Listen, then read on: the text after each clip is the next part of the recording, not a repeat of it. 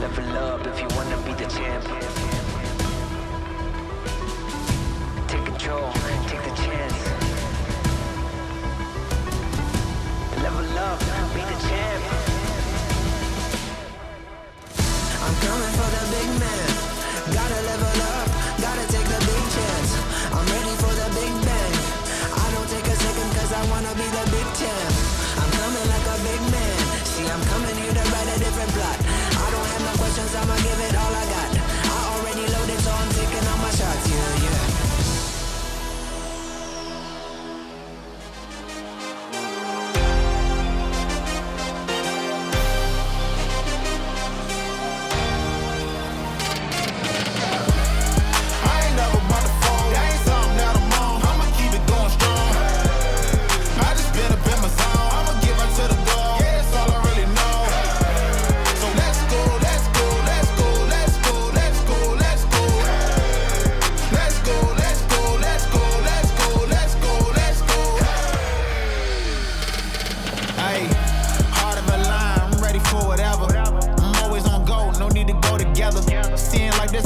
And I'ma pull the level. I'ma shine whenever it rain. Who need to see the weather? Bunch of consecutive losses make a winner. In this game, there's different levels of pain. I'm no beginner. On the rise, keep that fire inside. Protect your ember. When it's time, keep that hunger in mind. And I remember what it's like to have to fight. I can't forget it. Images in my mind have been embedded. No matter how hard I tried, I couldn't edit. And cut it out, but it hide up in some crevice. That's what really keep me on top of my game for real. Cause if you never go through no pain, what you gain for real? My tunnel vision look like a scope cause I aim for real. No matter what I got on my plate, I'ma make a meal. I ain't never about to fold. That ain't something that I'm on. I'ma keep it going strong. I just been up in my zone. I'ma get right to the goal. Yeah, that's all I really know.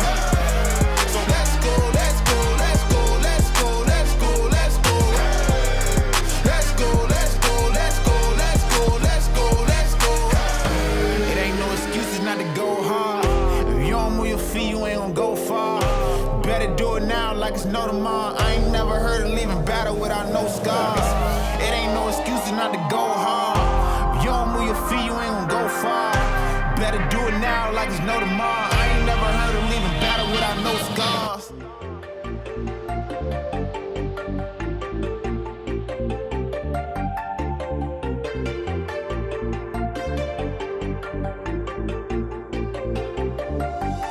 You can try us, but we're probably not gonna be there. We'll be somewhere elsewhere. Sad to miss you, but we're tired of feeling scared. Somewhere, we'll be saving our boat.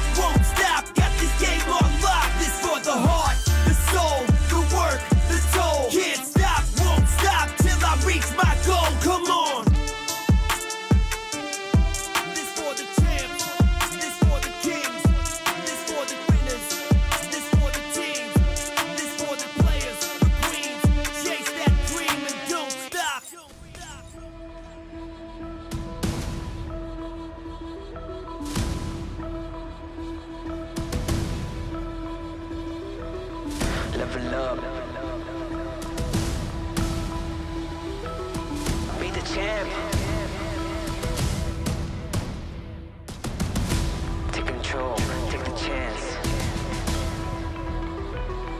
Level up if you wanna be the champ. Take control, take the chance.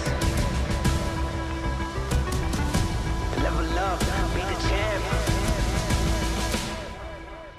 I'm a big man with a big role. I connect it, make some big throws. I'ma roll hard, make some big dough. I'ma show you what you're coming in for. Make it hit hard, never quit though. With my jaws on the lock like a pit bull. I'm the highlight, got my mind right. 20/20 eyesight when I got my vision on the go.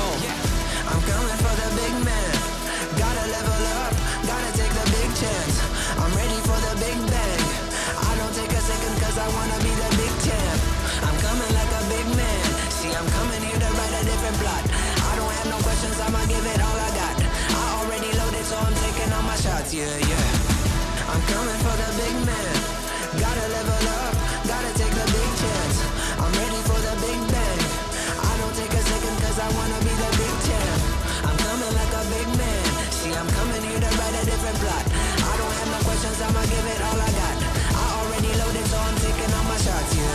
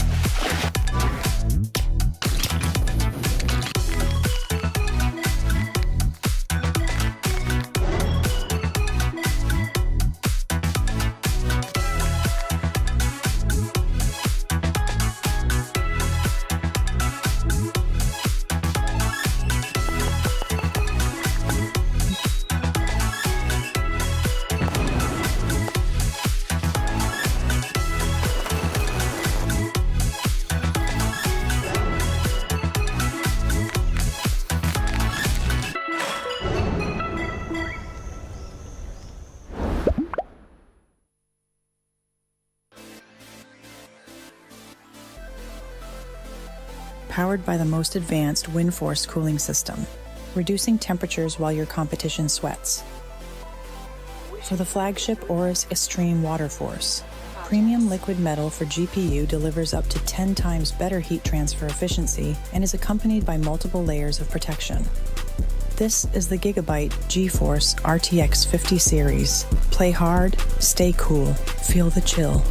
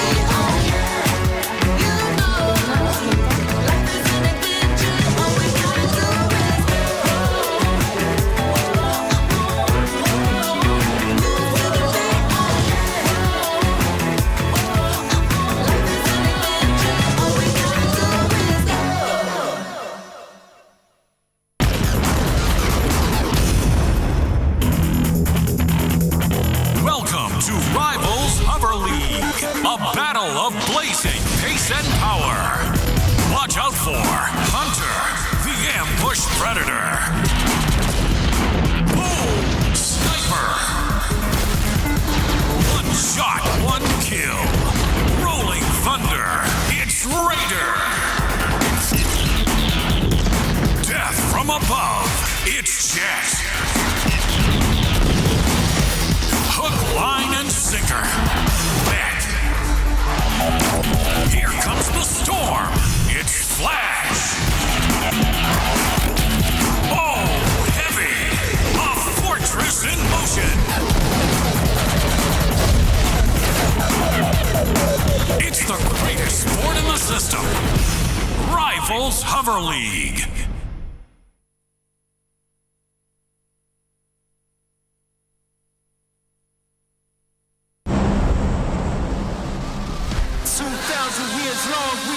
Settle. Hard days, no way with a heavy metal. Real life main stage, tear it up, rebels. Like a torch to a flame when it burns hot. We won't stop.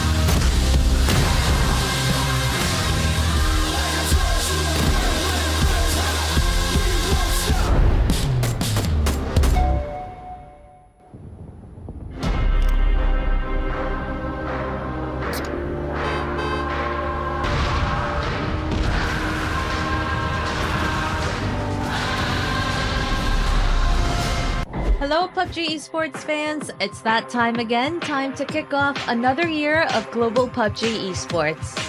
It all starts with PGS 7 and 8. Who will make a statement and take a big first step towards the year's finale, the PUBG Global Championship? 6 of our global partner teams will be returning to the PGS stage, along with 4 new global partner teams and 14 regional series qualifiers, with 3 from EMEA, Korea, Americas, APAC, and 2 from China. The PGS format remains the same this year. The 10 global partner teams and 14 regional qualifiers from 5 regions will be divided into groups and compete over a 3-day group stage, where they will play 18 matches across 4 maps. The 16 teams with the most points will advance to the final stage and play 18 matches in 3 days, after which we will crown our first PGS champion of the year. The teams will once again compete for the $300,000 PGS prize pool. 300 PGS points will go to the winners, giving them a massive head start for PGC. In Shanghai, China, PGS 7 and 8 will kick off a whole new year of PUBG Esports. PGS 7 will be held from April 28th through May 4th. PGS 8 is up next and will run from May 12th through 18th. Make sure to stay tuned to the PUBG Esports website and social media to stay up to date with all things PUBG Esports. And welcome to the 2025 Global PUBG Esports.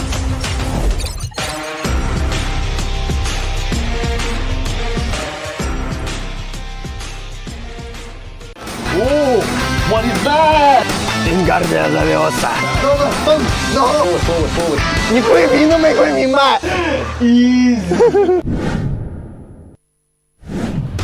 What's up guys, I'm Falcons Tiggleton and this is Pro POV.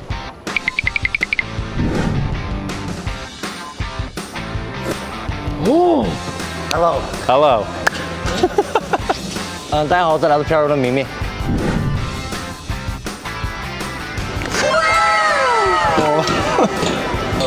안녕하세요. 게임플릭스의 살루트 우재현이라고 합니다. Hello guys. Wow. I am example.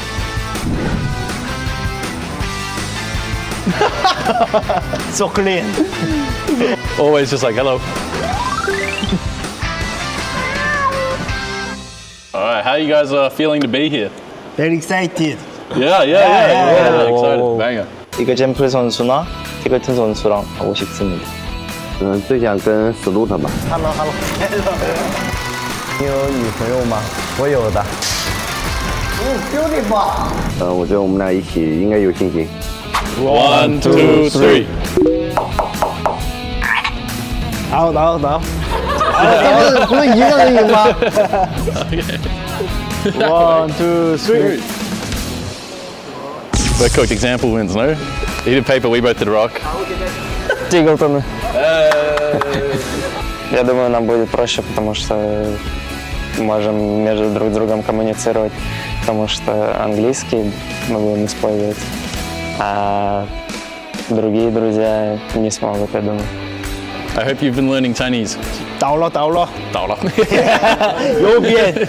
右边。 I can speak Chinese. Okay. 我是中国人。Okay.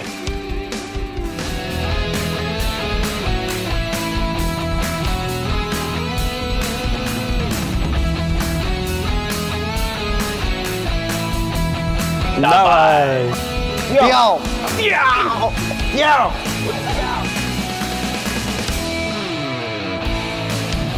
Okay, shift. Right now? Yeah. We're not landing triple. We're not going triple.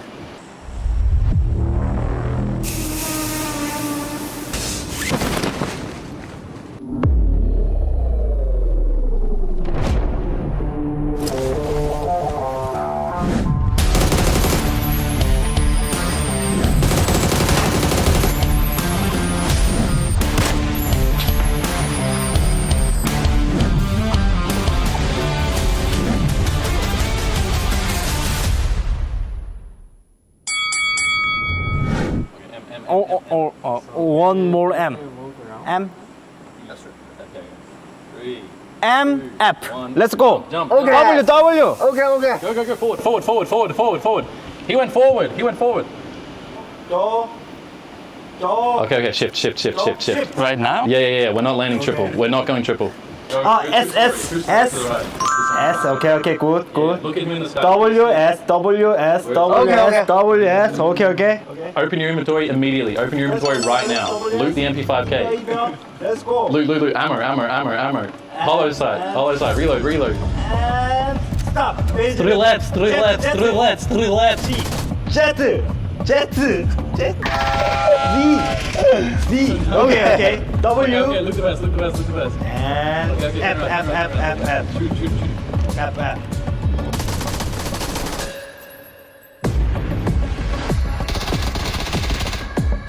And hold. Peek left and hold.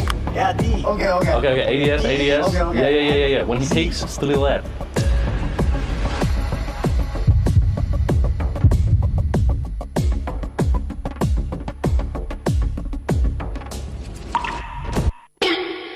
No D。 Yeah, D. OK。 U, I. OK。 Let's go. Oh, AUG, get. OK。 Apple。 Apple. OK。 And open the door. And see monitor. Okay. One. Open the door. No one. One. One. Reload. R. OK。 There's no helmet. Okay, just push. Leave the door. Давай. Forward. Okay, open the door. Turn left. Forward. Forward. Go.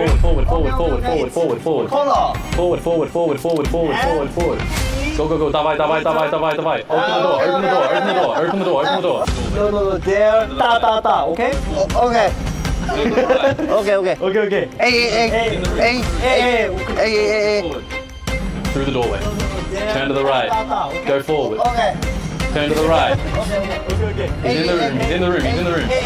Go forward. Keep the room slowly. Okay.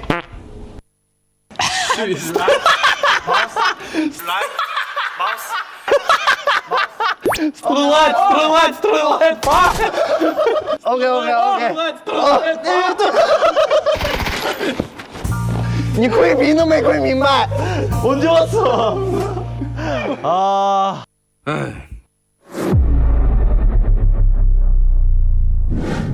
Let's go. Jump. Okay, W. F. Go. Tiêu. No.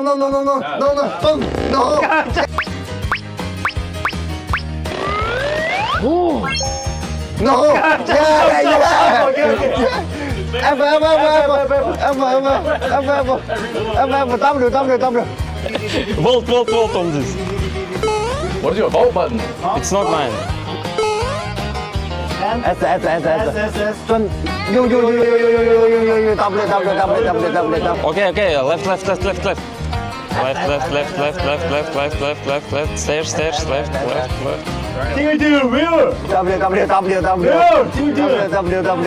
W. 看我哥哥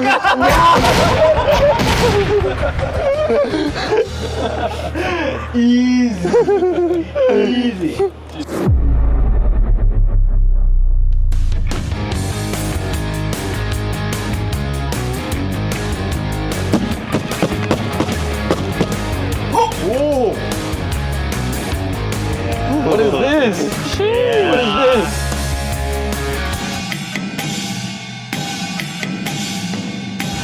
What is that? What is that? Brother. Okay, easy king. Brother. Easy.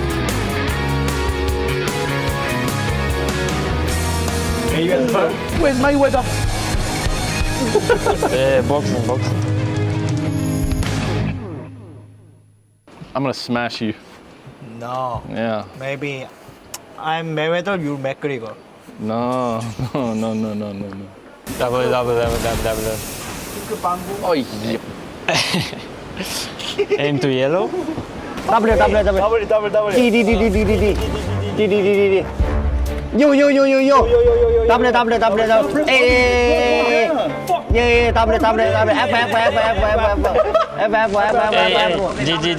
Yeah. W. F. G. Yeah. WD. I can't press W. It's not going down. Bro, what is this? Hey. Okay. Aim. Yeah. Like that. Dude, W's not working. G. I got shit. W. Punch. W. F. R.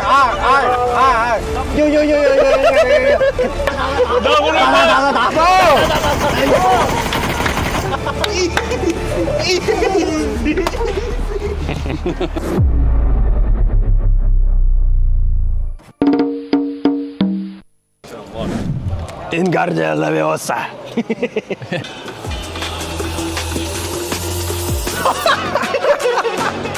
I don't know. Thanks. Alright, hold on.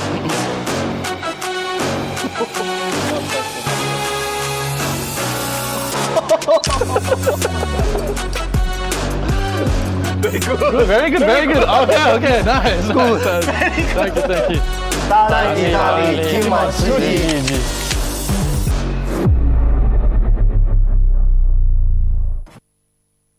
PUBG. Babaji. PUBG. No, I was kidding. PUBG. 8周年。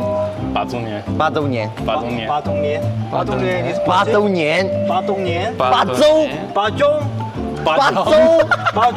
8스.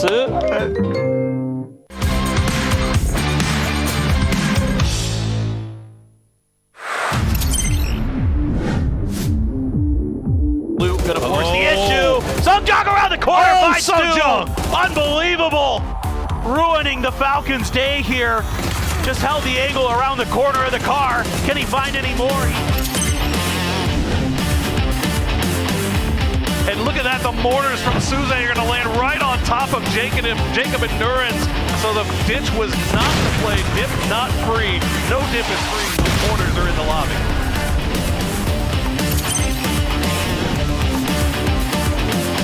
Vectors, they've got utility, and you can see Petrichor Road just has a lot of bodies stacked up on top of each other.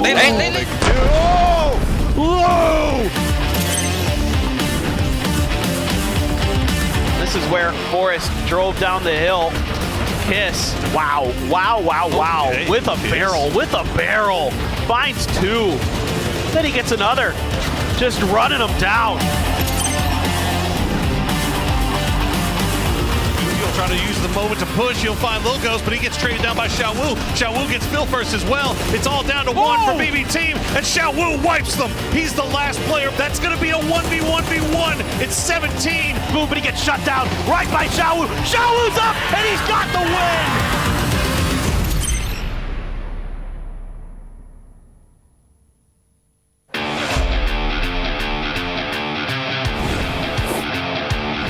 17 Navi lined up against each other. 我在你门口外面。你看到我了，你看到我了。你看房顶，别让房顶踩中了。打这个一楼外，还有一个。楼顶，楼顶，楼顶，全楼顶。他们接着就闪了，就闪，没事没事没事。楼下楼顶。能补吗？我补不了，在门口打外面，在外面过道。我四边防在外。防他背后。留边，楼顶。被九交来了。最后一个。 Navi is also going to go for another drop in. I respect it. And this is a very hefty drop. 我跟你。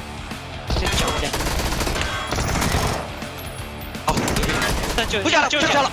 好的，有个残血。到了，他队友来了。空照左边那个。来。30楼外，我被白了。我被白了。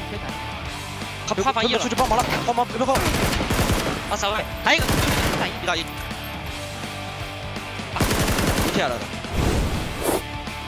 Слева, справа. Ждите, там Т3, подожди. У них смоков На нет. счет 3 только, парни. На счет 3. Го, раз, два, 3. ขวาได้ป่าวะเคเอารถไปเล่นขวาได้ป่าวะแม่งมีลิงก์ไงเฮียพี่จะมีสมองปะ พี่แทนปั๊มยาน้ำก่อนไหมเอาให้เต็มกันเลยวะ จะมีสมองเปล่ามี5 ลูก Вижу слева. Метка. All Xan's fantasy owners are screaming right now as he just takes the knock and the flush right at the end to the solo player. You hate ส to มอง see สมองละปานิดหน่อยมันอยู่ได้แค่ในร่องนั้นเว้ยเนี่ยมันจะเอาลิงออฟด้วย เอาไม่ใช่ปะผมเนี่ยนะไม่ดูไว้ผมเนี่ยดู He gets spotted. A good grenade here from Kiss. Пластовый. У меня блюшка еще есть, кстати. Пойдем по правой, батут, на агрессии. Пойдем по правой. Сейчас, подожди. ปีโล่ปะเกมปีโล่นะ Смотри слева. Проходи по смоке. Я по правой, я в опыте пока бегу. И посмотрит слева. Ты меня кились. ชันปะวะเคเอาชันมาใครเยลิติดเชื่อ Я нокнулся. ปาปีก ตายหมด ขวาตัวนึงแล้วก็เดินกินซ้ายเลย ตายตัวนึง เปิดแล้ว Right ปาตัว now, ท้าย Lou is the last one. It's a 1v1. Lou is down to half Прямо в HP. левой части смока щитный.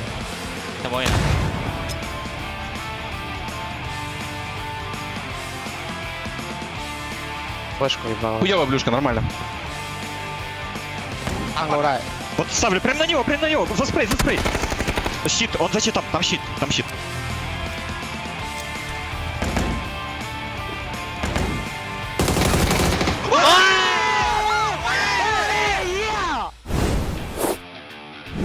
За домом у Хирича.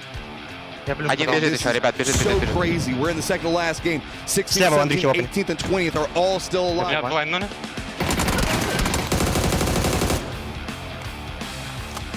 천천히 해 지금부터는. 이 침각 조심하고. 쓰레기통 내려놨어. 한번 깡통 뒤. 왼쪽에 던파왔어. 안에서 해. 이렇게 하나 기절 일반 기절 나비부터 가야 돼 나비부터 김치를 나비 하나 죽었다. 하나 기절할 때 2층 집 트라이 해야 돼. 일정 들어가 보든가.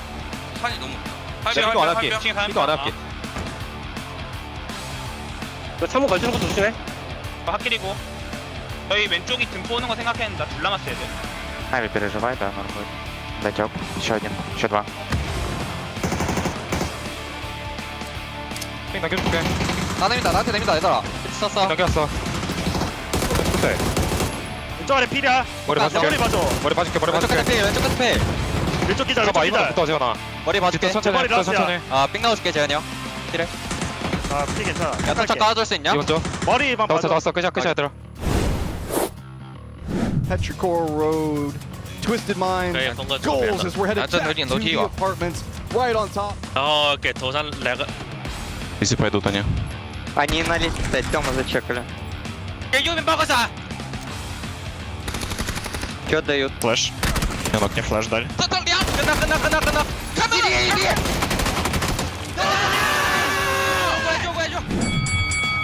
seemingly, I think Perro has a... maybe slightly better job. У нас мы в центре, аккуратно. Надо перепрыг смотреть. Я еще одну флешку хочу накинуть, смотреть перепрыг. Может полутаться сейчас. Быстрее, да. Слышали? Надо перепрыг смотреть. Да, мы слышали. 可以误大听懂吗？就误你们这正中间，往楼下面的。对。Смог. Смог дают. Я флешку даю, и за ней хаешку буду давать. Отойдите. Давай.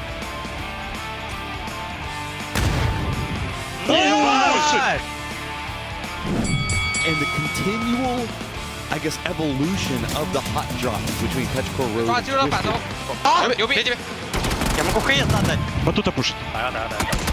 我打，别急。Заходи. Ло хп на мне, убей его. Добьешь, сейчас добьешь. Hey, what's going on? Quick update for the med battle. It's still going on. Oh, and Petrichor Road. Стреляй, победа.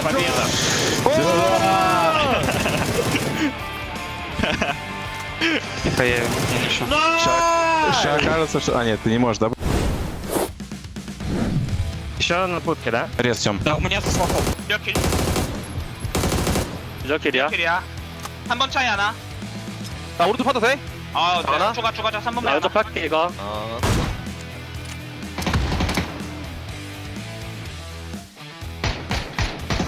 너 기다려. 3번만 라스트. Vega Pudge just trying to work from the low ground up. Cons all the way across. Seeing if they can use his teammates. Two hearts already crossed down, so they own both sections of the circle. 어디야? 형들 앞에 옆하게. 라스트 해오고. 천천히. 아, 나이스. 야, 우리도 치킨 먹어보네. 그쪽. 야, 막이 뭐 찍은 거야, 4번? 깎아 기다려. 빙 돌았다. 너가 봐줄게. 살짝 폭 가져도 돼, 끝까게. Will the next one hit him as well before the heal comes off? That's a lot of damage coming through. 通过点，封长眼。左边边有个封烟的，兄弟，四边有个封烟的。我往四边那边靠着抓。他烧了一个，别急。右边那个毒倒了。救吧，可以救。踩位置，还有一个应该在右下要帮他的。啊，有。从右边找机会扶起来。左边。锋线从右边打，一起从右边打。我要扶起，小鬼你慢，别打血了，他在扶人。别急，可以吗？我可以打个包，我帮你打闪。 我해볼게. 나 두고 갈게. 알았어요. 세상 머무르지. 안 돼. 사운드 들. 风头后烧我了，烧到了。 여기. 不知道救起来没？ 2번 하나 오른쪽이 하나. 아 둘이다. 형이 푸시 간다 오른쪽이. 我救兄弟。我不动了，等我爆团。别急，等。我救兄弟，右下。不要脸！第一。标2-3标附近，找一下。左边。一滴血。别给机会。有位置呢。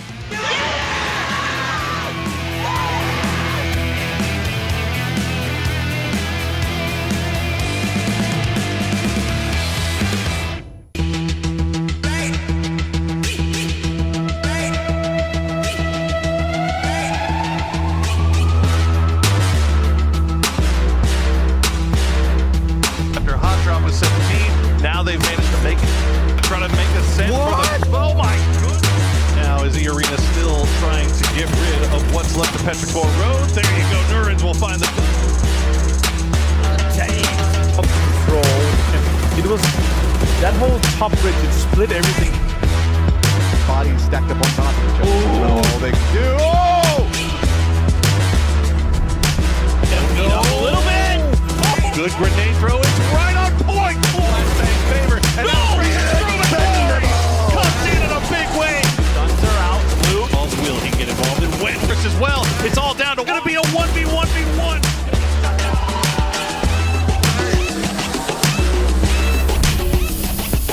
Cleaning up some points. Nice spray up in a finish. 比你高，我比你活得久，都是你。后头有9这位置玩出花了，最后一个。 一波压枪，又被敌方倒了，赢了！哇，意外反制成功！结束 ，Some jog around the corner.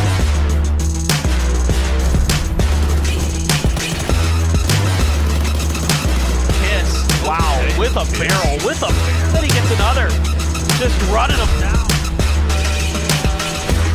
Molly, yeah, indeed. Oh, it's perfect. BL's gonna get off his feet, but he's not. He's gonna. Couple. Leopard makes on you happy. He's down to 2, I think, with BB team. But now BB says, okay. Hard peeking around that rock. He's gonna find Zizzy. Zizzy tries to get him with the drive. Wasn't fighting freaks. Got to be fairly gun for freaks, or what do you?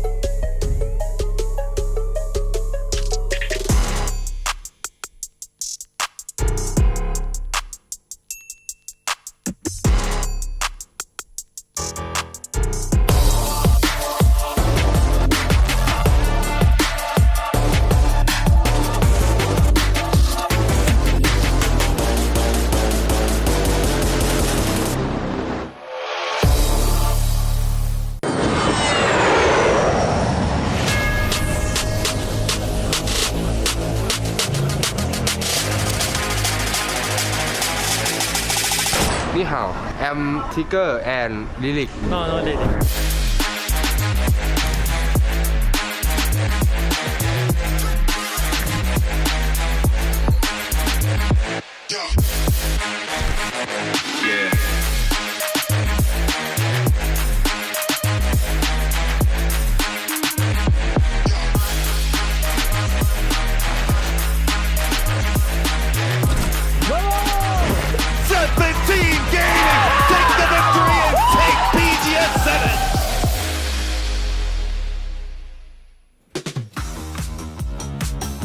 Good morning, good evening, good afternoon, wherever you're watching around the world. Welcome back. It is time for PGS 8, Day 2 here at the group stages from beautiful Shanghai, China. My name is Tavis. I'm joined, as always, by Avenger as we get ready to kick off the action. Yesterday, we saw EB take the stage. We're shifting it up a little bit. It looks like it's going to be an exciting day. Yeah, it's going to be super exciting. Some of the teams come here, and they've had quite a break. It's their first day to play, and yeah, it's going to be cool to kick things off. Should be very cool to kick things off, but we want to start the show by thanking the people that make it possible. Thank you to Crafton and Hero Esports, as well as PUBG Esports, for making this thing go. Yeah, and of course, thanks to op.gg for making everything possible with the stats and the power ranking too, of course.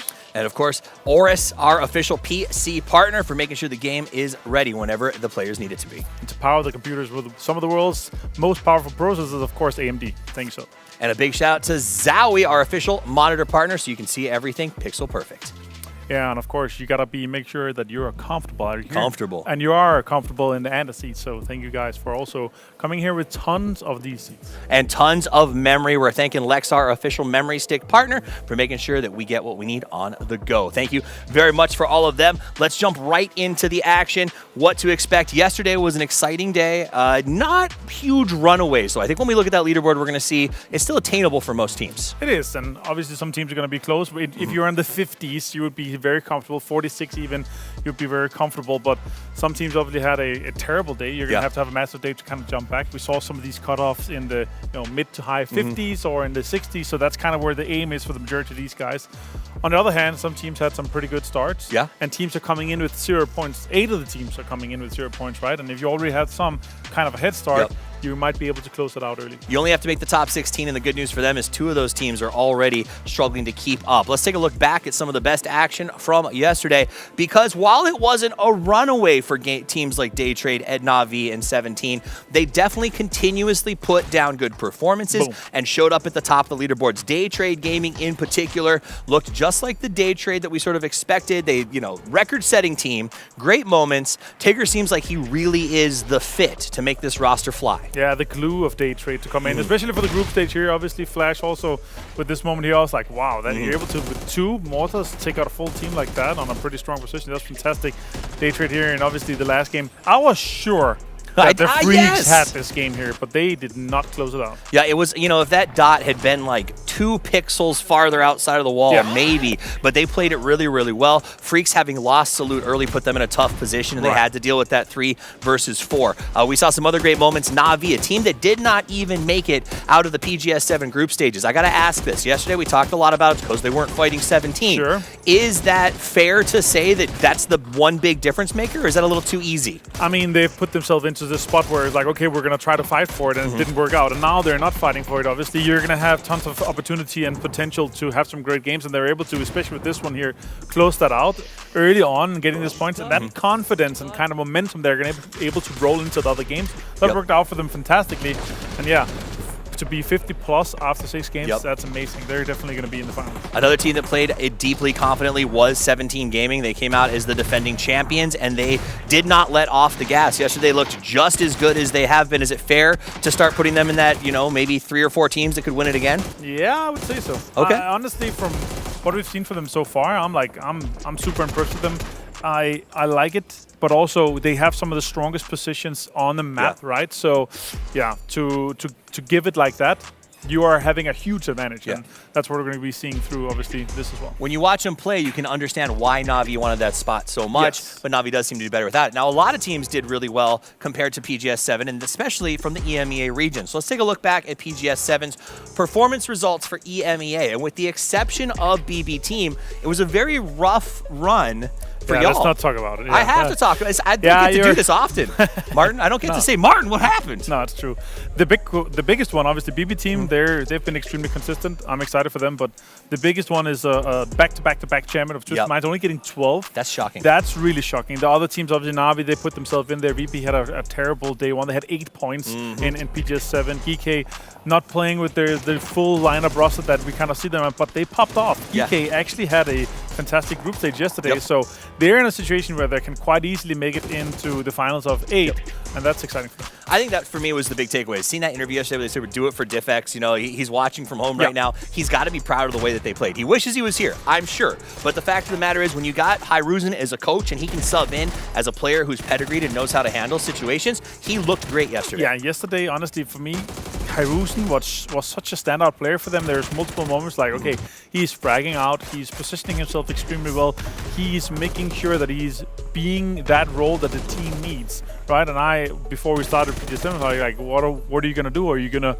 put Chrissy in DiffX's role, or are you going to try to step it up with Hyruzen? What's going to happen? And they have been able to yesterday, and that's really exciting for me for a team that obviously didn't make it into the last finals, that they're able to now. So I'm going to bring up another team, and for a second I want to also point behind us. You can see them getting ready for the game today.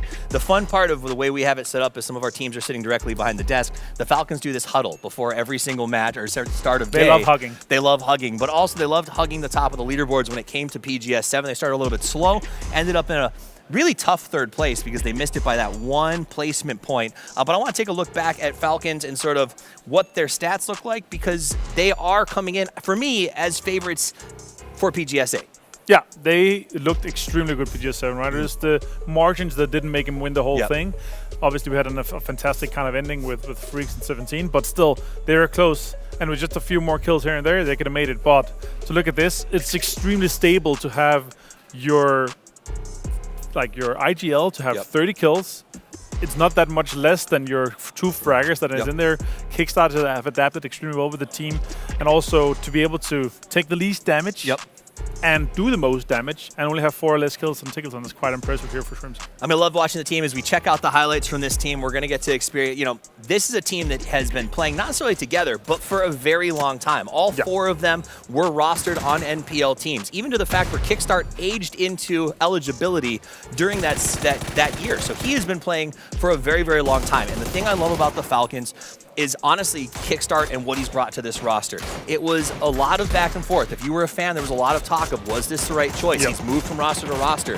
How does he fit in here? And the team not only embraced Kickstart, but I feel like he really has found his footing with this team. And they work, family sounds, it sounds like it's a little over the top, right? It's one of those words where you kind of use too much, but they really do seem that way when you see them walking around, the way that they train, the way that they travel. It's very impressive. Yeah, I had the pleasure of being the assistant coach for the tournament last week, and that was really fun. I obviously love hanging out with the guys, but to kind of have that insight of how everything is working out, and their mental state is just, it's looking extremely strong, right? And if you look at the grand finals for PGS 7, you're looking at 26 and 26 kills for Shrimpsy and Tickleton, 25 for H-Man. Right. And that's really what's been the kind of the standout for me is like, okay, you're having a IGL that's able to frag out like that, that's also doing his work both on the IGL side, planning side, strategic, and obviously tons of stuff I can't really share because you were an assistant coach. You signed DNR. ND. Absolutely. NDA's DNR's Defender Natural Resources. Yeah, but they did play really well. They've got a great system. They've actually got a physio who flew in. They've had a lot of support. So I like to see what they have been working on. And obviously, I expect them to start strong because they got warmed up at PGS 7. Another team that got warmed up at PGS 7 but fell off in the grand finals, Taikula. They had a really good group stage. Can they do it again? Because when you compare those grand finals, that's for everyone at home, 12 matches versus 18 matches, and they did better in 12 during the group stages. Do you know what happened? Do you expect them to do this again? Tell me a story about Taikula. The big thing for me is like they had some standout moments that they're not able to replicate, and it felt to me like it was because of the chaos. They kind of thrived in it for the group stage, and once we get to grand finals or finals in general, it's just not the same kind of style of player. You can't really force the lobby to adapt to you. You're not going to have, like, everyone's starting from zero. Everyone's playing the same 18 games, right? And if you're not running with it and kind of snowballing a little bit with everyone else, you're not going to be able to kind of thrive in that chaos. And that's what TKL really, they had struggles with, because very chaotic group stage. And they thrived in that. They were third-partying, and there was not as many teams alive because we had these hot drop situations. There's way more space.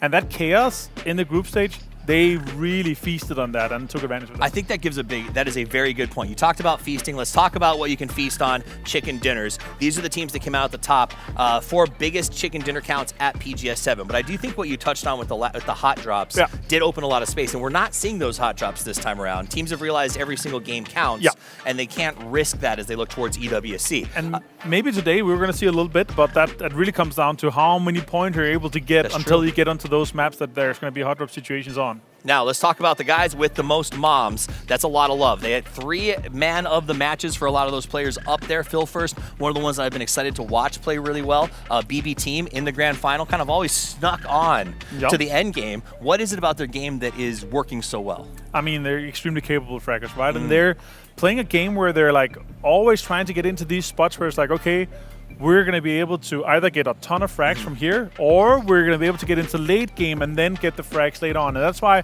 sometimes, it's very often, it's like, oh, BP Team's here with 4 guys alive. They've got already 6 kills and potentially could win the game, right? It's often coming quite surprising. Their macro can be very slow, very approaching, like, okay, we're going to wait until see what the circles happen. Or they can be in there and waiting and kind of waiting for their time to strike. We're going to be playing in B and C here today, though. Exactly. They're not waiting for their time to strike today because they get to play here coming in with Group C. This is who is taking the field. A is on the sideline. They get to watch today. I got to ask you, what do you prefer? Do you think the players prefer that sort of day 1, day 2, day 1, day 3? How do you like it? So, a personal preference, I would like to play the 2 first days. I talked to VP as well, and they were like, yeah, we kind of like it because you're able to start it out early on, make sure you get the points, and then have an influence on the second day too. And play your game. I like the 1-3. I like the idea that you get to set pace and maybe react, but I think it really does come down to what teams prefer. And that's what we're going to find out in just a couple of seconds. We're going to be able to kick off game number 1 as we head over to Erangel and we find out what teams do prefer as they kick this thing off. Martin, what are you looking for? You got 10 seconds. Give it to me. Super excited about the first game here. Looking for Falcons to take the first win. I would love to see Falcons take the first game. I don't know who it's going to be, guys. This is PGS 8 live from Shanghai. Game 1 coming to you right after this.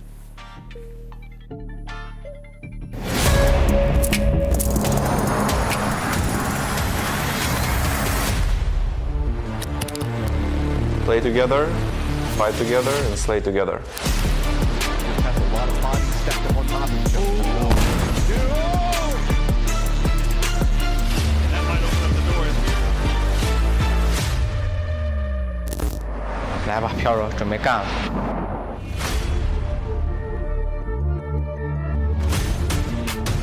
Got an example on that window spot. Gonna find a second. Going for the shot. He finally.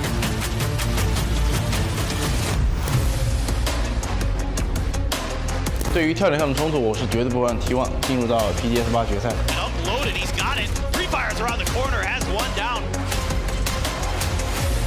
Oh my goodness, within a matter of seconds, TK T12 dispatching T1.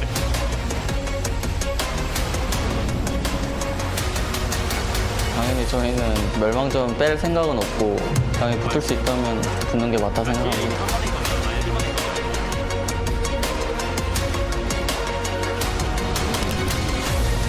不要惦记不属于你们的跳点，就算跳点给你了，你也把握不住。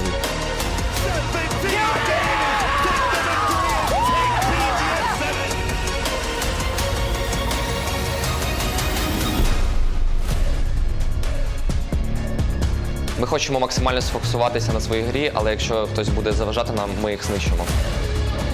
Hackatori defending great. Oh, and he's got the final.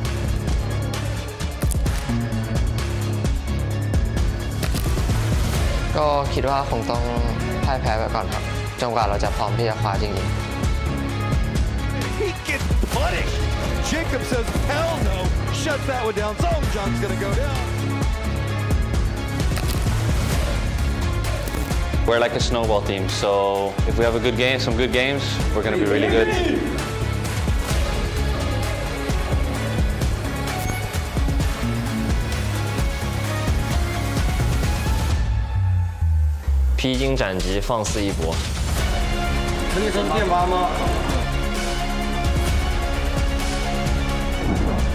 In PGS 8, all the teams are our opponents.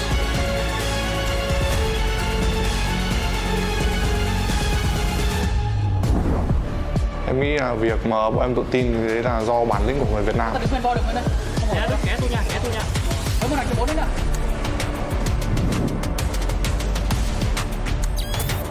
If we play to the best of our abilities, I think we'll win most tournaments.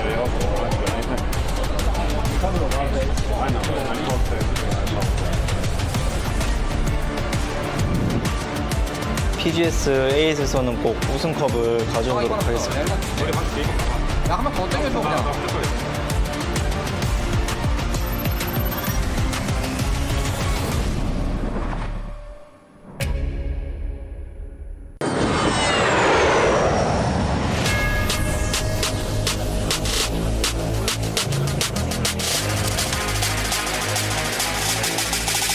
Ni hao, I'm Tiger and Lilik. No, Lilik.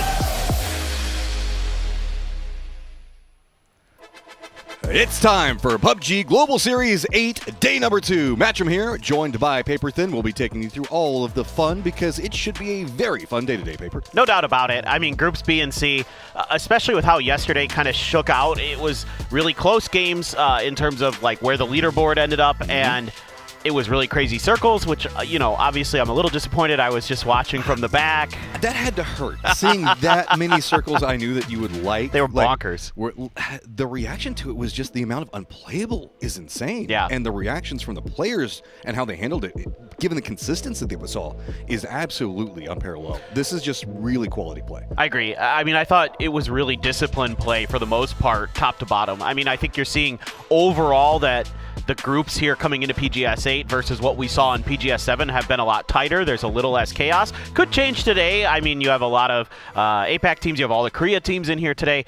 Not that the Korea teams are known for their wildness, but they're, you know, they play interestingly sometimes, especially Big Opa. Well, we also do have a lot less hot drop that's been going on, right? So that's one of the things that was going on in 7 was there was just so much more space inside the circles. Yeah. So with this now there's more, I guess everybody's having to be a lot more conservative in their play. Absolutely. And I mean, now that you know, kind of the drop spot seemingly got settled in 7, except for Yasnaya with T1 and 4 AM. Like that one, you know, who knows? Maybe TKL, if they start doing well, that's another drop spot they're also interested in, so they might mess with them a little bit. I don't think we'll see it at the start because we didn't see it at the start of 7, but who knows? Anything's possible here. But everybody seems to have settled down a bit, kind of finding some of the ideas in the meta with, you know, trying to get some of those prio compounds. I think a lot of people were noticing that the compounds were left open a lot of times in the 7 groups, like some stuff, really valuable real estate, like near the center of like phase 2, phase 3 circles. So that seems to be cleaned up quite a bit, and people are being a little bit more proactive with their taking of space early. Well, this is also going to be a very interesting day because we do have some, I guess, a pretty hefty amount of early game skirmishers whenever we look at the group and the way it's kind of stacked in together. Whatever we're looking at, naturally, we've got Day Trade, E-Arena. Inside of this, BB was doing a very good job of that, I would say, early mid-game. Yeah. And just control of territory and just push that all the way into the later stages over and over. Yeah, sure, they weren't walking away with victories, but BB was just so freaking consistent in 7. I don't see how they're not going to keep that up. I agree. I mean, I think BB plays one of the most well-balanced games. They really understand the map. They really understand the circles. They understand how to defend, how to take territory. Like they've got one of the best all-around games we've seen. They might not have that explosivity that a 17 or a DN or you know, Freaks or the Falcons might have, but they've got tremendous players who've been around for such a long time in PUBG Esports that they're always going to be a force, and you never want to crash their compounds. Well, there's 2 teams I know that eyes off of their performance not being the best at PGS 7. People kind of going, okay, 8, surely it's got to be better, and that's going to be Petrichor Road and the Expendables, right? Yeah. They have to come out swinging today, in my opinion. They have to prove that it was a fluke in 7 or Hot Drop's weird stuff that was going on inside of Petrichor Road. But now Falcons had themselves a good start in PGS 7. Yes. Can they do it again in 8? Because consistency is sometimes not always there for Falcons. Correct. And historically, yeah, that team's been a little bit up and down. That's a fair thing to say. But I think they can turn it around. I think they seemingly have a really good mindset now. Like, just, you know, talking to Gunnar and the boys backstage, the way that they approach things in terms of min-maxing points is really efficient. And they've gotten some better aggressive play on the edges of circles when they're not able to get to center circle early like, you know, you would want to when you don't have access to those prio positions. They were much better at edge fighting in 7 than they have been previously. So this is definitely a Falcons team that should be scary. Petrichor Road I'm very worried about. I'm concerned about their mental. It seems like they kind of gave up in 7 because the drops. I mean, but maybe it's different going now. around smiling, and but he's always. He like looks that. better now. He looks better now. He definitely looks like he's in a much better mood. But enough of the theory crafting on what could happen or what may happen. It is time to see what will happen. The plane is getting ready to take off, and we are just a couple of seconds away from game number 1.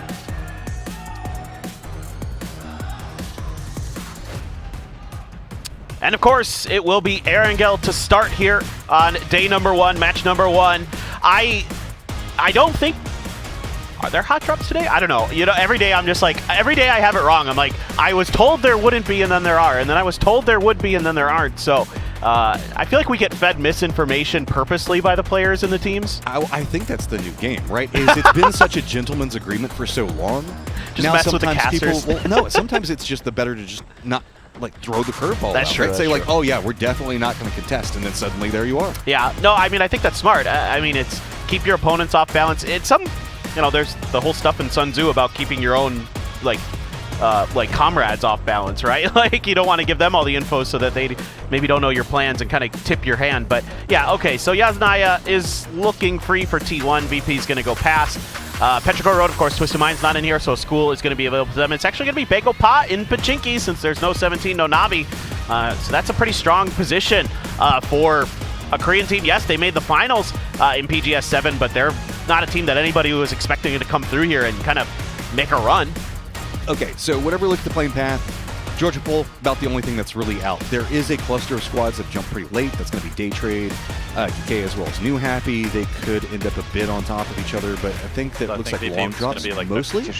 Circle is going to not go down to military and instead be pretty centered, which is going to be good for Begapot, who, yes, like you were talking about, gets Pachinki and feels really good at the start. Yeah, so you've got some options here as Begopod. Do you just kind of fortify some positions on the eastern side of Pachinki, or like the northern church for a bit or something. There's a few options you have here for that team that's gifted. You know, one of the most coveted drop spots in the game. Chewy's going to grab a vehicle north of them. That shouldn't be an issue. But Petrichor Road also going to have access to some great spots early. I mean, Freaks as well. They're going to be playing around Rozhok, so they should be pretty okay. VP also kind of inside the circle, just north of the river of Rozhok. So a lot of the squads that we had question marks about getting a good circle off the start so that we have something to work with. Even Gen.G has themselves a pretty decent spot where they're going to be at Ferry. That's going to be over to the east, as well as the peninsulas over into the west. So this is a pretty solid, stable start to this group. Yeah, absolutely. I think this one's going to be relatively quiet in the early part of the game. There might be a few kills here or there in transition. Like, you know, Falcons are going to have pretty good access to some western positions, so I wouldn't be too surprised if Falcons opt for some early rotating based on their shelter split. I think they can head a little bit closer to Potato Mountain and give themselves some opportunities, because if this circle ends up in that vicinity, like we've seen before, high ground, very, very important in and around Potato Mountain. You don't necessarily want to be on top of Potato Mountain, but the ledges around it can be very, very good. Early game on top of Potato, nice. You can see a lot, but it's hard to fight up there because there's really like wide open spaces, so you can get kind of hit from different angles. But that's a team I have my eye on right now, is Falcons. So small update on day trade, as they did have a bit of a 2-2 drop. They sent one group down to the south, right along the coastline, kind of east of Primorsk. And it's going to be Flash and Tigger that ended up going more into the Gatka itself area, closer to Chopsticks. It does look like a vehicle has been gathered by the southern duo, and they're now trying to regroup. Should be pretty all right. They were next to GK, but GK also has PWD that's also pathing similar area, but it's still just quiet. There is no need to really be hyper-aggressive to fight for positioning in the circle, at least not until 2 shows. Agreed. I think this one's more of a just how early do you want to risk cutting loot to get more center circle, is really what this is all about. So teams like the Falcons, I can already see Tiggleton moving out pretty far to the west. They're past the crossroads already, kind of grabbing that compound that's just to the west of the tempo dip. Everybody else just kind of taking a little bit of extra time. Gen.G is out early towards the hills to the southwest of Potato Mountain, so they're going to try to grab some real estate up there. And why not? There's nobody near you. I love these guys. Taikula, yes, go ahead. Nuts. Hit Billboard. Go ahead, get you all of the good loot up there, all 6 items. Sure, take your time, though.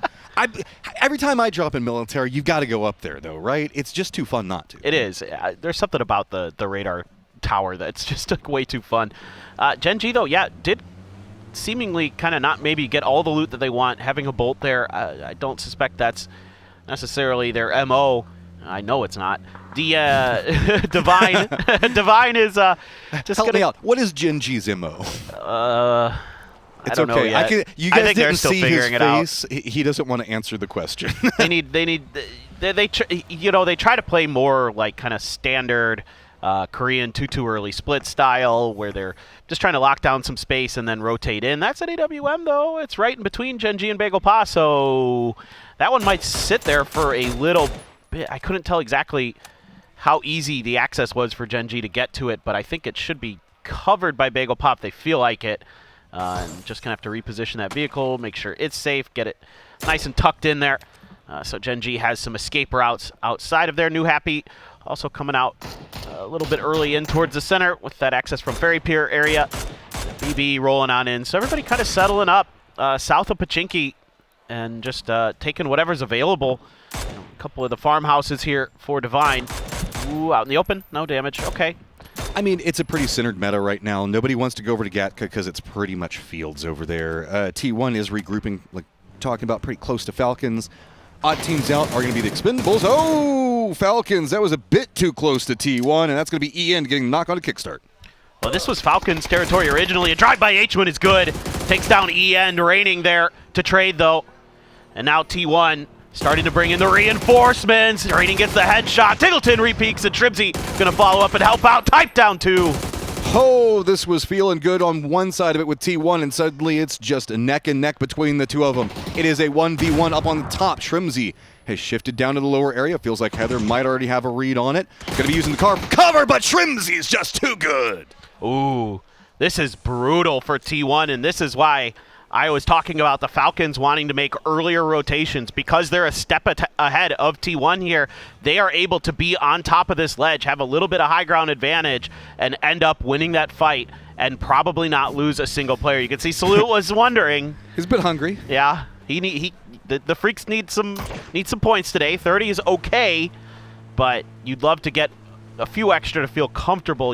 30 again, fine. Yes, you're almost certainly into the grand finals, but it obviously again wasn't the day that the Freaks would want for themselves. They want to be better, and going back to watch some of the VODs from PGS 7, especially in the early phases of the tournament, the Freaks were, I think, playing a little bit too cautious. I think they really didn't understand the rotation patterns of the teams very well. They were losing a lot of players early in transition. One of the things that really concerned me about the Freaks was that they weren't covering their backs very well. Like, they'd have an edge circle compound position, and there'd be teams behind them making tons of noises, and they weren't being diligent about clearing those players out. So that's something that, if the situation arises, I'd like to see them really focus in on it and make sure that their backs are clear if they're going to play edge. They're too good of a team to fumble over these small mistakes. Like, their firepower, their map knowledge, too good for that.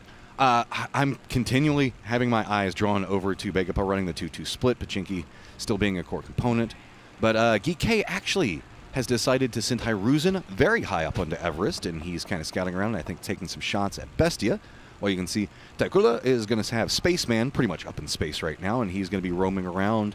This is going to be kind of the southwest. E-Arena is going to be pretty close, Day Trade as well, but I think that Takula has found that there is going to be a section of Pachinki Hillside that's going to be open, and that's pretty strong. It's going to be the eastern point of it. I love to see this, though, from Taikula. They've got a lot of really good information on what's going on to the hills southwest of Pachinki, so they're able to get up there and get some relative safety while Spaceman can watch your back a little bit. He knows where Day Trade is, so they have some really good info here as, Nurin's going to lob some rocks in with the SKS at Spaceman, but I think he's probably okay. Those are nearly impossible to hit. Well, we have seen a couple of people get shot out of gliders. It happens, but it's an SKS. It's rare. But it's an SKS. Yeah. The SKS slander continues. I will continue to slander it. I like it, but I slander it as well. I don't know. It's a fun gun to shoot, but it sounds cool. It does. I'll give it that. It does. But at the same time, it is not. It is not the most meta of weapons for certain reasons, and there's quite. The bullets come out of it slower than a slow pitch in softball. It's just. But it's like Exodia, right? If you get every single one of the good pieces and all the attachments, then it's okay. Then it's pretty okay. Well, it's very stable. It's still not the best, but it's still pretty. It's easy to shoot. I'll give it that. Yeah. Maybe that's why I like it. It's easy to shoot. Doesn't mean I hit anything with it, but it's easy to shoot. You feel good doing it. That's all that matters. That's why you play video games, right? Yeah, exactly. Quizzy just took a peek at VP. Half damage each way. No more of that. A little bit of a pre-pop here for Divine. Maybe just a scout, potentially, or just leaving Hella back. I wouldn't be too surprised if they got in this. There's actually some stuff available. There's quite a bit of buildings inside of this circle. So for DN, I guess they don't take it. It went a little bit ahead, but it could have been an interesting idea. For Petrichor Road, some of these compounds along the road between Pachinki and School can be a little tricky to lock down, so they're going for an early 2-2 split, though. Yes, it does have a lot of dips that you can play. It has the Badlands, has Ruzhawk in it, but the fact that we see Petrichor Road and Freaks both still holding down 2-2s in very prime real estate, with Freaks holding down School as well as Boatyard, and then the road coming out of Pachinki is going to be dual held by Petrichor Road. That's a bit vicious, but we have a stack of cars all up on top of each other as it's going to be New Happy, Jin G, and BB. Everybody's trying to see what's going on. There's a lot of room to play on the edges of Potato. There's a few extra houses here and there. This is a dangerous house to be in sometimes. Crashes can be very brutal. Good blue zones basically can clear out the whole thing. 2 of them and you're just cooked. We have seen that in the past at that exact house. So can be a little bit tricky. There's some good angles into it as well. Your vehicle tires are just dunzo. So for New Happy, you're in a tricky spot. It's not easy to fight out of there, but ooh, Jacob, that was a bit too close. But he went too close to VP, and now he's going to go too close to GK, and that's going to be a problem. Can he get away? Well, he's okay for now. It's just where do they go? I mean, if you look at the map, you know, Gike's got the entire northwestern side on lockdown for the road that leads up towards Everest. It's pretty much under their control, and they're doing their best to make sure that EA can't wide wrap on above them. I mean, Hiruzen is still on Everest. He's still over there overwatching what's going to be happening in this rotate. So E-Arena, I mean, what do? I guess you could go for a far northern wrap, but the reason why most teams aren't doing that is the river is right along the zone wall. So you don't want to be afraid of a bridge camp or anything over there because, yes, Bestie is holding one just north of Boatyard, but this is a very interesting circle as there's not as many pathing options as a Circle 2 should feel like it has. Yeah, and a lot of it's, again, because of the early prioritization of the positions, the way that the circle was centered and the way that the teams dropped made it a lot easier for people to come through, get some stuff early, and set up some wider splits than maybe normal.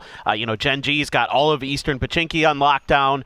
You had BB who came up around Potato. You had Falcons who thwarted T1 from coming in.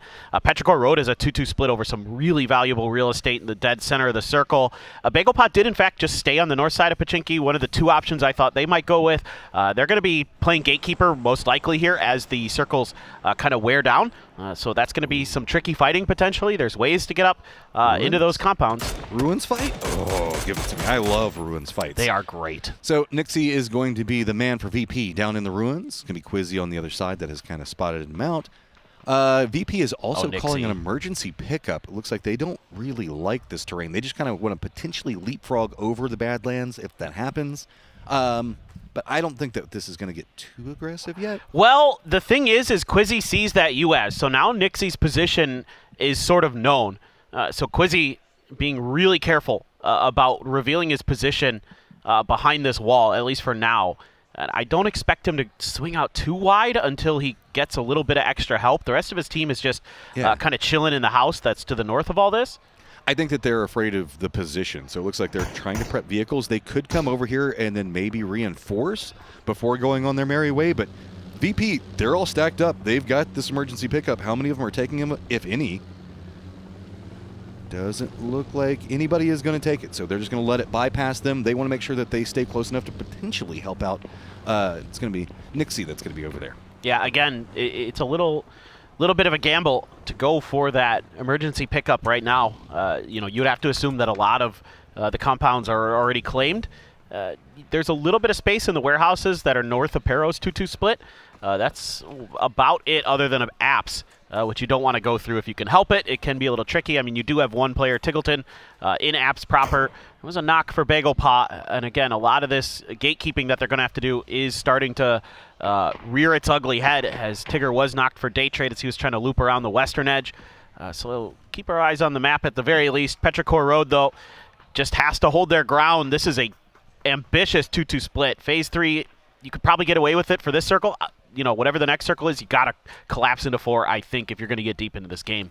Yeah, even the Expendables have regrouped around school, so right now it's just about the edge teams. Most notably, it's going to be Geek and how they decide to get themselves into the circle. They still could take a path into Boatyard and just kind of stop off there, so they don't have to do too big of a push. The Expendables, though, they have their eyes set very deep into the Badlands. They want this dip. It has some strengths to it. Issue is, depending on how the circles go, you could find yourselves with a couple of high ground disadvantage positions on you. So have to see how this gamble pays off for them. They only sent 2, though. The other 2 for the Expendables are still going to be holding down in school. Well, what's weird is they're backfilling where the Freaks just were. The Freaks moved all the way up to Boatyard. They had a 2-2 from almost the exact same thing that the Expendables just moved into. So this is kind of, to me, a bit of a head scratcher, but also potentially Freaks are playing for kill points now. I talked about it earlier. They got to be diligent about watching these edge positions. They got to be diligent about clearing these Quizzy versus Salute. And just a few bullets back and forth, no damage done. Now, does the regroup come out for the Freaks? They know that they've got Bestia to the north. They're a bit worried about that. Instead, it looks like they're just going to surrender the terrain. I guess the Freaks just instead want to hold down the position that Heaven's going to be at. The rest of GK is just going to try to leapfrog over VP. Nixie's going to take some shots at him as they roll over there, but that's going to be about it. Pachinki, though, I have some worries, as we've got about 17 seconds before the new circle shows. If we see this circle pop away from Pachinki, we already have 4 teams that are roughly stacked in there, and that's why we see Divine already calling an emergency pickup, just in case. Yep. They're probably going to have to use it. there's pretty good odds that this moves away from Pachinki. Well, I mean, I still think they maybe should use this, but they just kind of use it to jump up in the air, get some info, but they're getting lit up. Whoa, yeah, look at that. That is a crossfire. What do you even do? Just try to make your feet back on the ground on Pachinki as fast as possible. They are going to be able to get there. Gen G now an odd team out. BB has to make a rotate in. We still have the Badlands, but Petrichor Road did regroup. The Expendables now shifting past the dip. I think that they saw Petrichor Road regroup, so that is going to be a quick kind of recovery position. Meanwhile, it's going to be VP and DK right on top of each other.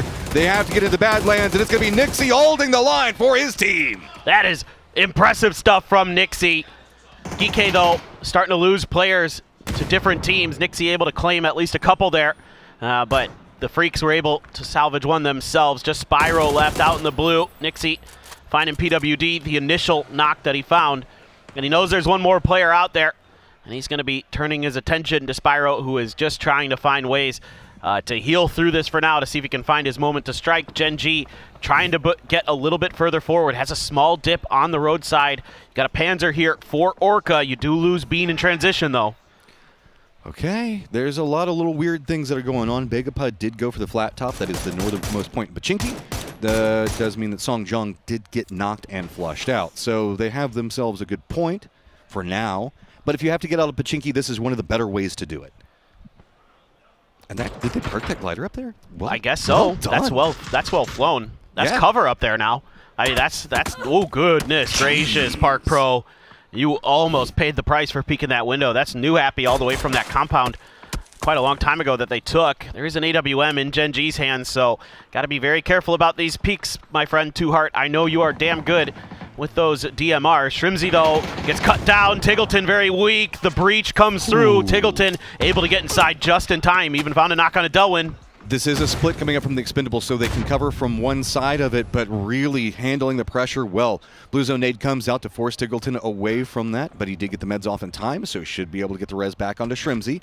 BB does actually sneak up back behind what's going on with the Falcons.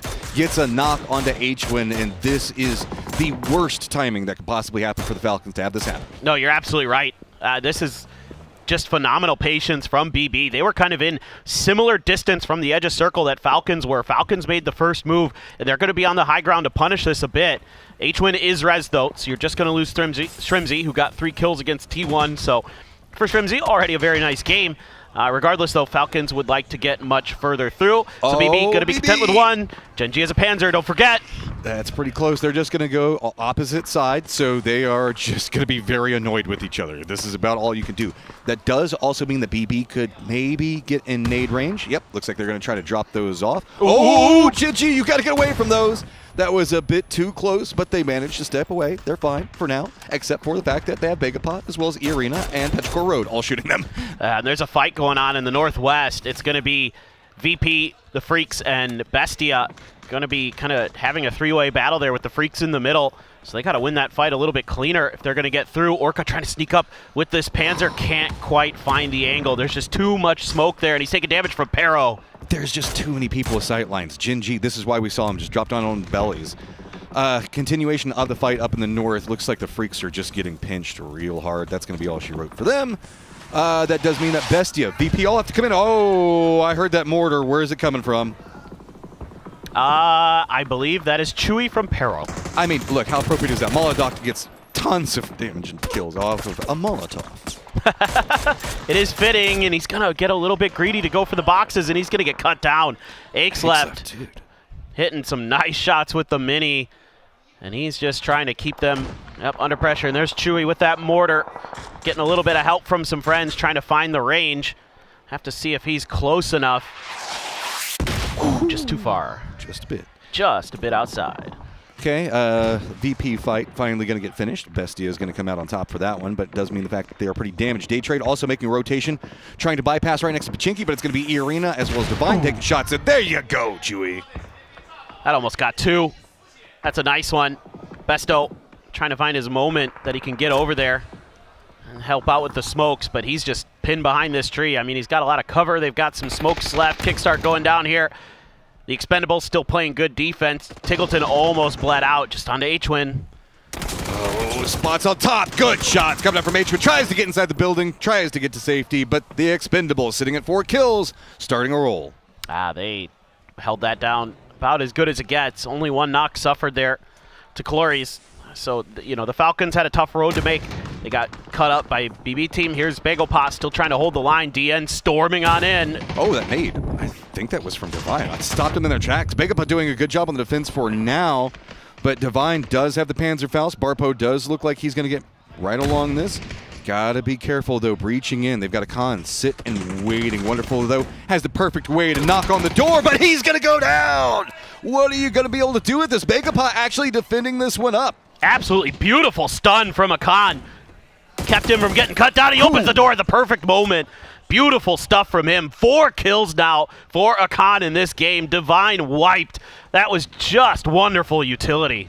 Day Trade still limping their way in. Knock upon knock coming after him, hoping that maybe that flat top fight is going to give them enough space to work around. But Two Hearts going to spot out Danadol, get the knock onto him, and I don't think the Day Trade has much more options. They've just got to send it in, see if they can be enough of a distraction, but it's going to be a Khan yet again trying to defend in. Last one up for BagelPot, and reinforcements coming in back behind Day Trade in Arena, but that's just going to be a perfect backstab. Belmont's going to go down, and Day Trade with nowhere to go is going to get eliminated. The real question is do you commit further forward towards BagelPot? Nope. New Happy putting some shots into them, so that's going to thwart any further attempts at aggression, and that's going to relieve BagelPot a little bit to get those reses through. Arena has to turn their eyes down onto Petrichor Road, who has now lost the zone. They no longer have any compounds in the safety, so they're going to have to get out in the open and get fighting. And Aches left going to try to lead the charge with some grenades. Nurens, Jacob. Ooh, that one's just going to go to the wrong tree, and they're going to lose a player. Ming Ming out in the open. Ooh, Nurens with that high ground gets a lot of damage on Petrichor Road. Petrichor Road sitting on 5 kills right now. Looks like they are trying to go ahead and shift more into the north. The New Happy, I guess that high ground is just raining terror on everybody trying to get in the circle. Right now we have the Expendables going to use the distracted New Happy to try to sneak their way into the zone. Are going to get 2 of their members in. Taikula just hunkered down along the road itself. BagelPot does finally have to leave their flat top, so that could be its own issue, but we'll have to kind of see in this game of Chicken versus New Happy who can distract New Happy the most and who can exploit it to get inside the circle. That's a good question. I mean, New Happy, it's that compound that it's just really tough to defend, but nobody even really tried to aggress towards it. So they're able to just kind of use it as a turret position. Taikula lost a player, Spaceman, and now they're trying to make their way in, or at least not in, but thwart BagelPot from getting further in. So lots of smokes having to be thrown out here by the Korean squad. And that truck providing some decent cover. Akan with some more stuns, a frag to follow. Are they going to find much damage? So far, no, but man, Akan is sitting on just tons of stuns this game. They've just been being delivered to him, right? He's been picking them up off of all the kills that he's managed to find over here. So can he make the push across? This is where it gets a bit more desperate. Oh, Cold spots out too hard. Gets the knock onto him. Park Pro and Akan now have to run out. Not a lot of options. Park Pro is going to go down, but Akan trying to see if he can find some way to breach, but he goes down as well. Taikula, great job on defense. Absolutely beautifully set up. Having Cold with that extra angle thwarts any real attempt that BagelPot would have had. Akan trying to use his stuns as best as he could, but he needed that extra space created by his teammates to cover him while he made the push, and by the time he made the push, it was very readable. For TKL. They knew he was coming. If you want to know how annoying New Happy is right now, you saw right after the fight with Taikula, they finish out what's going on with BagelPot, instantly drop back down to their bellies like, please, just stop shooting at us. Just stop. Bro, please. We want to be done with this. We had our fight. This is a good exploit coming out from Bestia as well. They saw this, roll right up into it, and then continued the firefight and managed to come out. They've already eliminated at this point, but Petrichor Road and E-Arena, now with new pathing, right on top of each other. New Happy finally has to move, too. Yeah, no. This is going to be interesting now for New Happy. They're trying to kind of sneak their way through the fields with December the 12th leading the way, but I'll have thoughts about what the Freaks did in this game later, maybe. I'm not very thrilled with it. E-Arena has the high ground over Petrichor Road. Petrichor Road trying to use the lip of the hill, and it's just kind of slow and steady here for New Happy. They have to be careful. There's some edges that they can work with, so proning down should give them just enough cover to sneak into the very near side of the circle, but how much further can they get? The Expendables doing some real damage over onto Petrichor Road. They have a very powerful position, some good anchor play behind them. Let's see if they can lock down this center spot that they took from where Bestia used to be. I mean, just clinical play coming out from New Happy. They left 2 behind. They're covering anything, forcing everybody to play along the ridges, allowed their other 2 members to move forward. The Expendables want to try to creep forward, but every single time they pop their heads up, they're getting harassed. Meanwhile, E-Arena up in the north is kind of funneled everybody from Petrichor Road on top of each other. Except Chewy. Chewy takes a lot of damage on this one. Sissi wants to step over, but looks like we are going to see the Panzerfaust go wide. This is a really uncomfortable position. Oh, great that one does Panzer. Jacobs got him. Oh, my goodness. Oh, Petrichor Road, just not anything they can do there. That gives the arena a lot more space to play around. Taikula also using the fact that New Happy's finally moved, so they have some way to kind of shift around the road a little bit. They've been able to hear a lot of the firefighting, so they should have a lot of information, but now it's just New Happy finally leaving their high ground perch and having to move into the trenches themselves. How well will they play this now that they're moving close range right next to the Expendables? It'll be tough. It's going to be tough. I mean, the Expendables have great understanding of where they're going to be coming from. And Tanvu already finds 1 knock. He's going to look for that flush. A decent stun prevents it momentarily, but you can just re-peek and clean that up easy peasy. So 1 down, a bunch of damage done in the back, and yet Clories finds Z-Long, so things not going great for New Happy. Revenge. Everybody in this lobby is like, please, let's get rid of these guys that have been shooting at us for forever. E-Arena does have one of their members go down while the Expendables are getting eliminated. Taikula hears this. They're just going to be running into the north. Sizzy is going to have to defend Din while E-Arena looks like they're trying to go for this res, so it's all going to be on Sizzy in this point, right next to the rock. Can he stop out? No, he's going to go down. Dons manages to take it. Dude, Dons just dinked the heck out of him. A lot of headshots coming through. 16 KK though. Gonna get the knock on the Lyrics. Him and Inuyasha, the 2 left. Things starting to get really spicy. 2 players up on every team right now. Trying to see if they can find the reses for E-Arena and Taikula, but it's gonna be tricky. There's so much going on here. Blue Zone gonna tick through a lot of 16 KK, but he's A-OK, can heal right back up. And a little bit of a momentary pause. Looks like EA should be getting their res. Taikula got theirs, so 3v3v2. Okay, so this is a pretty open circle, except for the 1 dip where we see E-Arena at, that's right along the zone wall. And then there's the cover coming out from the, I guess, drainage ducts that we can see New Happy as well as Taikula's Cold both trying to play. But that means that they can't see each other and they can't peek because of E-Arena. So it's just a straight up standoff. Nobody can really get into a strong enough position to usurp. The only real thing to keep an eye on is now, as we're going to start to see the blue zone collapse in, E-Arena is the team that has to move first. Absolutely. I think Don's here might be able to really keep E-Arena from getting too far in, depending on the angle he has on top of them. New Happy just hoping that a fight breaks out because they don't have a lot to work with other than the cover they've been given. But, you know, with E-Arena's position right now, they've got them completely pinned. They have to find a way to make a move, and New Happy doesn't have any smokes left. They have 5 stuns, though, so if they could get them close enough to E-Arena, they might be able to break out a little bit, but right around the corner is TKL, so they're in a really tricky spot. Here come those stuns to see if they can relieve some of the pressure. I mean, Taikula kind of forced these 2 teams, and New Happy and E-Arena on top of each other. Stepped back, got control over the circle, and wants to let them fight it out. Let your enemies destroy each other, and then you pounce whenever you've got the advantage. E-Arena, though, they are on an absolute rip through this lobby, sitting at 10 kills, seeing if they can stack it into 12, and they will do that. Now Eye's going to be set up. E-Arena, while you do have a long push up this hillside, you've got a ton of kills. Taikula, can you shift in to defend this well enough? Oh, man. This is a great reposition for E-Arena. They are dodging all those frags, but Dons is wise to it. He only got 1. Can he get the follow-up knock? Just holds the line for E-Arena. Great shots coming up from Lyrics. 2 members for E-Arena now pushing directly into the face of Taikula, who controls the center of the circle. But now Jacob taking some damage, realizing he wants to go back for the peak, but Suze gets the knock. Lyrics, another counter knock.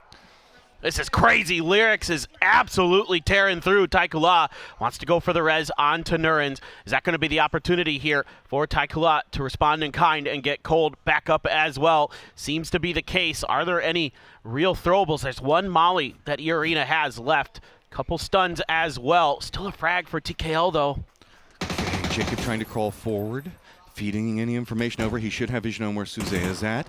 Tree, not going to be a lot of cover to really work with. Nurens still being the point man right up against Suze, but that drop-off. It does get red. Nurens takes a lot of damage, but Lyrics been the clutch guy time and time again. Utility coming out. Is the stun going to connect? Lyrics takes a lot of damage. He's finally going to go down. Nurens on no life in a 2v1. There is no cover, and that is going to be Taikula that picks it up.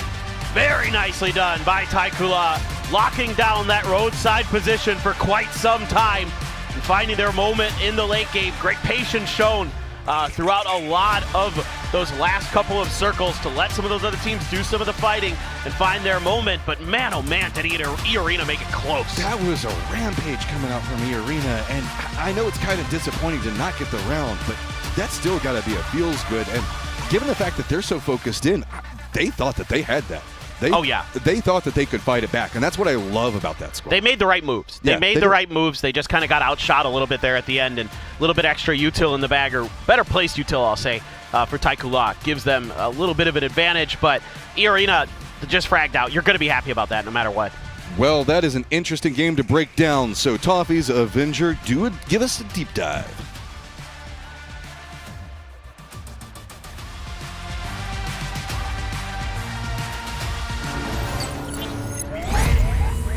Ready to fight.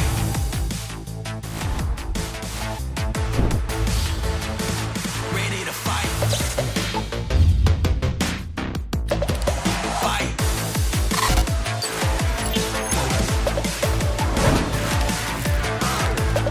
We ready. Ready to fight.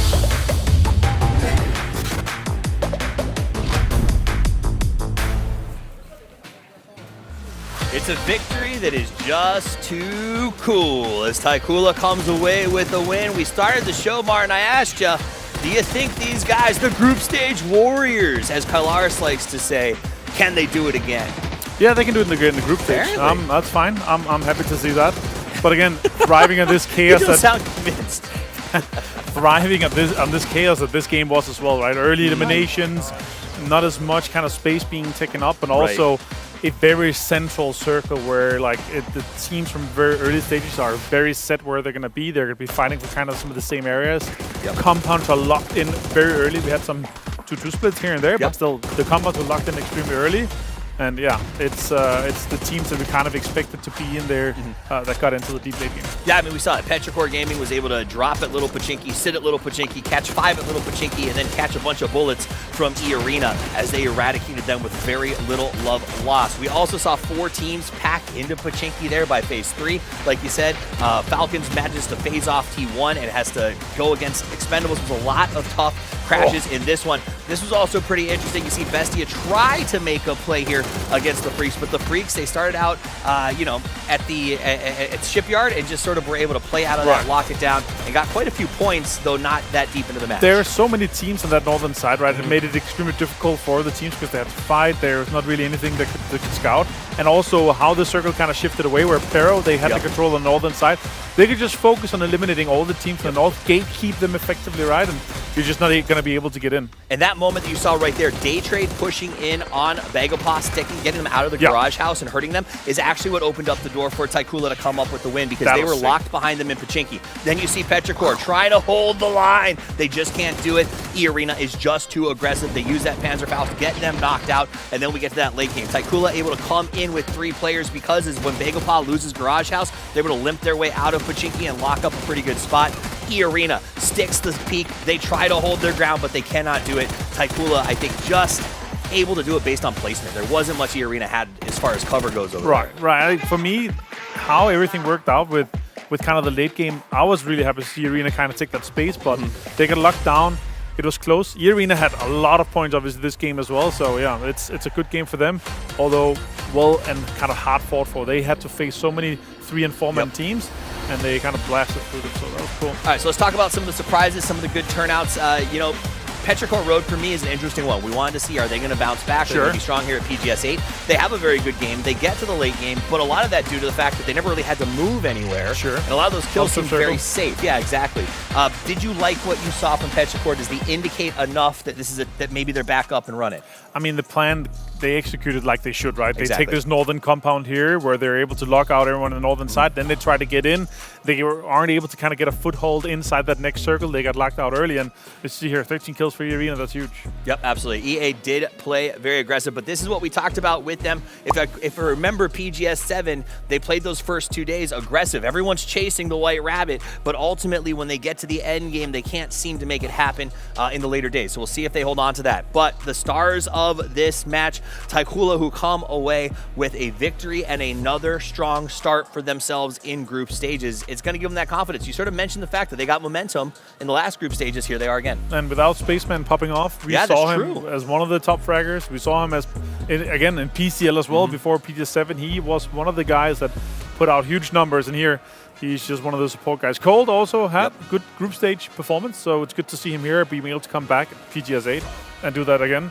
The question is, does it continue? And does this chaos with all these teams taking extremely early fights, and we're down to, 13, 12 teams where with the circles easily can hold 16, right? It gives that extra space and extra time to make your fights worth it and really reconsider, okay, where are we going? Where are we going to get the deepest into these kind of circles? Makes sense. I do want to say, man of the match, Cold 119. Yeah. He has actually been a great standout for me from Taikula. I didn't expect as much. I sort of said Spaceman coming into this PGS 7.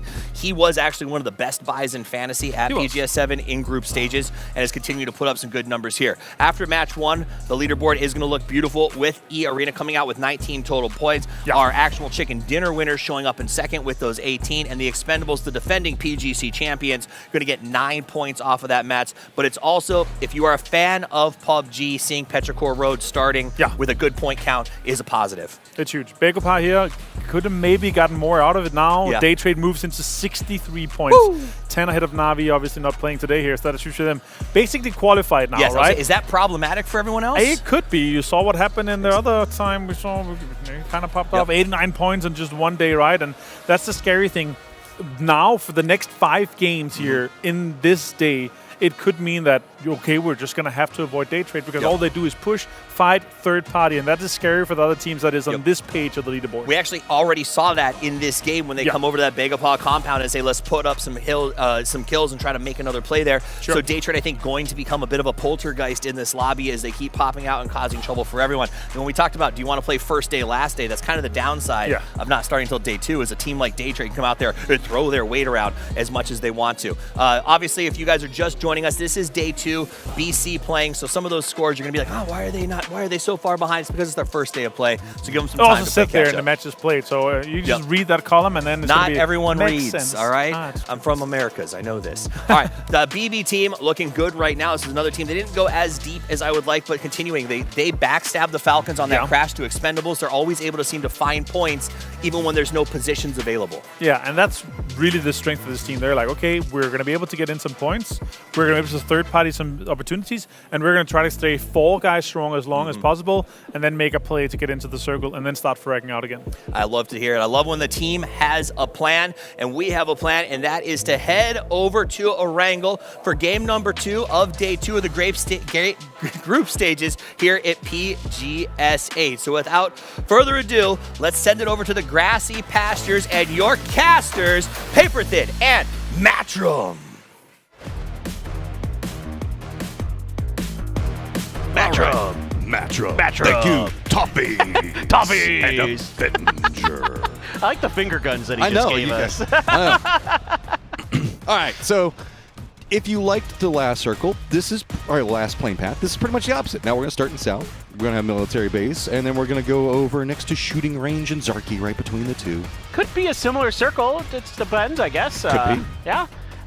Again, not expecting too much early stuff, but I do have some thoughts. All right, give me what you wanted to say about the Freaks, because I know you had opinions. No, it's the exact problem I was concerned about that I was talking to you at the beginning of that match, where they're not playing their edge control properly, and they should have never rotated off that 2-2 split they had that they essentially gave over to a backfill for free for the Expendables, because that ended up being a much better position. You know, the Expendables got further into that game, they got more kills, whereas the Freaks got crunched up on that north side trying to lock things down. And we didn't get to see it on camera. I was kind of just watching it up on the map, and they just never could take a clean fight against VP. And once Bestia noticed that fight was happening and they could hear it, they pounced on that, and wisely so. That is 100% the right move for Bestia to do. The last game was kind of interesting, right? Yesterday, all of the circles were just so insane and had so much non-playable space inside of them. This was just a pretty standard circle that stayed pretty centered. Not a lot of hardships, really, whenever we were looking at it. And if anything, it's one of those games that each team can go back and figure out, okay, why did we die here? Because if we died here, it's probably our fault, right? And if anything, it's just kind of crazy. See, this one is at least a bit more on the eastern side, as a lot of players are still going to have to rotate. It almost feels like yesterday, while it was a lot of cool games, those are much harder to review because with the amount of dead space in it, you didn't really have to worry about covering your backs as much, right? You just had to just get to the circle, fight your way in. Now, whenever you get these centered circles, it feels like you're so just used to charge, almost, right? Yeah, and that means you got to be more proactive with how you're covering your flanks. You're exactly right. The exact problem that you're talking about. You just kind of developed a habit of Tego, and now suddenly somebody sneaks up back behind you and backstabs you, and game's over. GG. Yeah, exactly. And this is something I noticed with the Freaks, that they weren't doing as well as I think they can. So hopefully they can clean it up. I think Bego Pa also kind of maybe could have made their moves a little bit sooner, but they, you know what, I don't blame them as much. They went from, well, like one spot to another spot pretty close, but we need to get in and hear what's going on with Divine and Barpo. 일단 젠지 때는 이제 글로벌 파트너 팀으로 올라왔어가지고 막 그렇게 실감은 안 나기도 했고 그냥 경험을 좀 쌓아야겠다 생각을 했는데 이번에 디바인으로 합류를 하고 이제 세계대회를 자력으로 진출을 해가지고 그래도 작년에 좀 세계대회 경험치 먹은 거를 이번 연도에는 좀 써먹을 수 있지 않을까라고 생각은 했습니다. Well, I think, you know, that makes a lot of sense. I think there should be a sense of pride here for Barpo that, you know, being on Genji last year, being on a GPT team, now with Divine, kind of being the guy on this team, you know, going back to 2023, he was kind of that new big player in Korea. He was the rising star. He was the player that everybody wanted. That's why Genji picks him up in 2024. Now in 2025, he's kind of wiping the slate clean. He's starting from scratch, and he's doing well. I mean, I think Divine still has a lot to work on, and I think that, you know, the experience they're getting here, like he talked about last year with Genji, is going to be valuable for them, that they could bring some of these ideas back with them, and they can improve going forward for the rest of the year. Still need to see a little bit more overall in terms of some of their macro and micro play, but yeah, there's still potential there for Barpo and the company. Well, there is something to be said. Yeah, okay, Divine, we will mention the fact that points, not a thing today so far, but it's only second game. Points, PGS, 7, not the best either. Yeah. But that also, it should be stated that when we get to this stage, you're one of the best teams in the world. There should be some pride in that. And yeah, even if you can't really succeed the way you want to here, there's a lot of things that you can take out of it, a lot of things that your teammates can gather and garner from these types of situations, and it will make you stronger and potentially allow you to assault much better next time. Not writing off like Divine or Genji or anything else like that yet, but it's been a struggle, but inside that struggle, you can learn a lot about yourself and you can garner a lot of strength from it. And I agree. I think that Barpo should have some respect and pride for just managing to fight his way to the stage. For sure. And I mean, look, I'm just going to say it. You're here. Damwon and Seoul aren't. Yeah. Let that should speak for itself a little bit. I mean, so there's a lot to improve on, of course. Genji as well still just doesn't look comfortable as a team. They didn't look that comfortable in PWS either, so we'll have to keep an eye out. You know, they were in a weird spot. They couldn't find the angle for those Panzers. Credit to BB team, who kind of makes the best out of bad situations sometimes there. They really do, don't they? They had a ton of smokes. They were able to keep all those smokes that they threw out early kept Genji from being the ones to punish them. They were able to get a little bit deeper into the game. Didn't result in much, but still, they fought for what they had. T1 needs to avoid these early game disasters. I literally was talking about this team to somebody inside the T1 organization, and I'm like, you guys gotta not lose these like battles or players early. It's killing you. Yesterday, Circle 4 and 5 were a problem. They fixed it. Now Circle 1.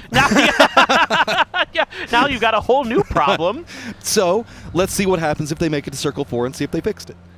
I think this will be a pretty quick adjustment. I mean, again, you know, Sonic does a good job with the team. Really does. He told them that, you know, after yesterday when they were struggling in the early part of the day, he said, guys, You need to relax, go out there, have fun. Get out, you're thinking too much in some of these fights. Just have some fun. Speaking of having fun, the Expendables are always having fun. But then they won the next game. T1 won a game because they relaxed a little bit. You hit on it, and oh, well, never mind. I was going to talk about what's going on with the Expendables for a second, but we've got to talk about the Freaks.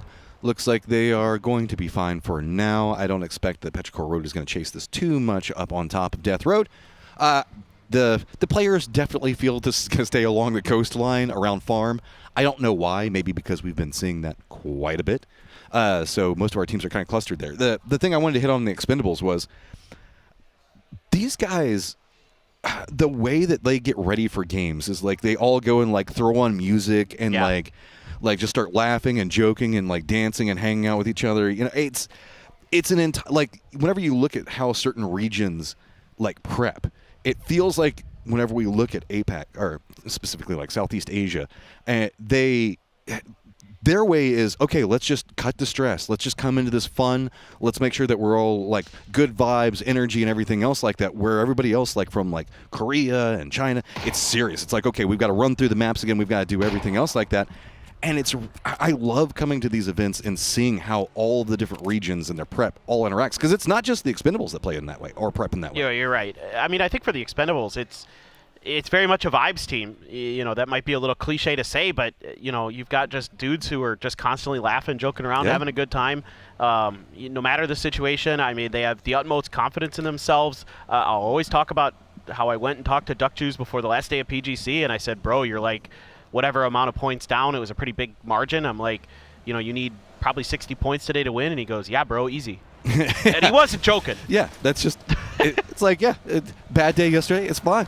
We're good to go. Bestia is regrouping on Eastern Bridge, as we can see VP. They're very far up to the north. Not anybody really near them except for T1. E-Arena, I guess one of the more serious teams from the region that we were just talking about.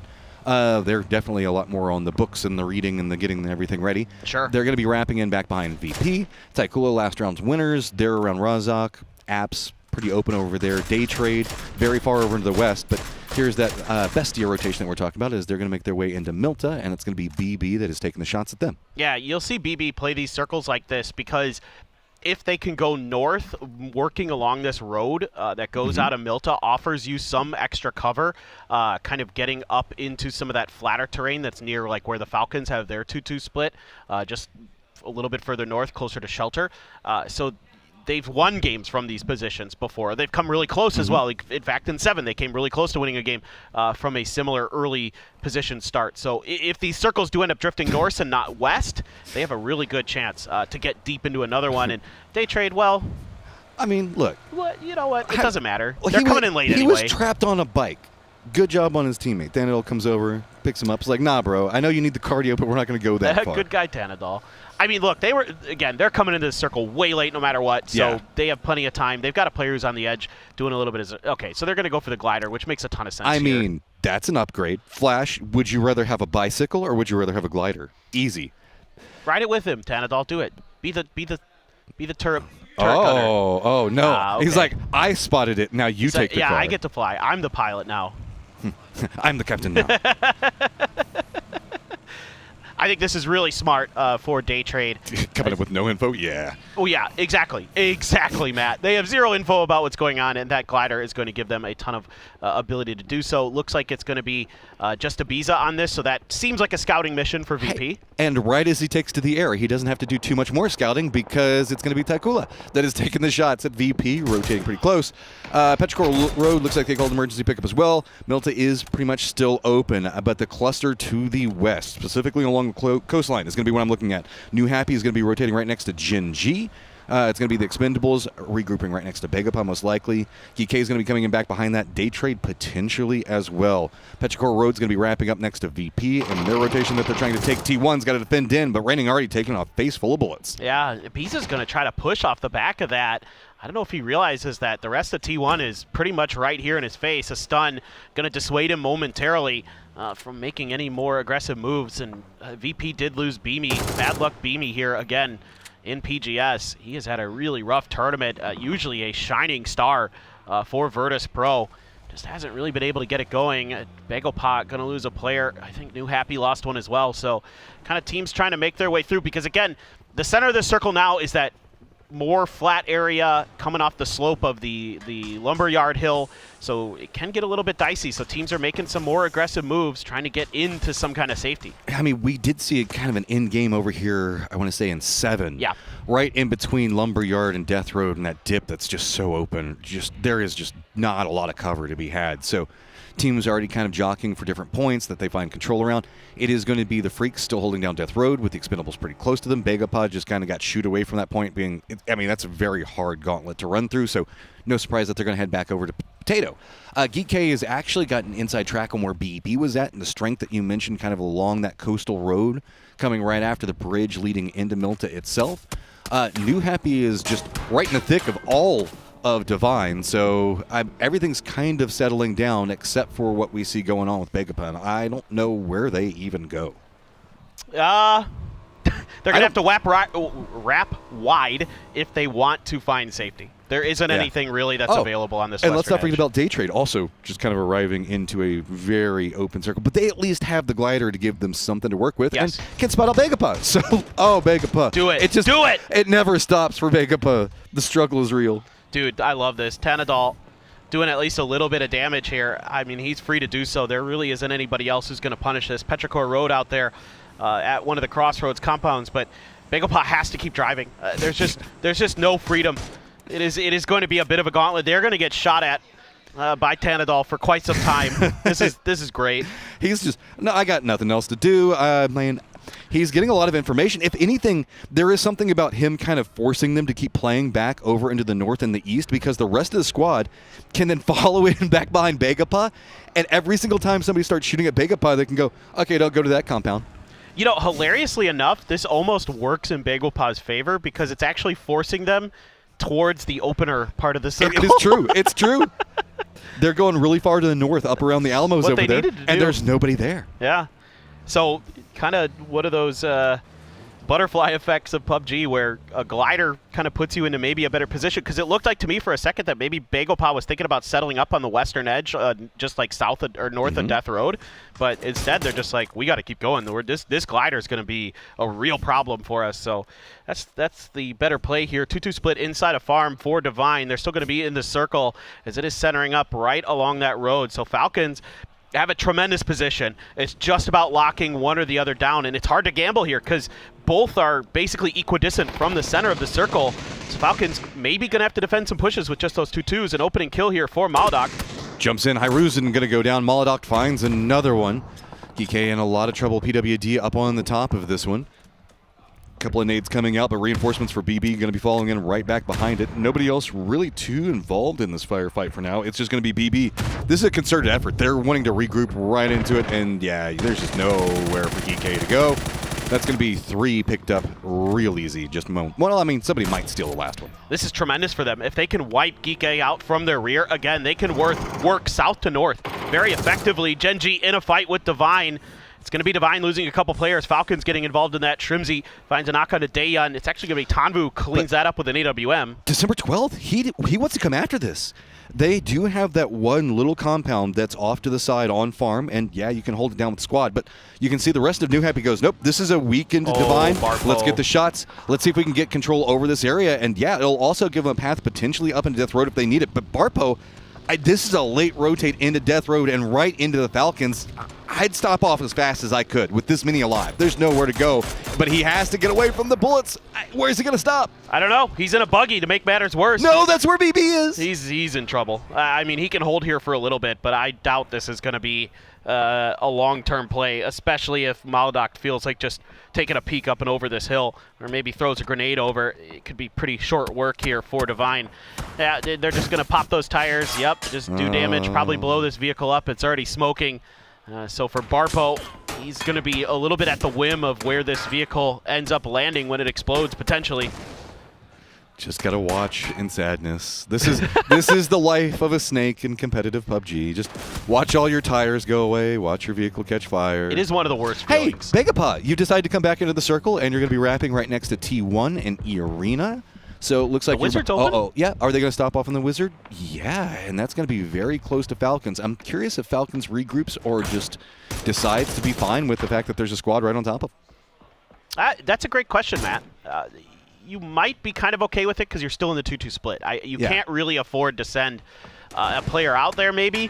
It just depends on how confident they're feeling and if they've got a read on who this is and what they're doing. They might think this is a 2-2 split from like E-Arena or something who had gotten control of the top of Lumber.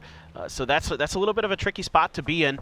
Still, though, Tanvu with that AWM going to be looking to do some damage. They're going to have to set up a tricky spot behind these rocks, and God, they're just so good at shooting. They're going to back Yumin right off from being able to harass this position, and they're locking it down for themselves, and we do go east. And now this is an easy decision for the Falcons. Get the hell out of that compound and get over to kickstart an H-win. And boy, Salute sees free real estate, instantly just jumps on it. The Expendables, they're going to be rotating just to the south. New Happy and Jin Ji, though, odd team out in this rotation. They're going to be following in. Barpo still all by himself. He is still inside the circle as well, but the Expendables going to be careful. They're going to be right in the thick of what's going to be going on with this New Happy rotation. So they do a good job. Tanvu's going to go ahead and take down Z-Long, get the flush onto him as well. December 12th, going to take some shots in. Jin Ji as well, but it's just Delwyn back behind the rest of the Expendables already inside the circle, but BB actually shifts out after Jin Ji's positioning. It looks like they were hoping maybe to catch somebody and rotate. This is immaculate timing from the Expendables. Right as there was kind of some scuffling, right as New Happy's trying to send a player out, they do a great job. Petrichor Road on the move as well. Virtus Pro has a bit of a gauntlet here, but Axlap able to shoot from the vehicle and take Lucarux down. Nixie behind him. Does he got two? No, Nixie's just barely able to win it.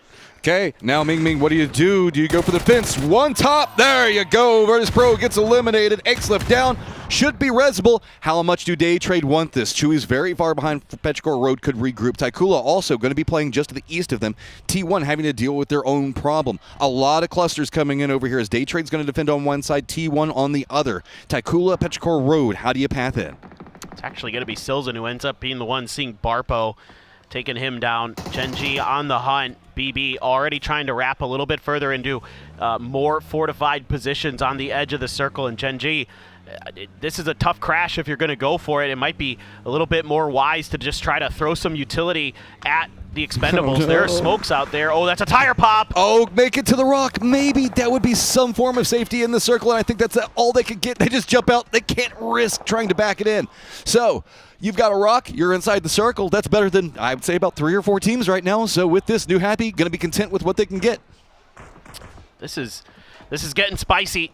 The available stuff to play in this circle dwindles quickly. Yeah. Especially with the way that this circle is currently centered. And there you go. The Expendables are lighting up Genji. I think Genji playing this way too cautious here. There was a moment where there was a lot of smokes of the Expendables. They could have tried to crash these little compounds that they've got. Here comes BB right back behind. BB is so hungry over here. Tosi is going to have to deal with tons of BB players going to go for peaks. Molodok was trying to see if he could be a bit more adventurous. Day Trade and Petrichor Road popping up next to each other. Tigger, Flash, both down. Chewy already going to get knocked. Belmont going down as well. Jinji does get firmly eliminated. Axlip, Ming Ming, the last one's up for Petrichor Road, as it is going to be Thanadol on the opposing side, but it's going to be Falcons actually taking shots in the back of Day Trade. They get eliminated. Petrichor Road should be able to get these reses. New Happy can't do anything. How bad does T1 want it? But they can't really go after it because Falcons have too much Overwatch. That is just a phenomenal crash from Petrichor Road against one of the teams who has been damn good at defense. They're trying to figure out a way to get Chewy in there. They got to go. His blue zone bag had just ran out,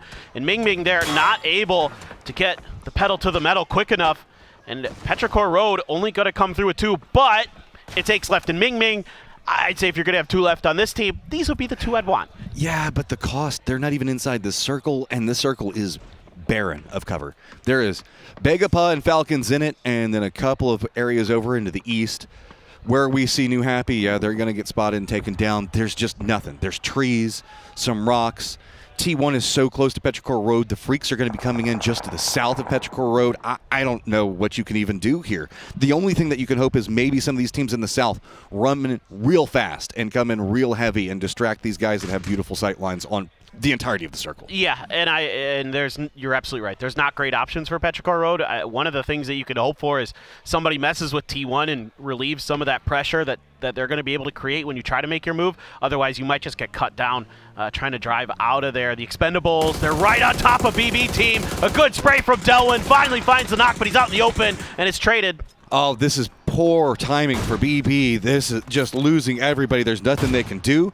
The Expendables coming up. They want everything they can get. Molodok does stop off. Best of Luck also has some vision. Ooh. Can supervise and protect Molodok some way. How much does Molodok want to just get out? Yeah, he's just going to hop in the vehicles. There was a chance for him to go for some more, but it's going to be, again, Falcons. Falcons see everything, dude. There's nothing you can do that they can't get involved in. Yeah, and this is that early prio rotations that the Falcons have been gunning for, and they're really starting to pay dividends right now. You saw it in the last game where they're able to get ahead of T1 here. They just got these god compounds that are in the center in between Shelter and Milta proper. Heaven, though, doing a little bit of damage to T1. Petrichor Road, Aches left, still chilling out in the blue. Ming Ming did end up going down, and T1 now starting to return the favor a little bit. Raining taps a few bullets in. But the Freaks trying to find that edge, trying to find some kind of safety, but you can see a lot of flatness out in front of them, so they have to use some smokes to try to get ahead. You know, the Falcons, Iarita might be having some angles down to this. Well, even Bagopaz getting involved. Yep. There are 8, 9, now make it 12 people that could potentially take shots at the Freaks, so they just got to gun it, man, and they're just going to have to hope that maybe they can get in places fast enough to go for reses, and they are managing to make it into the circle, but let's not forget the backstab of Aches left is just waiting for the Freaks moment by moment. I think T1 might just commit onto this fight with the Freaks here. They want to try to wipe them out. They know they've got him in grenade range. That first one's good. Type gets salute. Heaven there trying to prone behind the tree. Guming as well, falling back that blue zone, starting to chunk down. Grenade damage done. Type has to back off. This little bit of a hill is about the only thing that the Falcons can't see, and that's why T1 doesn't want to overextend. Bagopug does get some vision in it, and that's going to be Type going down, as it's going to be Songjong that does spot him out. Heaven taking a ton of damages on Peak, but there he is. That's Aches left from behind, manages to pick up 2. That is disgusting. I will give Freaks credit this time. They were trying to deal with Aches left behind them. It was just really opportunistic play from T1, and absolutely the right decision there. Type is knocked, but I think he might be resable. Aches left not too much longer. He can get away with just going for a first aid and popping shots. He's just shooting to see if he can get anyone from T1 to peek their heads at him. I wouldn't. I'd probably just let him die to the blue at this point. No real reason to commit any further in. Okay, so Falcons continue all control of the circle for now, as T1 is going to lose most of their dip. Iarina is going to have to move into the no man's land of trees. Bestia, I think that they have a bit of a road that they can use to kind of find some way to survive. BB team's still alive very far to the south, but they're going to have a very problematic rotation. They can maybe go after Bestia's position, but that's just going to be just hopping in a car and just driving. That's about all you can really do, is just send it after Bestia, or you send it into Falcons. There is nothing else to be done in the south. Man, E-End here on a dangerous mission. If he can stay alive, if he can do some damage, he might be able to break this fight open for T1, but they got to get moving. They got to get moving now. Iarina somewhat aware. I don't think they've seen E-End just yet. Now he finds his moment to strike, and BB tries to drive through, and they just get cut apart. No options. It's the best thing that you can do, and Bestia's one side. Now then, T1 with this flank onto E-Arena. Nurens has to defend in. We've seen a couple of very big clutch plays coming out from E-Arena to keep them in the game. Do they expect T1 to be coming after them? No, it looks like they're starting to hop in vehicles, but they are roaming down into the south, more into the Bestia line, but that means E-End is going to spout out Nurens, and that's going to be an easy flush and pickup. I like the confidence here from T1 to just try to take the fights on the edges, clear as much space as possible, keep that high ground away from other teams' controls, and although the vehicle, it just was on its own, it ghost rid right into Silzen, and he gets knocked. What happened? I think it's just, there's just too much over here. There's like too many shots. Mime's in trouble. He's all by himself now. E-Arena, what are you going to go for? I want to say we're seeing a very interesting setup for E-Arena, though. With this, they might have an opportunity to kind of sneak in. Begapa, firing lines from Falcons just so strong. Can we see him go after it? Lyrics tries, but he's going to go down. Jacob, Zizzy, can you find some vulnerability? Enough of distraction. T1 is actually taking shots at Begapa. That's allowing E-Arena to maybe sneak in. Yes, Zizzy has gotten a foot inside the circle, as well as Jacob. This is phenomenal for T1. I mean, E-Arena gets through, but they're going to get the high ground, and they're going to get safety, so they can last potentially a little bit longer, get a few more kills. Begopaz sitting pretty. Obviously, the Falcons are fine. Really got to think about all the way back to that glider incident for Begopaz, where they're at right now. They have a potential to maybe do some damage. Who knows? Maybe even win this game if the cards play out right for them. This next circle, very impactful, but it is just going to kind of center up. So Begopaz going to be the closest to the center of the next one. Falcons still have their compound, though, so they can just fortify, lock things down. Damage done. Ooh, headshot found for Falcons, but E-Arena has to make a move, and there isn't a lot to work with here. Curious about T1. Do they just want to try to eliminate E-Arena and then try to figure it out from there, or are they going to go down this hill that the Falcons are going to see everything they do? Well, this is interesting because yesterday on Miramar, where T1 played so well, they were just kind of doing the similar rotating pattern. They would just kind of like, I don't want to say roam, but it's very intentional movement, time and time again, to force other teams to counter move or wait to pounce. Where they're at right now, they could have vision on E-Arena, depending on how E-Arena opts into making a move. So there are some kills and potentially maybe another placement point for them if they do that, but that means that they're just going to have to run right down that hillside into Falcons like you're talking about. Do you take the gamble and maybe see if you can wrap a bit further around? As now you're starting to see you can't even get E-Arena because it's going to be Falcons that can see them. Oh, what you hope for as T1 here is that E-Arena try something wild, and that opens a timing window for you to make a move, but I don't think that's super likely. It would basically have to be like a crash for E-Arena. Well, and vehicle time? You can do this, but you're probably going to die, and as exactly T1 tries to make a move at the same time, they're losing a player. Kickstart with some nice shots, going to take Heather down, backed off with decent return damage. Jacob sliding down the hill there. I think E-Arena actually found their way through. They got to that ridge. That's right where that dirt path is. Well, look at that. Just by splitting focus, E-Arena comes in, they are inside the safe zone, and T1's in the safe zone, only losing Heather. The split focus from the Falcons, they were originally all just beat it in on T1, but they didn't know where E-Arena was going, so they had to have one of their members look that direction, and that meant the focus fire wasn't there the way that they wanted. And Begapa actually didn't get too involved on defending from T1 either. I don't think they had the cleanest vision on it. No, I think you're absolutely right, and I think for Begopod, they have to be ultra careful too. You can't afford to lose a single player in this moment, and peeking these windows on these Wizards can be a dangerous thing because there's a lot of angles that get opened up when you try to make your peaks. So for Sungjong, still quite a bit of ammo left, 4 frags as well to back up that Dragunov, so he could be a real fearsome threat that T1 might have to face. The Falcons just going to be able to chill on the roof, get ready to make the next move when they have to once Phase 9, if it even gets to that, Phase 9 comes.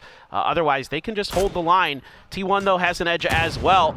Just going to come down to, how well can Falcons break out a great grenade from Park Pro. Yeah, I mean, I think that's still resable. But if anything, just getting off any meds or any damage you can get, that small ridge line is buying him so much safety right now. Are we going to see another bounce roll up? Nope. Again, right in that pocket, keeps him safe. Yeah, that's a really nice hold there for E-Arena. Got to be real careful. Here, you got to get the heal off for Jacob. He's got it. Out in the open, Shuzzy able to get back down. Prones to the ground, but they're outside of this new circle. T1 has players inside, so they can outlast E-Arena most likely. I mean, and Falcons doesn't really want to stay here for too much longer. They want to at least get some type of pathing options. I think that's why they sent Kickstart out, so looks maybe if they can bisect into where E-Arena is going to be going for anything. Just playing the lower side of the hill, make sure that nobody kind of sneaks up on top of them from over there. But with this, Jacob is going to go down. Shrimsy's going to spot him out. There is a bit of pressure talking about what's going on with Falcons as well. They've been harassing teams for so long. As they're starting to lose most of their compound, there are now 3 teams that really want to get rid of Falcons. And that means that as this corridor starts to close off, Falcons have to make sure that they exploit it at the right time. Yeah, this is all timing for the Falcons to get underneath Begopod's noses when there's an opportunity. That's a decent blue zone. Is just going to catch Park Pro in it temporarily. But you got to keep these other 3 players on this roof, to keep E-Arena and Begopod pinned so you can make a move here as Falcons. Maybe just leave one up there, Tiggleton, everybody else makes the move. Because if you could take Begopod's Wizard Tower, you could get this game. E-Arena done and dealt with. Park Pro able to hold the line. I love the heart coming out from Sizzy, though. Did you see that was a great toss in the first floor of the Wizard Tower, and then a Molotov up into the second section of it? I mean, there was no quit on him. Falcons, though, with E-Arena eliminated, they have left the compound. That's going to give them some bit more space to work with in the south, but also really opens up the north a lot more for T1 is, okay, Falcons got goals, goes a bit too low, I think. Yeah, that just impacted on the surface. More grenades not making their way deep enough. Sungjong, though, with those blue zones in trouble. Park Pro's position revealed, and a great player on the tree, but not going to last for too much longer. It is going to be Sungjong going down there from that blue zone grenade. So now Falcons T1 in a somewhat even battle, but the Falcons are probably going to have an extra member looking for the grenade. They know there was a knock over there, and Trimsy and H-Win trying to figure out exactly, or excuse me, just H-Win trying to figure out where it was. Trimsy rezzed. Raining, though, now going to let loose with some smokes. He's got it. Oh, what an angle for Tiggleton. I think that was a blue zone nade to see if they can get him off the tower. I didn't know for certain, but might be Tiggleton right. holding on to that one. Let's see. He's just got his back up against the blue zone. Now here come the return nades. Bounces really close to him, but not enough to finish off anything yet. Falcons, 8 kills, start their roam over into the west, but it is going to be T1 that does manage to get one of their members back up. Ian goes down. Trimsy leading the path over here on this western side. Now it's just 2 members up for T1, but a lot of smokes going for peeking around the side of it. Raining takes a lot more damage. Falcons now firmly in control of tempo. It's going to be Raining that goes down, and Falcons fly into a victory. Yeah, this is just really solid play from the Falcons. Obviously, the early rotations to take those compounds are very pivotal in that situation. The circles, obviously giving them a lot of latitude, kind of do what they want there. And T1 played that as well as they could, to be frank. I mean, that edge stuff that they were doing was really well thought out, really smart, really well timed. I got to give Arena a ton of credit to just hang on as long as they did again in another game where they're getting deep. That was, I would say, with Arena, T1, and how they were having to deal with just such a hard circle, man. You got to give respect. No quit in either one of those squads. Nobody sent it out to blue. They wanted to fight it. They wanted to see because they believed that maybe they could win the gunfight. But at the end of the day, the Falcons do manage to pick up a game on number 2.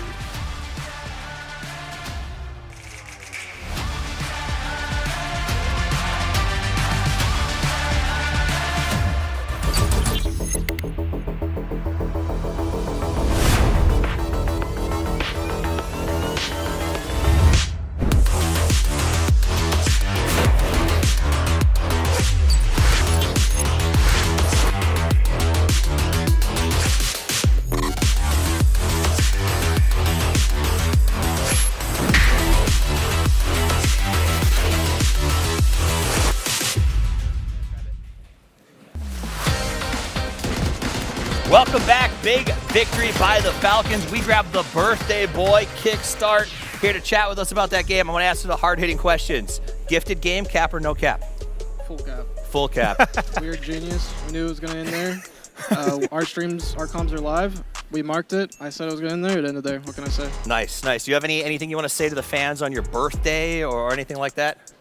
Usually the birthday group stays or final days is a curse, but I mean, hey, we got some points already, so maybe it's not. So far, so good. Anything you want to ask? Yeah, I got to ask, though, here, because it's obviously a gifted game. You guys said that probably in Circle 3 guys is gifted. How long do you stay greedy in a 2-2 split? And, like, how much of a risk do you want to chance? Because it's like you're going to get the easy 10 points from the win, but you can also potentially get some more if you go aggressive earlier.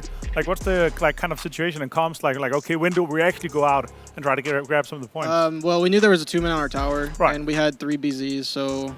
Easy. I mean, we know where the zone's going to go because, like, tendencies of the zone. Yeah. So, like, it's not worth the risk. We're just going to try to get some DMR kills and wait until we have to push the tower, because if we push out and get shot from people across the map that can still see us, which wouldn't be able to see us later, then it's just like a throw. So you just wait and you take the points that you're getting.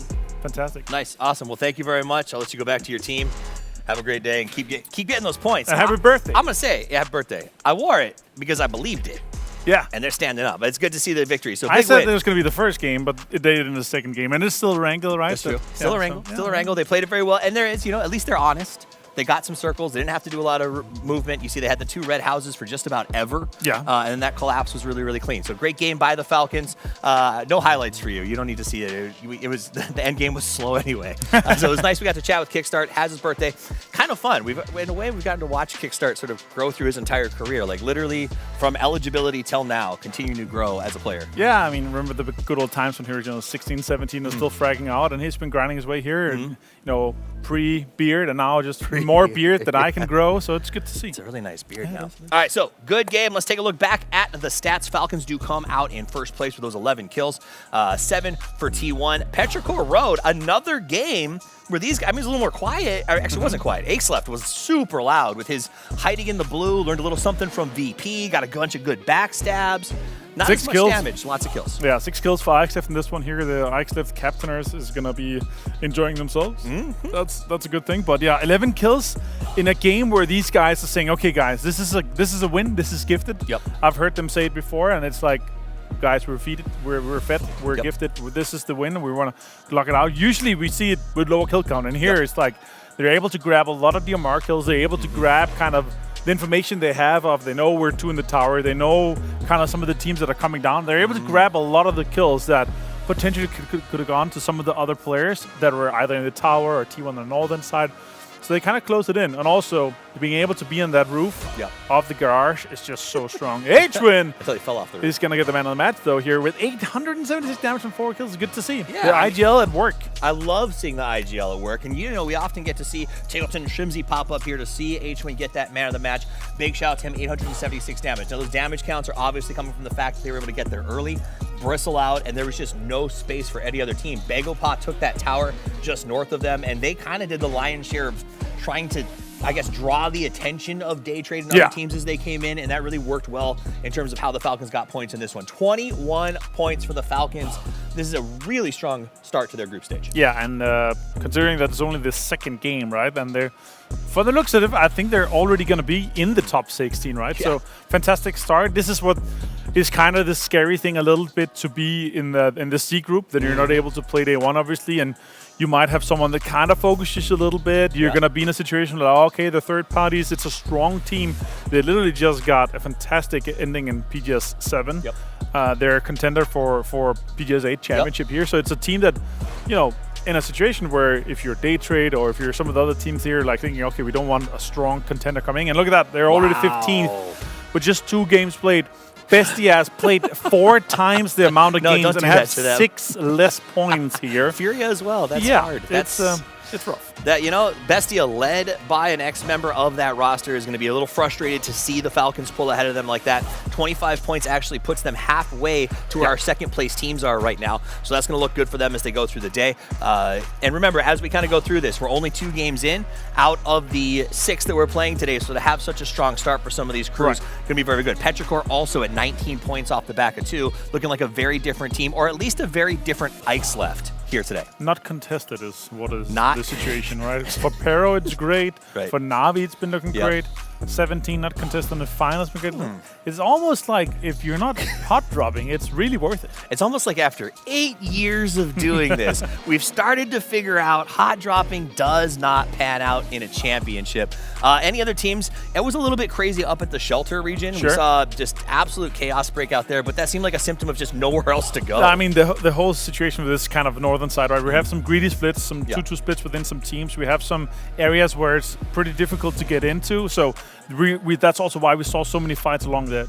All right, well, we're going to see more fights, more battles, more points, and more teams when we get back after this short break. It's almost time for Game 3 in the wildcard map, so don't go anywhere.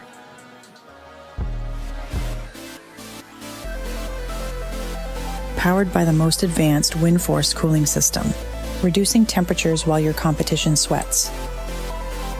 For the flagship Aorus Extreme Water Force, premium liquid metal for GPU delivers up to 10 times better heat transfer efficiency and is accompanied by multiple layers of protection. This is the Gigabyte GeForce RTX 50 series. Play hard, stay cool, feel the chill.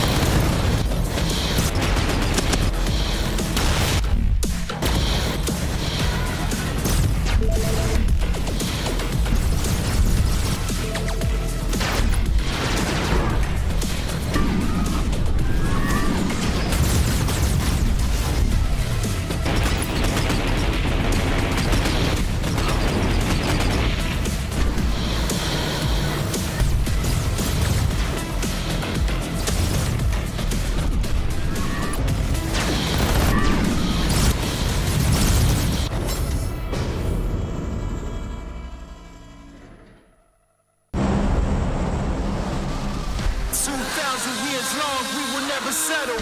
Hard days, no way, with a heavy metal. Real life mainstays, tear it out. Like a torch to a flame when it burns hot. We won't stop.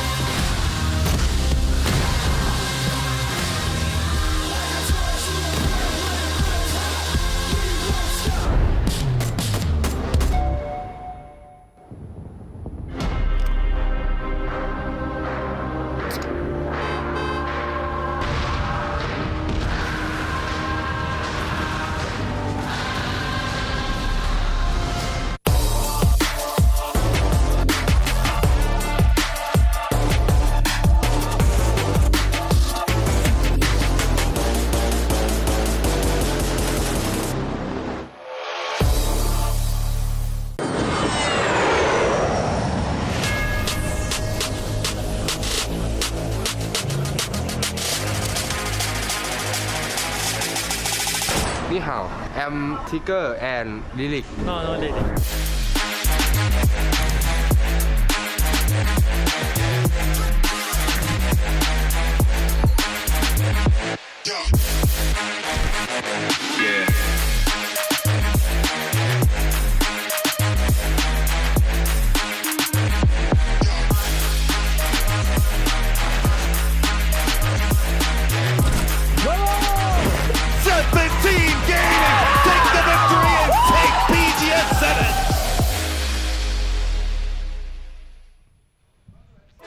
Erangel down, and we've got ourselves Taikula and Falcons that both picked up victories, which were very hard in games to navigate. Yes, Falcons did manage to get themselves into a position. We'll dive into that a bit later. Yep. But this has been Erangel now done, so change up in pace because now you have to kind of gear shift and go to Tego. Yeah, it's a bit of a different affair. Even though kind of from the big picture perspective, sometimes Tego might look a little bit similar to Erangel. They actually do play quite a bit different. So, the way you navigate things, the way you can take positions is a little bit different, obviously. But, Erangel kind of starts out with some a little more open circles. The second one in particular has some rough terrain that you got to navigate. I've heard a couple of players kind of call it backwards Erangel because you have the kind of like, imagine Millie is kind of the northwest, but then there's no center. Yeah. That's the big difference from what we see on a lot of these PUBG maps is there's center control. Getting that compound, getting that point of interest is so big. But time now for us to jump into Tego, see how the plane is going to fly, and it looks like it's going to be not over airport, but around airport up into the northeast start, and then go down near Hosan Prison. Yeah, I mean, I think that's a good way to look at Tego. It is a little bit different. And like the northwestern island has a lot of rocky, mountainous terrain with a lot of trees, especially on the northern half of it. So there's like some cool areas up there. I like the mountains that are south of Terminal. That plays different than Potato because there's, again, more terrain, more cover to work with. So that part of it is cool, but there's a lot of fields here. The fields are more playable than the Erangel fields in a way because they have those dividers that kind of block them off into like squares and stuff like that. But they're still typically sitting in the middle of a bunch of like hills and mountains, so they can be a little tricky to get into early. The later the game goes, they become a little bit more fun, in my opinion. But yeah, it is a weird map sometimes. There's those swamps over to the west by Osan Prison that are kind of bizarre. But yeah, we'll see what the circle looks like, and we can talk a little bit more about that. I mean, I'm just a sucker for South of Army Base, man. It's my favorite part to play on this map. I just love what all it gives you. But Falcons coming in, the desk on game one was talking about, hey, it'd be great if we got a Falcons victory on game one. Nah, I got to wait until game 2 for it, but they do get it. Birthday boy himself there, kickstart. Going to be landing, securing vehicles. But you were kind of talking about this, the positioning and the way that Falcons were playing during the break with me. Let's jump into that a bit deeper. Yeah, absolutely. I mean, I think a lot of people are going to look at that game and think in the back of their minds that Falcons are maybe gifted a little bit. And I mean, to an extent, that's always going to be true in PUBG, to an extent. But I think, ooh, speaking of Northwest Island, we got it. That's a crazy off plane path circle. But to talk about Falcons, like the way they navigate the end of that, right? They find the right timing to group up as 4. They never overextend as the 2-2 split. You know, they're doing damage where they can. They're harassing. They're keeping teams from crashing those 2-2 splits early, which are very, very powerful compounds in that circle. So they control those. Well, I mean, we saw whenever they shifted out, like, Freaks instantly took the more western. Yes, exactly. And so the fact that they controlled it as long as they did, good. That's step 1. Step 2 then is that late game where they're putting 3 players up on the roof and they're trying to find that moment where they can sneak underneath Bagel Pa, wipe them out of that powerful position and take the game, and they do just that. Oh, Inuyasha. This is not the place to be at this time because Day Trade, this is a squad that doesn't want anybody near them in the earlier sections of it. But Inuyasha, he's been able to pump out some kind of big moments for his team. Can he read this one out? Does at least hear the footsteps on one. He's got the shotty ready. This could stop anything that Day Trade wants to start. Good connecting on touch. Tigger does go down. Shotgun does come up big enough, but he has to get away. He has to start trying to go for a bit more of a reset. And it's going to be New Happy that's running over. Flash has hopped in a vehicle, reinforcing. December 12th also coming in with that knock. Now it feels like New Happy has momentum, and it's going to be Z-Long at long range, taking down Belmont, and Day Trade is now in a lot of trouble. Day Trade is paying the price for making this fight without many helmets. Flash has one, but he's down 2. December the 12th strikes with the SKS. Flash gone, and Inuyasha trying to hold the line. You do get the res onto Tigger. So Tanadol going to try to make the push. Oh, 1, 2! Inuyasha picks it up big way. That is just crazy good stuff from him. Just held the line so nicely. Gyumin there finds a kill early, and that's a freebie for him. It looks like Geekay not really in a position to do anything about this. That Quizzy doesn't have a vehicle, didn't have an angle. And that is going to be a nice pickup for the Freaks, and that's going to help them a little bit. They've got the best prio on what they want to take around Godok for whatever goes on in the circle. So this is a really, really good start for the Freaks, who have they played better in the second game. I will say that. It was a much better kind of process they went through. Shout out as well, we have an emergency pickup already called, as it was Falcons that went airport. So jumps out of the plane to land at airport and then uses emergency pickup to get out of airport. I guess it was just like a layover. Yeah, exactly. Nice. They've got great options on the northern side of the circle. So they are finding a really good timing. Again, these early rotations trying to find prio, and if you don't have the circle in your favor early that you can make the quick rotation with the vehicles, you can use the E pickup early as well. So the Falcons here, I think, making really good decisions today, being really proactive with trying to find real estate in the beginning of the game instead of letting the later game happen and trying to fight for edges. While we're watching the New Happy situation here, this is, I mean, you also have to give it to Inuyasha. This is a pressure play that he has to hold through for his team. He doesn't go down, and he picks up most of the kills as well. So shout out reinforcement, Longs, as well as it was December 12th that managed to just really unlock the fight for him. But respect, dude. Like, that was just, he realized he was bad off, sets up, defends in. But jump back to what we were saying with Falcons a moment ago. One of the interesting things is we've already kind of seen that circle, right? Whenever we saw the end game in that last game. And Falcons is one of the squads that really goes back and researches circles, because sometimes we can see repeat circles that happen across it. Like, and inside of a couple of weeks, whenever we're all together, you kind of have spotted this happening every once in a while. It's not necessarily a trend, but they can say that sometimes it does pop up. So they were utterly prepared on realizing where the strong points were play, because the way that they do the researching on that. And that's one of the things I really love about them, is how much they really dedicate into making sure that they're looking for any opportunity that they missed in a previous circle. Like this. And to add on to what you're saying, not only are you kind of maybe reading situations better, but you're also understanding, oh no, that's so unfortunate. Vinny got knocked out, the vehicle just kept going. Kind of assumed something like that happened. Mime tried to drive down the hill and died, but for the Falcons, there not only are you doing research on, maybe tendencies of how the circles are seemingly kind of developing because of sometimes land ratio terrain or other things on Miramar that's a little more impactful, but also you're getting reads on what the teams are going to do in those scenarios, so you can have a better understanding of who's where, what are they doing, when and why. I mean, you listen to these these teams talk. Well, hold on. We've got an interview, though, with Taikula's Cold before we talk a little bit more about big picture strategy. Hi guys, it's Bella. I'm standing with Taikula's Cold 119 and our lovely translator, Lisa. That was the first chicken that you took, and it was a great day start for Taikula. And it was your final kills that got that chicken. So can you walk us through that final 2v2 against the arena? 好的，也是恭喜你们拿到了今天的第一场机啊，最后也是1创2拿下了本局，可以给我们做一个简单的复盘吗？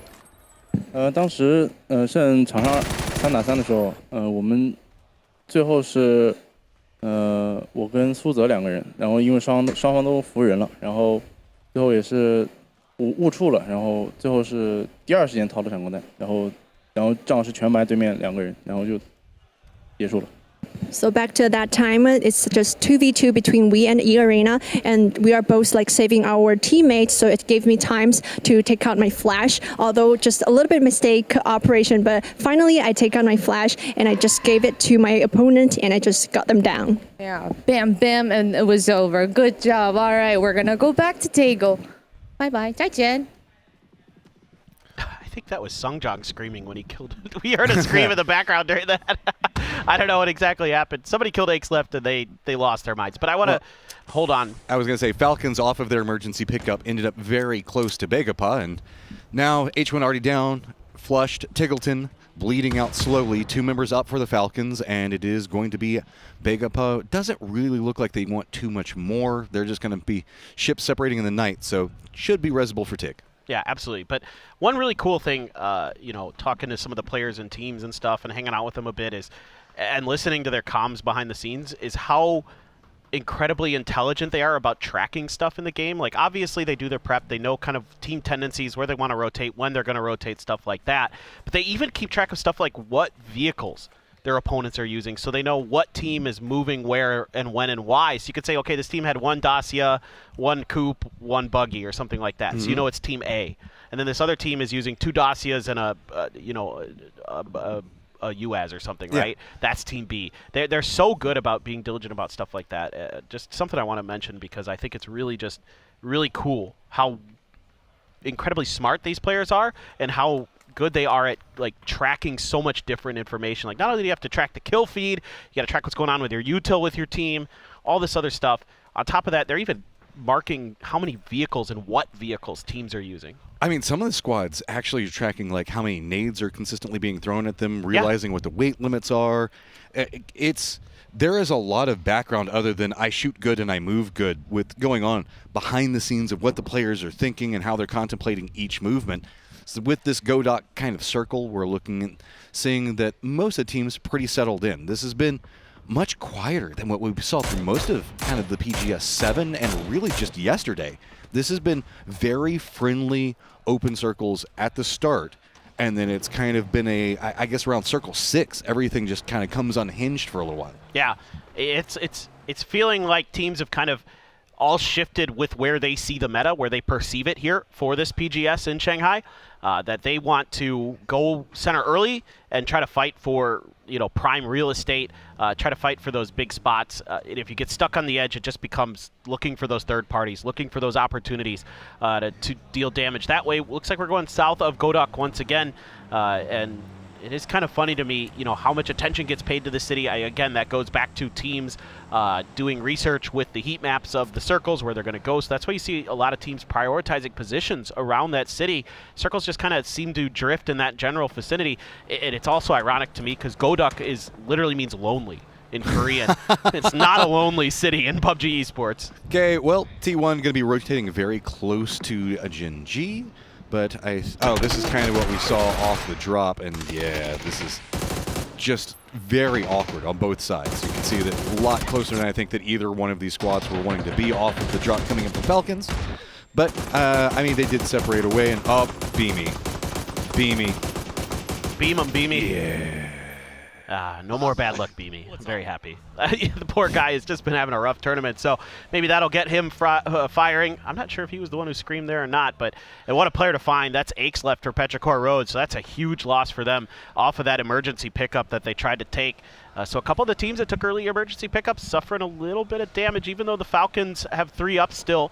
They do lose a player in that skirmish with Bagopot, only taking 1, just Park Pro who had that Groza. They might have been able to pick that up, not sure if they like it. Some teams don't like the Groza as much anymore, despite its relevance in the late game. Bestia backfilling here behind Taikula, so Don's not really interested in holding that position up on the rock. Going to give it up. Too much pressure, too many vehicles driving his way. Looks like we might have a skirmish with Divine over to the east. There's a 2-2 split for Gen G. Gen G looks like they might be trying to regroup. I don't think that Divine would really try to brute force this at this stage. That's not necessarily their play style. I think that they're just trying to contain Gen G to make sure that the other part of their team can rotate, but it is very close, and it is a very focused lineup coming up from Divine. Really just down to the south, we had New Happy that's just trying to come into the circle. They did an emergency pickup to kind of get a bit more information. I think they sent 1 member up while the other ones drove underneath. So they're pretty much fine down to the south. The Expendables regrouping. Only team not really inside the circle yet is going to be Begapa. Falcons still have a couple members out, but they're just looting for the time being, so they're pretty much already in it. I'm curious to see what Begapa is going to do. They can kind of rotate down to Musa and then cut in east, but that's pretty open territory and can get punished pretty heavily by E-Arena as well as EK. Aha. This is in a weird spot. It's maybe hard to tell from this angle, but could be just in front of Vinny there. Might be a bit of a bait crate. I would assume it was Taikula who actually sent the flare-up for this. We're just going to watch this drift down and see what happens. I think it's right on the edge of this hill. That is a scary spot for that to be in for either team. Nobody can really make a move for it without a bunch of smokes being used, but it is a Lynx, and oh my goodness, you would love to have that. I think that Vinny, he can just kind of run down the hillside and then use the crate for cover because it's on the hill, and he should be able to get that pretty easy, right? Potentially. But they got to clear their western edge, and I think that's what they're doing right now with a couple of their other players. You've got Mime and Silzen down there, so he might be able to, find that, put up a smoke, grab that stuff, get that level 3 gear, and get that really nice Lynx up and running for his team. Gen G, 2-2 split on the eastern edge. They do have Divine out there in a very wide eastern split themselves, but we are hard shifting over to the west. Oh, man. Who wants cover today? Because it is not a commodity to be had. A lot of fields. You can see that the Expendables are going to be rotating while Taikula is going to be trying to regroup. A couple shots coming at them, but that's going to be about it. There's a couple of dips that they can opt into playing closer to the road, potentially more over to the west where the crossroads is going to happen. I think that's going to be where they're going to be eyeing Taikula. Now starting to be a bit more focused. Vegapod might have eyes on the exact same position, but also BB, I think, has already stopped off on the point where Glorious is trying to go for. That could be its own problem. Expendables are going to stop off, but it is going to be the rest of BB way closer to Glorious before he can get into that.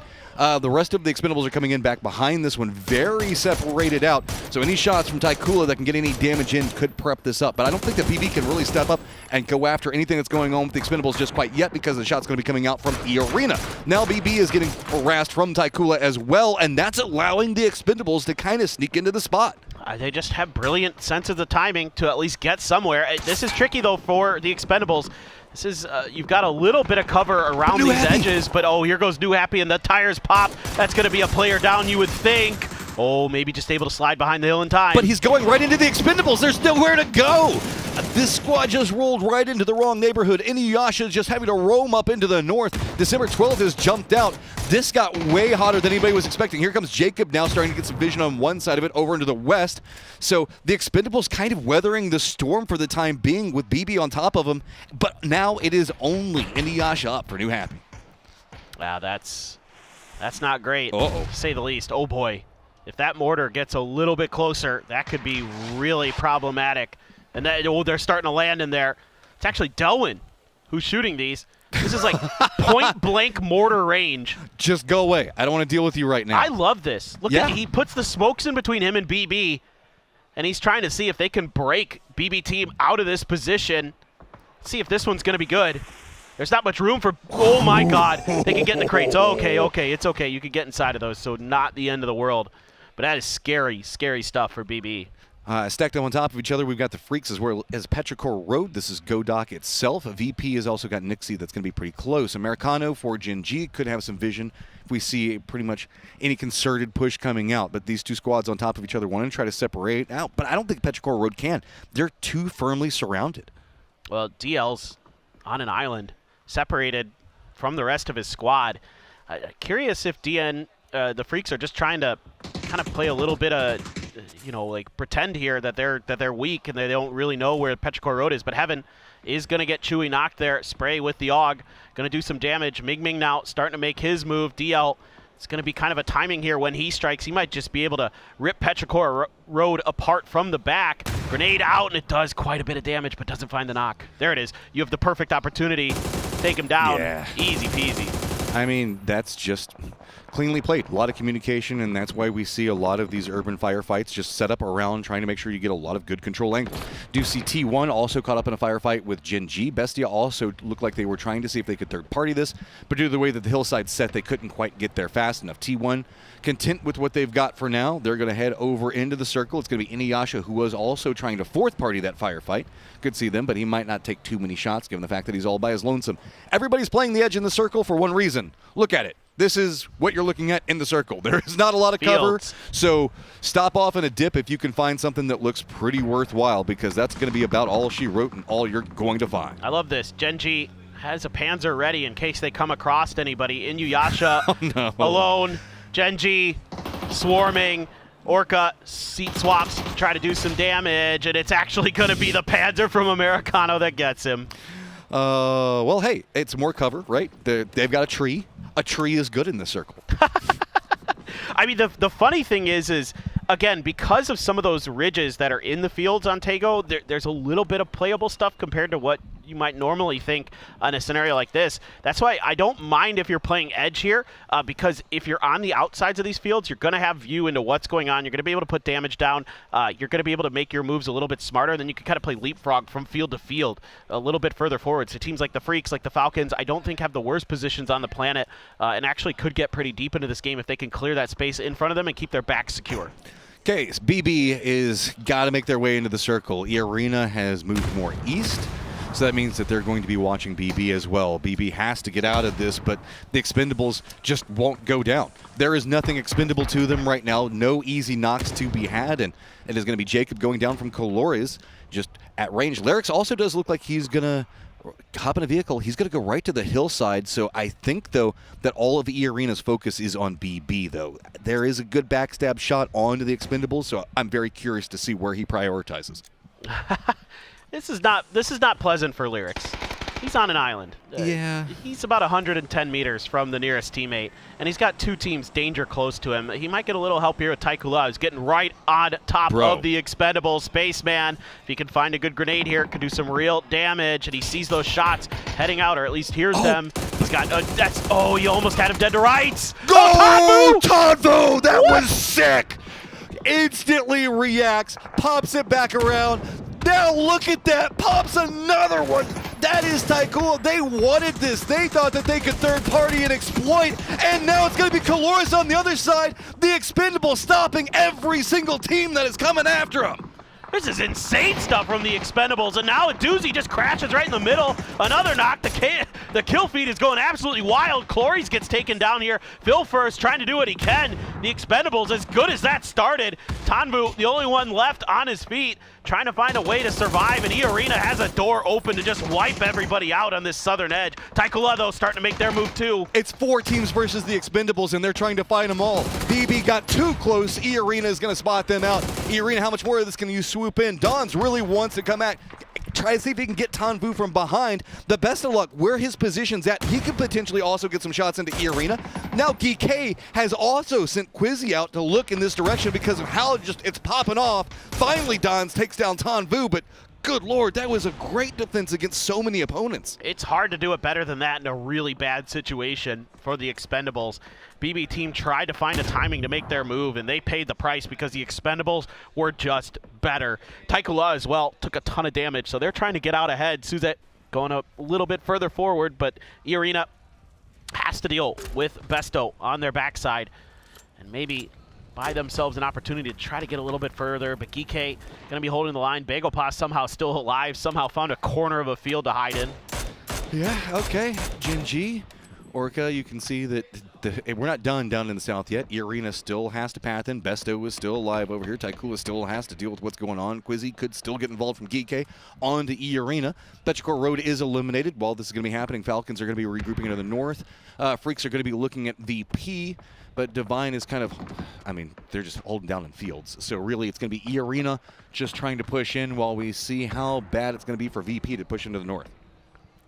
Yeah, this is scary for E-Arena. I don't know what you do here. I don't know what the best move is. I mean, trying to wrap is probably just going to get you cut down as you're driving. Trying to fight forward, you've got a bunch of different teams that have great positioning on top of you, including Gen G.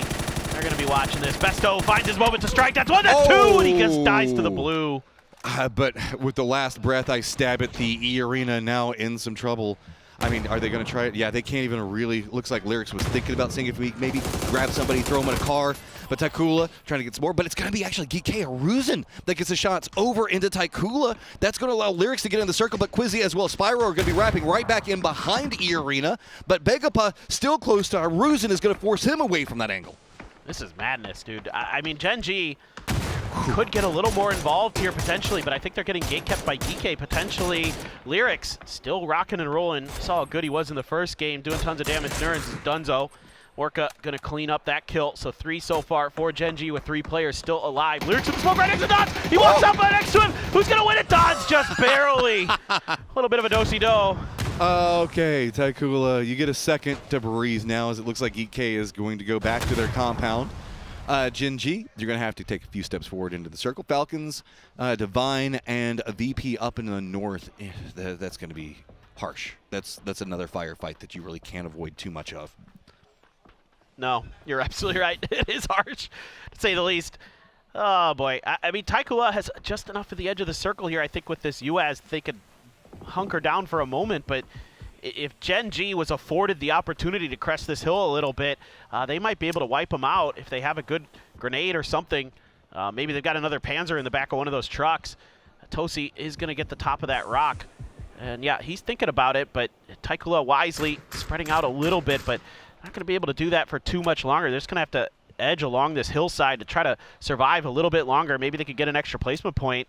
I know you guys haven't really seen them on the main feed yet, but if you're watching on the map, Geek they've got a compound, but they don't care about it. They just keep getting controlled by using the road itself. They sent Quizzy and Spyro up to kind of harass in Falcons to see if they can stop anything. But Falcons rolls right into the thick of what's going on with Divine, and that's a problem. Just that one member stalled out enough, and it's going to be VP with multiple firing lines. But while they're going to be looking at what's going on with the Falcons, it's going to be the Freaks that are trying to encroach back behind VP. Yeah, the Freaks have kind of waited just long enough for their moment to move, and VP has also been really patient here, waited for the Falcons to go.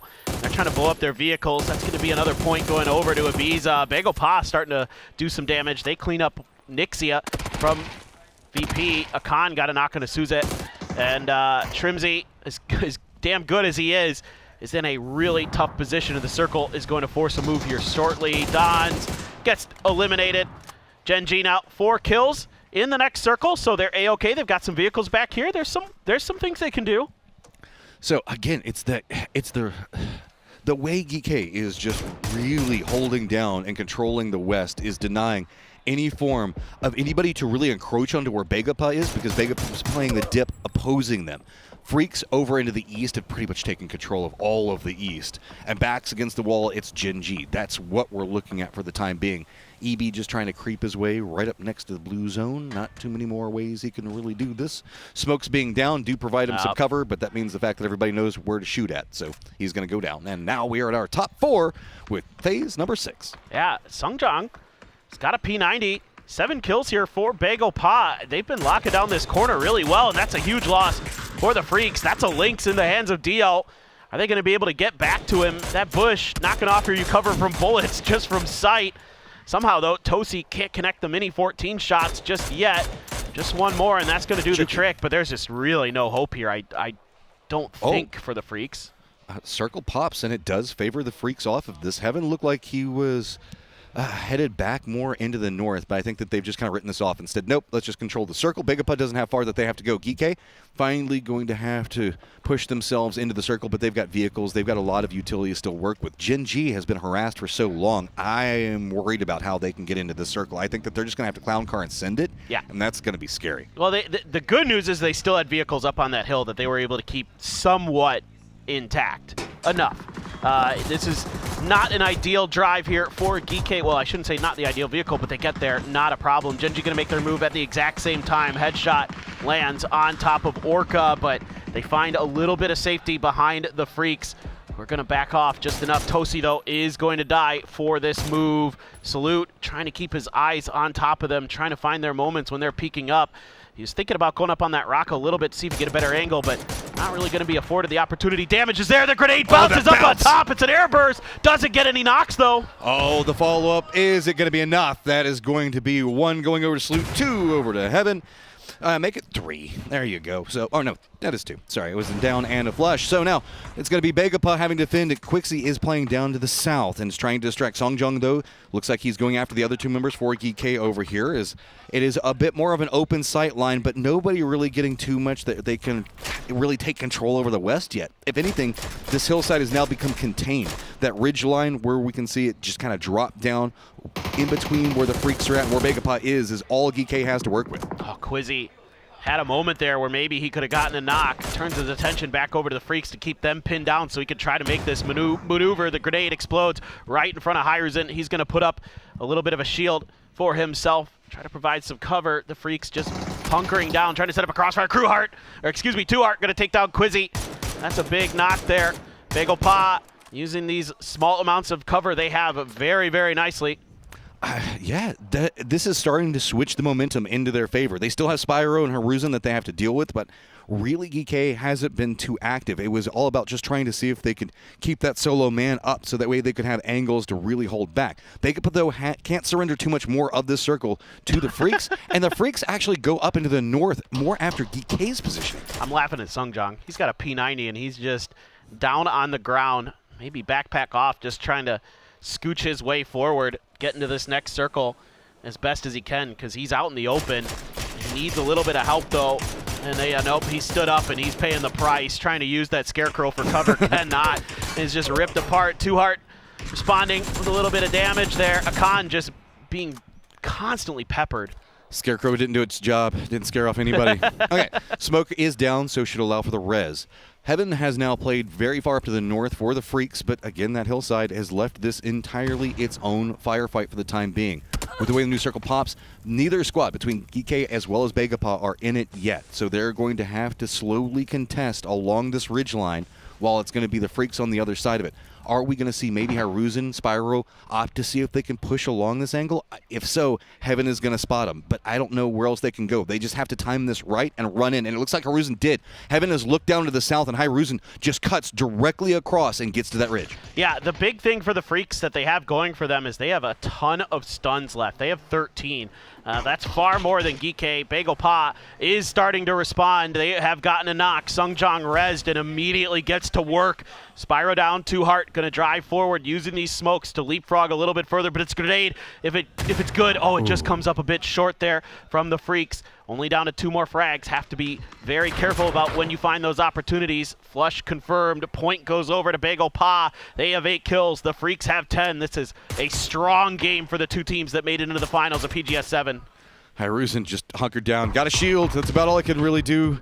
But he is a distraction, and every single one of these shots that comes out from Begaput means the fact that now it's going to be the Freaks with more information. As Hiruzen finally does go down. Valiant fight coming out from them. Very big contenders throughout the entirety of this round. Now, though, it is a 3v2 with a ridge line separating the 2 teams. Heaven down on his belly, waiting to see if he can pounce into a trap, while Salute very far away, all the way back up against the blue zone right now. I think he was just trying to survey the entirety of the ridge. It's just a matter of Begaput figuring out where these players are. They can wait this out a little bit, but Heaven and Songjong both pretty close to the center of the circle. Salute going to make his way forward, puts up a shield. That's going to reveal his position a bit, but give him that much-needed extra cover that he desperately is going to want. Akan there with the ghillie, trying to figure out if there's any flankers, any maneuvers, but you should have a pretty good idea right now as BagelPod that for the Freaks, they can't afford to send a player out. It would be an extreme risk to try to make a flank over this hillside. You have to be diligent about looking for the peaks and seeing if you can catch a moment where Heaven has to cross over that small road that's right next to him there to group up a little bit closer to Salute, but we'll have to wait and see. I mean, Salute's positioning is just set up so that way the moment somebody goes after Heaven, he can get the knock. So a lot of this is going to hinge. Can Salute defend his teammate to turn this into a 2v2 the right timing? Because it is going to be BagelPod very close to center, but they are going to have to leave their ridgeline. Salute has shifted in, gotten a bit closer. You can see Akan just trying to see if he can listen for any footsteps, but Blue Zone back behind him. Heaven's been listening. Nade's going to go out. Some returns on both sides. Songjong takes a lot of damage, though. That's huge. A lot of flashes still available for the Freaks and for BagelPod. BagelPod starting to throw them out. The Freaks need to let these loose. Pin those players along that side of the blue, and maybe you can just outlast them. Songjong's turn to answer with a grenade of his own. It's right next to Heaven. Only does about half damage. But, I mean, he's eating all of the utility. Salute has to defend in. Here comes the push right up the hillside. There he is! Salute gets a knock on his Songjong. God looks down. There's going to be a follow-up knock coming from Salute. Now a 2v1. Freaks have been on a rampage. Now going to be up to potentially 12, 13 kills if they can take down Two Heart. Two Heart, though, has had some big plays for BagelPod. Can he clutch this up? He is going to be trying to creep his way right next to the center dot. But you can see Freaks know exactly where he is. Yeah, that stun's going to land right in his face. He's right along the edge of the blue. Done and dusted. The DN Freaks are going to take a massive chicken dinner here on Tego. That was a big game for them. They needed those points desperately, and Heaven just up in the face, being the distraction, unlocking Salute gave them so much in that end game. That's what you need. You need your superstar to show up, and what a play there from Heaven to set him up. The best player in Korea comes through in the end for the Freaks. And what a game from BagelPod to hold on as long as they did. They had that early fight with the Falcons, came out of it with 3 players and almost win this damn game. I mean, also, DK, I love the way that they were playing this. We're starting to see a lot of teams realize, okay, I can't surrender the late game to have the compound. I've got to assert authority in so much more of the game, and every single time it's been beneficial. So now, as we finished out that round, Toffee's Avenger, we'll throw it over to you guys.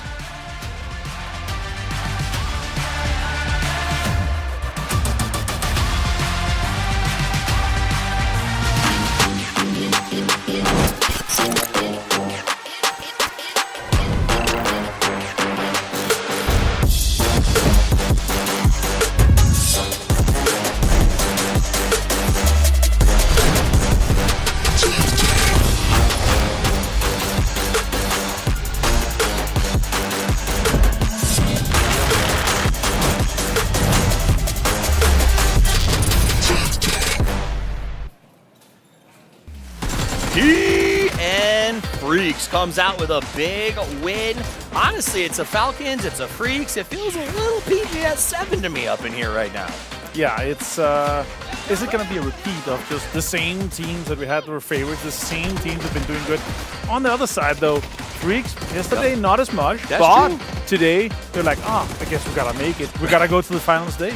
It does, I mean, it is a mentality I've heard from a couple of teams, which is like, let's just grind this one out, make that big 16, then you go to the finals and you do something special. So we watched the end game. We're going to go through the highlights, and then I'm actually going to call over a special guest when we get to the stats to tell us exactly what it is that is going on with the Freaks, because they are playing very well. In fact, it was a Korean ending in that sort of showdown there with BagelPod. Yeah, I was completely surprised we didn't hear Paperthin go, oh my God, Korea's insane, they're back. They were though, and I will give this to BagelPod. It was I wouldn't say it was an open circle. There was a lot of low cover points, but they played it very well. They locked up their spot. Losing Park Pro early on probably put them in a tough position, and they were able to come away with the win. Actually, let's go ahead. Paper, come here. You know these teams in and out. It was a Korean final. What do you talk to me about DNF? Yesterday was slow. Today they look like a totally different team. Is it catching feeds? What's the difference? No, I mean, I think it's just, other than the first game where they're not clearing their backside, like I'd like to see, like, again, that was something I noticed in the VOD review that I did. I was like, whoa, you guys really need to be a little more diligent about this. But this game is just, they get an early prio, right? They're the team that has the best ability to take spots in that first circle. They're the nearest to the center of it. They want to go south, go duck. They're able to lock players out. They leave DL in between them and Petrichor Road. That makes their life a lot easier for clearing that up. And it's this late game, the understanding of that terrain with the way those fields are positioned, you take the edges around those fields and you can make life miserable for the teams that have to go inside of it early. I'm impressed with BagelPop that they got as far as they did in that game. I thought they were screwed from the get-go when they were fighting Falcons. But yeah, I'm really happy for Freaks. Well, that's a good BagelPop. That's the second game in a row where we've seen them sort of sneak into this sort of final 3 position. Is that just the way that they play, or are you seeing, like, out of regional, is there an improvement here for BagelPop? They look just like they're playing for fun. Okay. They look like they're just, they're confident in their own understanding of the game. Obviously, most of the players on this team have kind of been there, done that. Other than, like Park Pro, he's kind of more of the less experienced player on that squad. But they just seem like they're having fun, and they know the game so well that they can make good decisions, and they have great mechanics to back it up. And I mean, I just have to give Tuart so much credit. The fact that he still looks as good as he does is crazy. Yeah. It does look good. And honestly, without PO here, it's still impressive to see them make some moves. Thank you for stopping by. Freaks. We got to bring our expert in. It's not often we get to hear the casters get a little wax philosophical, so that was kind of fun. Thanks for stopping by. Paper thin. Top 4 teams from that match. Yeah. What do you think? It's huge, obviously, and as you said, and as Paper pointed out, it's like, okay, they come back, and it feels like, okay, we didn't do it yesterday. Now we have to get our stuff together because that's last chance, and otherwise we're going to have, a prolonged vacation here where we could have been making money and PTS points because they got a bunch of PTS points, obviously, in PTS 7. If they're able to double down on that, it could be looking like a very, very good situation for them going further, and also prize pool is obviously huge. Yeah, it almost feels like they're just sitting back and saying we're saving our energy for when we need it, right? So they kind of slow play the first day, and they come in, we got to get this many points today to grind it up into that top 16. And this is one of those games that is going to do it. Heaven walks away with 6 kills. Salute the All-Star, only with 3, but still hitting almost as much damage as Heaven. So both very, very impactful. Human and Deal obviously also still involved, but they looked very good in that game. I think it's pretty obvious who our man of the match is going to be. Yeah, Heaven, for sure.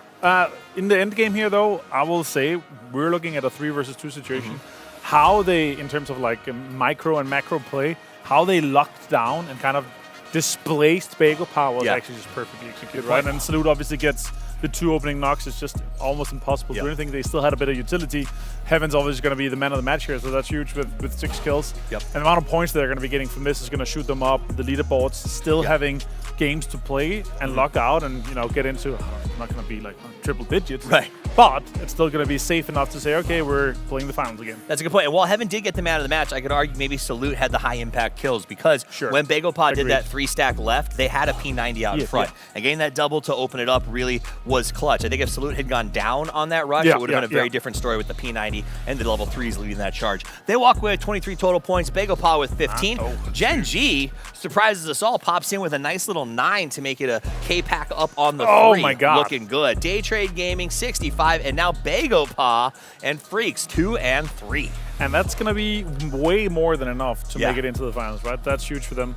Also some good kills and points coming in from Versus Pro. 52 looking massive for them. A few more points. They're also going to be safe. Obviously 3 more games to play.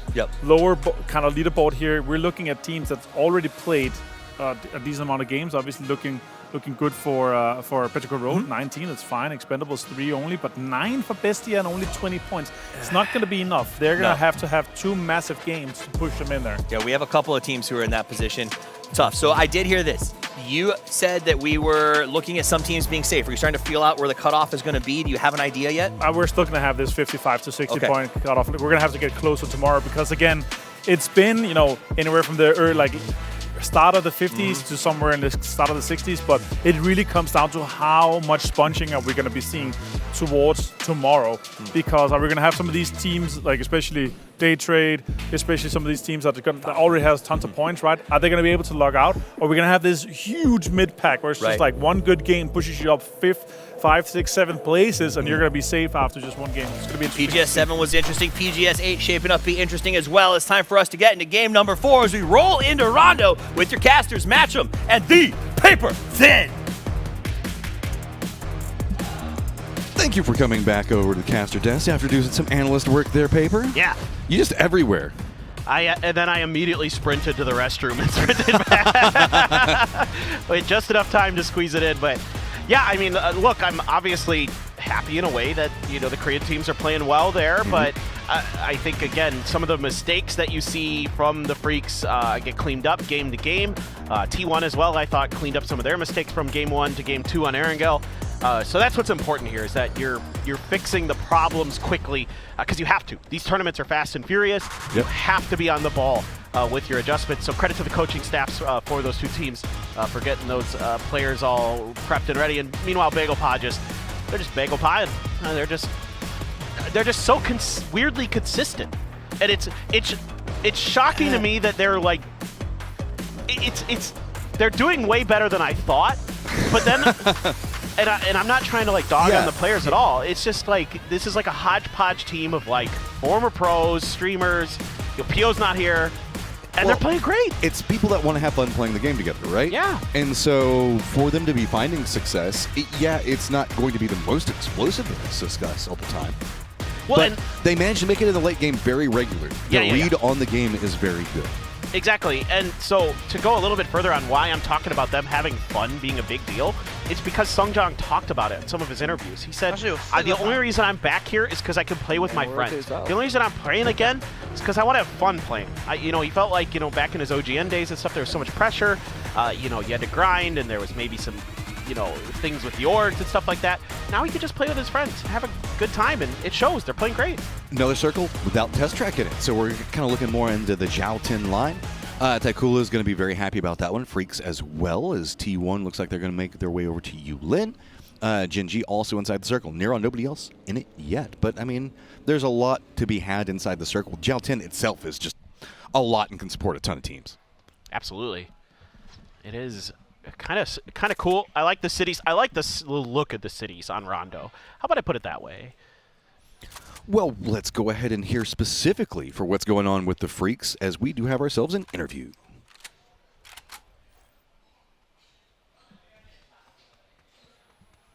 제가 느끼기에는 이제 동남아 지역이 진짜 제일 강하다고 느꼈고, 그다음에 그 외에 권역별들 팀들 중에서는 한두 팀씩 잘했던 것 같아요. 그리고 중국의 이제 17게이밍이 PGS7에서 우승을 했는데, 그렇다고 해서 저희가 라이벌이식이나 그런 경쟁팀이라고 생각을 하지는 않고, 이번 연도의 목표는 T를 꺾고 PGC 우승을 하는 거기 때문에 계속 경쟁 상대는 T라고 생각을 하고 있습니다. Respect. Salute recognizes game, right? We just saw while the Expendables didn't have a phenomenal points game, they definitely put up a couple of big plays. Oh, I know. The thing is like, they're so tenacious in their like mechanics and in their team fighting that it's so, even when you have them in what should be a bad position, they seem to find ways to fight out of it and get kills. Just how fast that response for the seat swap was to jump back out and go for those shots. That was, I'm still just utterly dumbfounded by that play coming up from Tanvu. Dude, that was bonkers, man. I would wish they get a little bit further into the game because I have Tanvu on my fantasy team, but I'll take it. What, the Expendables not necessarily always being the most consistent? Yeah, with their playstyle that happens, but they can fight themselves into the end game, then it's a problem for everybody. Exactly. That's the scary part about the Expendables is, even if you feel like you have a really high percentage fight to take against them, they're so good that they'll turn it around. And also Delwyn, credit to him with the work that he was doing with the mortars, and even at a Panzer in there. Playing the demo man for the Expendables there really made life miserable for BB. So a lot of stuff like that, these little things that they do, using those smokes to cut off the mortar so he could set it up. It's all really, really good.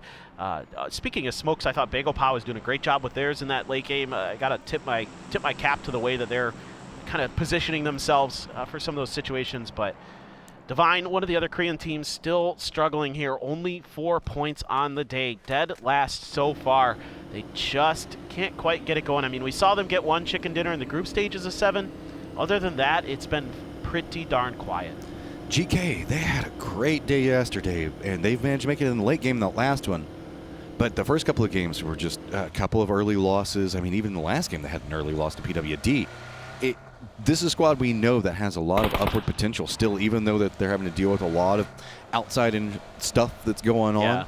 And I would love to see them at least rally a bit more, because at 49, remember they played yesterday, they're playing today. This is their last day to qualify, and while they're close, we're now halfway through the day, and they need to pump out a couple more points. For sure. They're probably okay, you would hope, that they can scrape together probably 10 more points, you would is minimum to feel like a little bit comfortable. You just based on previous results. It's pretty unlikely, I think, with how spread out the points were on day one, that it is going to be that 63 6-point cutoff like we saw the one time last year. So yeah, I'm not overly concerned that Geek is going to make the finals. I'm just concerned that when they get there, can they build some momentum, have a nice placement, maybe get top 8, would be definitely, I think, a real feather in their cap.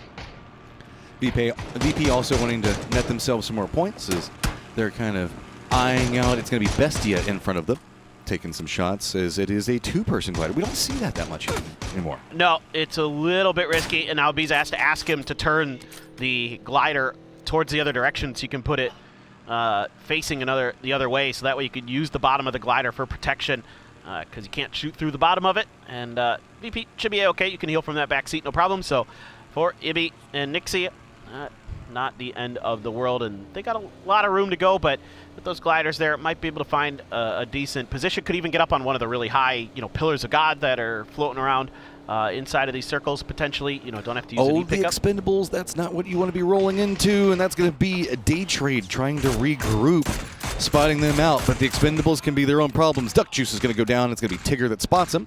It's going to be Thanadol just rolling through, be like, hey, protect. Actually, no. Thanadol is just going to actually surge back into the fight. I think he knows where Calori's is, and he's just going to go right after it. Meanwhile, Barpo is down, so that's going to be just some fletches coming up from the Falcons to make sure to pick that one up. That's a huge loss for Divine.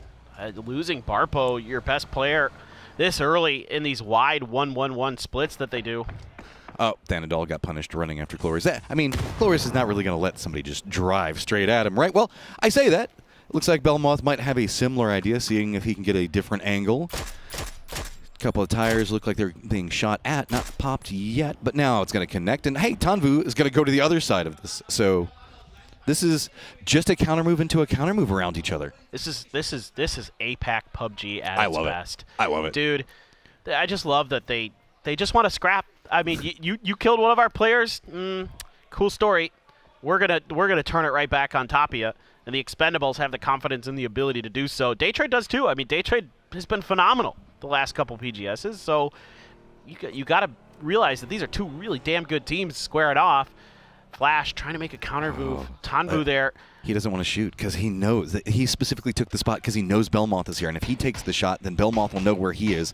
So waiting for Belmoth to take the shot instead. Nade's going to go out. Not going to connect. Belmoth does get caught with his pants down. Donvu is going to get the knock. Are we going to see Delwyn actually looking like he's just going to roam around and fully defend this? Daytrade can't really find too much more. Tigger and Flash, I think that they just got to let it go. Gotta love this. I mean, the way Tanvu played that, that was hard to do better. That was my captain. I don't have to like it too much. I'm happy about it, but I like the way he played it because he knew that he could wait. Oh, wait, hold on. Tigger, run around the corner. The spray is just barely better. Cloris, I think, hit him in the head there, but couldn't find any other bullets to connect.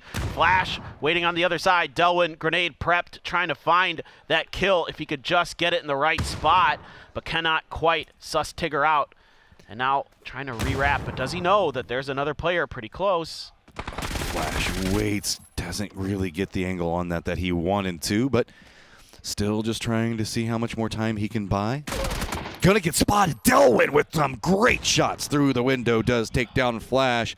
Tigger the last one up in the Expendables. This is kind of what you expect when you get an Expendables in the lobby. They just don't give up.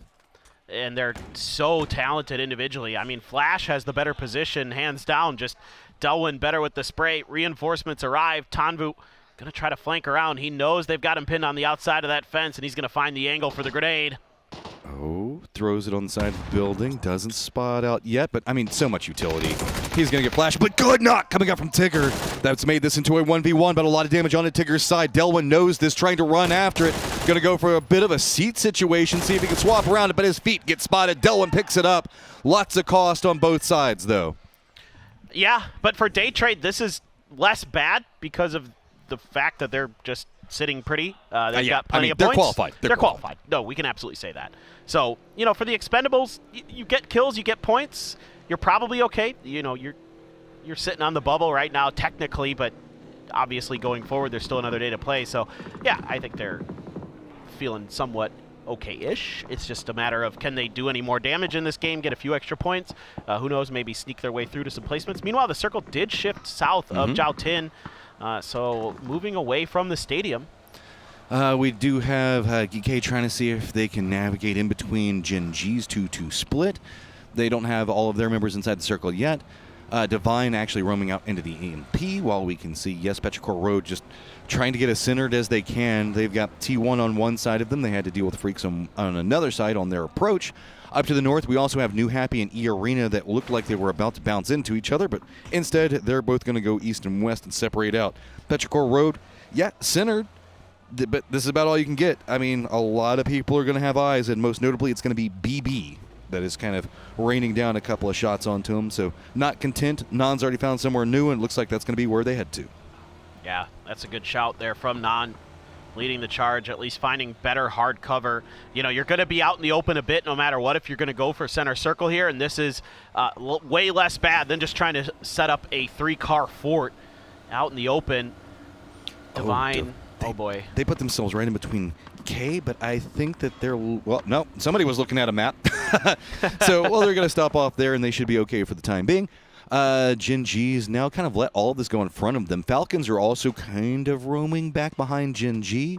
They might make a similar pathing, but it's interesting. We've got VP and Bestia pretty much stacked pretty close to center, and they're kind of harassing anybody away from it except for Petrichor Road. I was kind of curious if maybe the Falcons had an emergency pickup that they could potentially pop here. There's actually a few high ground positions that are actually open and available to land on if they were to try. Maybe just didn't feel like that was their better play here. Again, you know, the Falcons will make that calculation that if it's edge, we'll play for fighting, we'll play for kills, and that may just be their decision process going through here. VP in trouble again. It has been a bit of a rough day at times. But still, 52 points. They're feeling pretty comfortable, and that's a nice play from Nixie.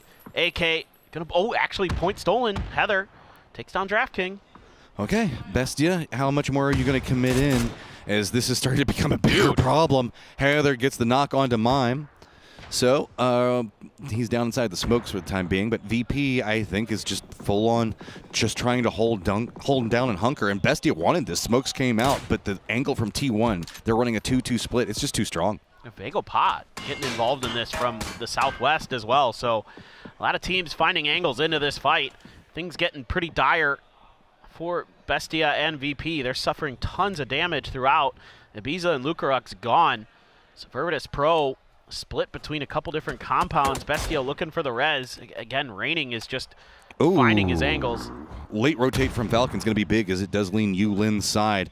BB is going to regroup. E-Arena, as well as Freaks, New Happy, all going to have a very gate-kept position that they have to deal with. Expendables also do, yes, have that pathing around Yulin that they can try to take from.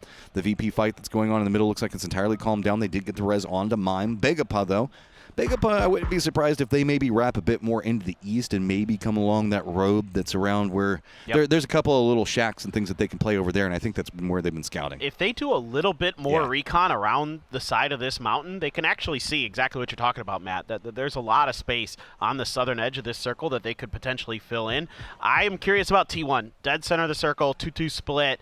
Nobody's challenged it just yet. Fortunately for them, there's a ton of teams that are going to be fighting out in the northwestern side that are probably just going to cannibalize each other and not offer any opportunities. And everybody on the south and the east has already kind of found some level of safety other than Bagelpa. So they might actually be able to hold on to this 2-2 split for another circle, which would be fantastic for them because it gives them a lot more flexibility when Phase 4 shows itself.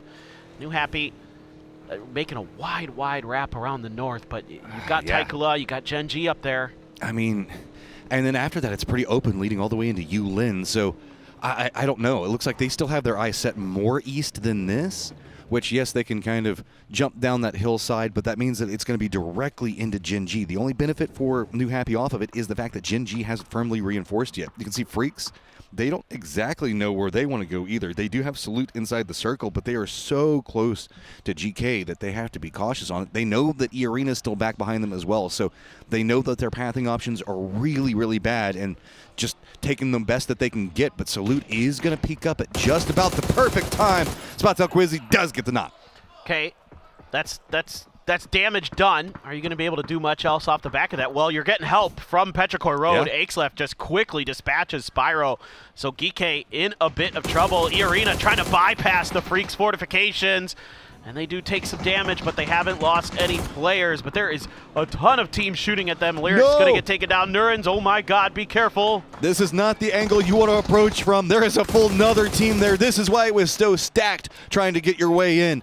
Okay, trying to do the damage control that they can. E-Arena roaming in. Petrichor Road's going to get vision. That 2-2 split from T1 looks like it's starting to get assaulted.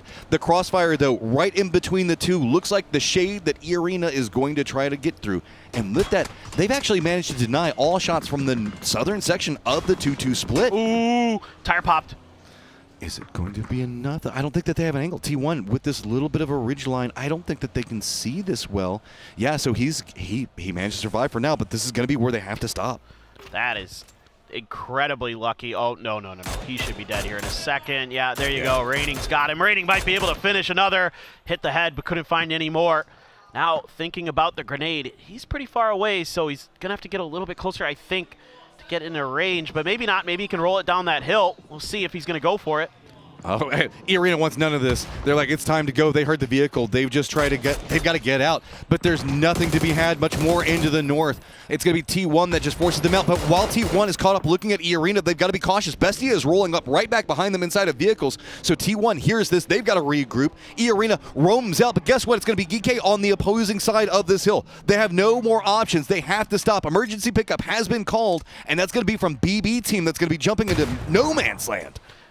New Happy started a good fight against Gen G. You can see it in the kill feed that they had the advantage, but then the Falcons rolled in behind, cleaned up New Happy, but they sent two into Yulin, and the Expendables dealt with Tickleton and H-Win, so we're down to Kickstart and Shrimzy, who are trying to battle their way through Bean.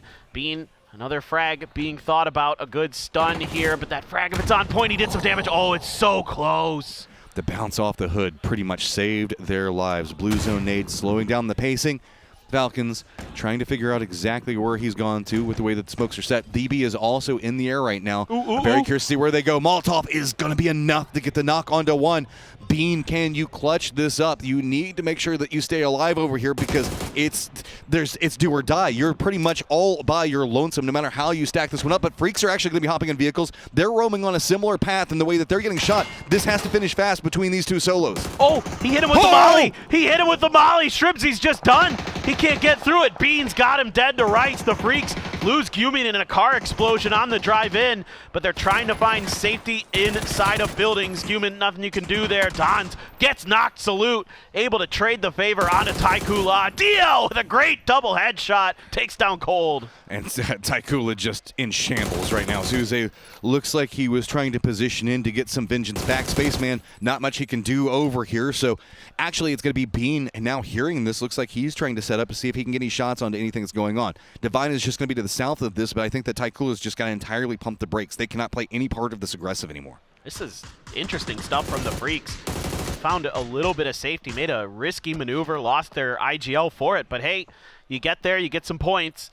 Divine, just a little bit of a lip to use right outside of this city. Fence on their backs. Taikula very spread out with their last two players, Souza and Spaceman, sitting on opposite ends.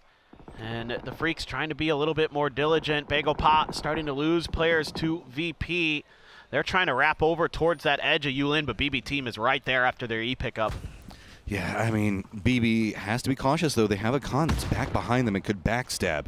So the other members for Bagel Pot are right down next to VP. With the new circle pop, it's pretty much GK. Nixie, though, is just going to absolutely unload and Begapa in just absolute tatters over here, man. All their members pretty much down except for Akan now, who's firmly surrounded and even has Delwyn next to him on top of that. It is not looking good for the Hungry Boys. And Akan with the Expendables, not the team that I'd want to be facing in a situation like this, to say the least. The Expendables have just been tremendous in these team fights, in these small fights inside of cities. I mean, everything. Every situation you can just about think about, the Expendables are scary. BB, there's so many snakes back behind you, man, and they know. They're trying to see if they can, like, they've kept one member. I think it's Besto that's keeping an eye over there. Petrichor Road. They've been harassed by BB for quite a while, so they're just going to send it in the circle. This is, again, another completely open circle, as the theme of the day is just get what you can, because there is nothing to be had. Petrichor Road had 4 alive, but they lose everybody trying to get in. The hay bales not going to offer enough safety, and they just crumble. Salute on the outside finally tracks down Bean, takes him out. He's going to fan out with the other 2 players still in tow, more to his west. Salute doing great to just clear some space, but oh no, they go for the drive, and Souza is still hanging around, and Heaven is going to pay the price. Okay, Deal tries to regroup right now. He should be pretty much open from here on out. Spaceman did go down, so it's just Souza, last one up for his squad. He has to deal with Divine just down to the south, but it's going to be another one of those games where we're starting to see T1 start to roam out a bit more. BB also down to the south. So really it's just a whole bunch of kind of duos and solos hiding up into the north right now, and if they can get enough information, they can actually turn a lot and get a lot of points over here. Patience there from Souza, just looking to see if Divine was going to spot him out. They don't, so he doesn't need to pull the trigger. Grenades out. Delwyn and Tanvu have already been doing damage. That's another knock there for Delwyn. The duo for the Expendables has been frying. You've got a player trapped behind that wall, and Delwyn knows it. They're sticking the res on the other side. It's going to come down to a little bit of a timing here. How well aware is Delwyn actually that somebody's behind that wall? He might not quite understand, or just feels the pressure from those vehicles on his right-hand side. Out in the open, almost gets another knock. Ooh, information gets quickly fed back over quick, because he does get the knock on Delwyn, so it's just Tanvu. He's got himself Panzerfaust, gonna shoot it in, does get the knock on to a doozy. Now he's just going after whatever points he can get over here, realizing that there's some more cover to be had. He can actually just back this up. Quizzy is actually going to hear this as well, and now is going to set up his own defensive line. E-Arena has having to deal with T1. E-Arena gets eliminated. T1 made a very aggressive push into the center of the circle to try to get away from it all. BB, though, now stacked up over here, still has to deal with Delwyn as well as Quizzy. New circle pops, and of course, BB's not in it. Dude, T1, they are having a much improved day, and they are basically going to get themselves into the grand finals. They were just 1 point short at PGS 7, and now they've already hit 57 with a few more games to play. Tanvu just being an absolute nuisance. Going to see those guns getting shifted around and looking for his moment. Doesn't quite find it.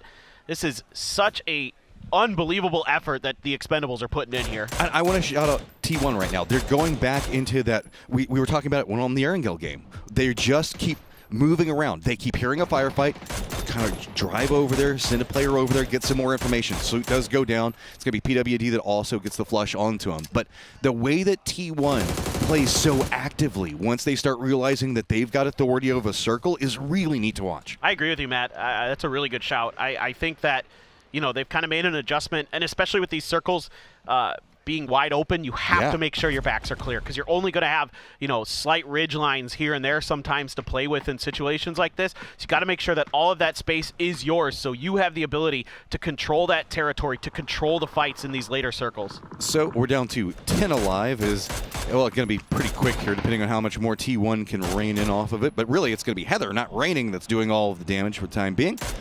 It's going to be Divine. I don't know. They can hunker down there, but it's going to be PWD for GK that's going to be back behind them. And again, back into vehicles. Look at this. They just now said, okay, we've got a knock. Let's go ahead and secure this, see who's going to be shooting at us. Nade's going to be prepped up. They're just going to throw it right into the smokes. Both go a bit too far, but Wonderful's already going to go down. And there you go, man. Like, look at this. This is just so aggressive. It's saying, no, this whole circle is ours. BB bumped into a solo back behind him, and look what happened to him because of it. Quizzy's going to go down, and now it's going to be another firefight. T1 hears it. They're after it. Oh, they absolutely are playing this great. Type was just hanging out on this edge to make sure that they can make this maneuver relatively safely to watch and deal with Divine.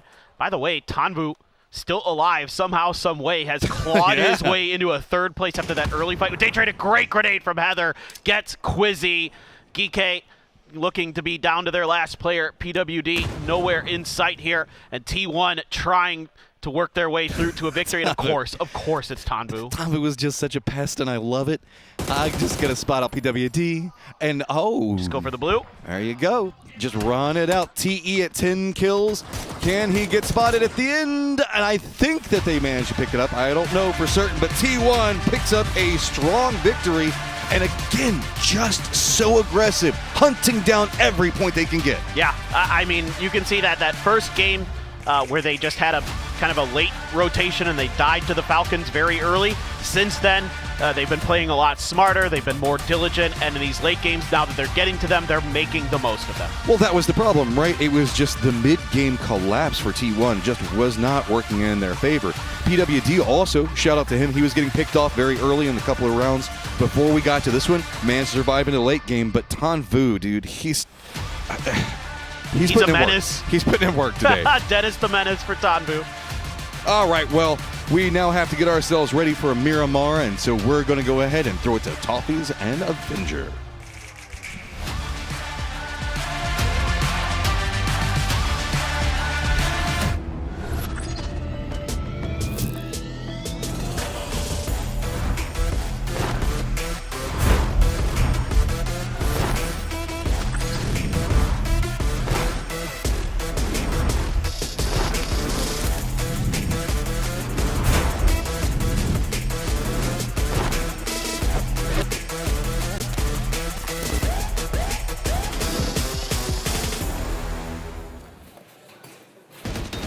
T1 has won another chicken dinner in the books as they get themselves a victory there on a difficult map over on Rondo.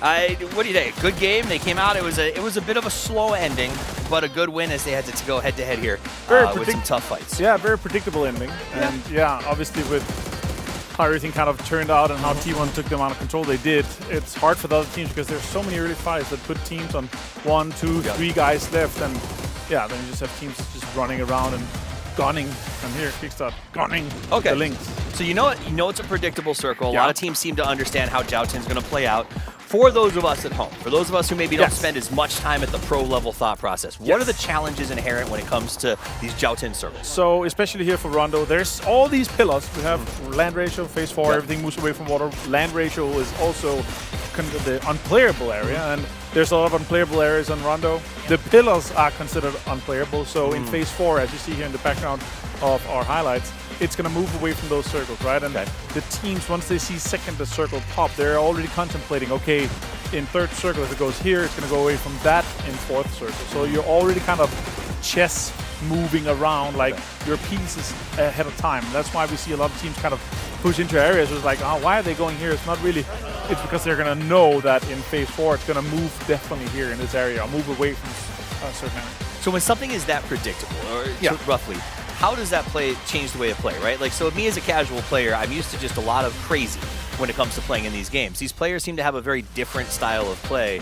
Like, how do you deal with everyone sort of understanding that there's not a lot of real estate? I mean, that's really what it comes down to, why we're seeing this happening. Because we're having, these teams that are fighting early. You see them go out early or go down to 2, and then, okay, we're just going to focus on trying to get kills. They position themselves. We're like, okay, it might move away from here. I see. And so there's 2 things to it. Either we try to play for the win, we're going to get into late game with 4 guys alive, or we're not going to get a win, but there's going to be players coming from these areas. Let's try to get as many kills from this spot here as possible, right? And take some risks to get to a win scenario. And if you lose someone, you kind of just have to deal with the ramifications. That makes sense as to why we see them all so low. Now, a team that we didn't see go low was T1 here as they walk away with that victory. Heather looking great with 5 kills. Ian with 2. 231 damage. That's the lowest 5 kills damage I've ever seen. But he does get the man on match here. That's pretty incredible. Well, his friend with 2 only got like 531. So someone's been last hitting. Someone's a stealer. As Heather does come out with the man of the match. Congratulations to him.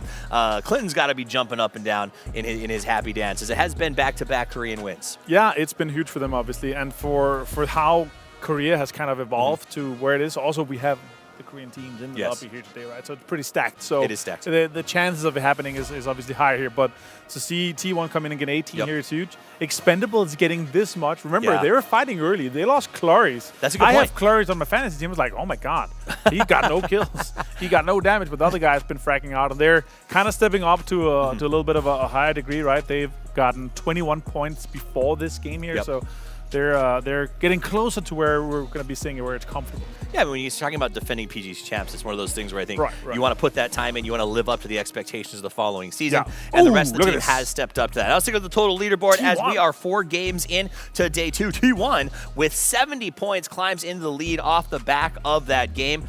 And so when we talked about the cutoff, if we go historical and we say that sort of 55-ish, and we'll say, 58 to be safe, we've already got 5 teams that look like it's smooth sailing for them to get to the grand finals. Yeah, well, I mean, plus Navi have only played 6 games. They're playing Wow, tomorrow 6 too, so they're games. also safe. Good for them. But yeah, GK looking like at this point here, they're going to be going to the finals. That's Going to the huge. finals. The bottom half of the leaderboard is a different story. There we have some teams that only have a few matches left to be played here, Yes. right? Bestie is one of them, and Fury no, not Fury, sorry. they need to step up and really get some more Bestie. games going here. So yeah, Taikule 27, they had obviously a big game, but they've been slowing down a little bit. BB team 24 after 4. That's a little bit surprising. That is a little bit surprising. I mean, I think coming in, I thought they'd be a little more aggressive and put up some bigger numbers. I mean, 24 is not the end of the world when you're only 4 games through, but it is something I thought we'd see a little more of a hit out of. Taikula at 27 slowed down a little bit after getting themselves really a nice performance early on in the day. Petrica Road obviously had that big game where we saw Ixlev with 6 kills, right? So that's also a little bit surprising. We're not seeing them really pop off, but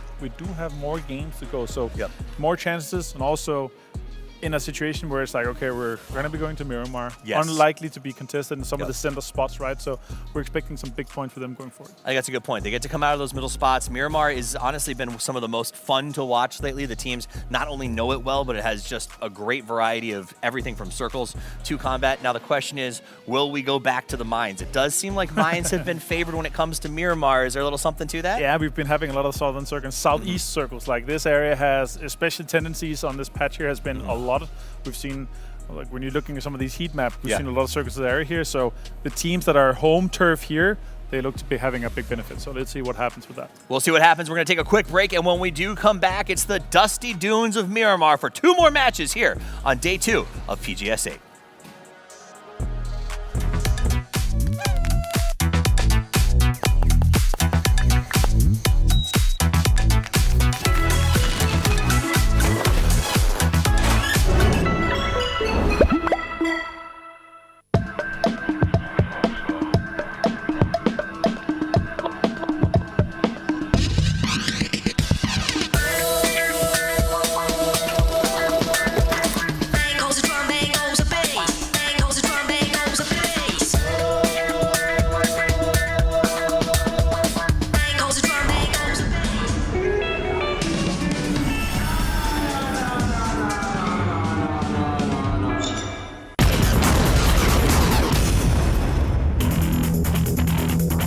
Welcome to Rivals Hover League, a battle of blazing pace and power. Watch out for Hunter, the ambush predator. Boom, sniper. 1 shot, 1 kill. Rolling thunder, it's Raider. Death from above, it's Jet. Hook, line, and sinker. Bet. Here comes the storm. It's Flash. Oh, heavy. A fortress in motion. It's the greatest sport in the system. Rivals Hover League.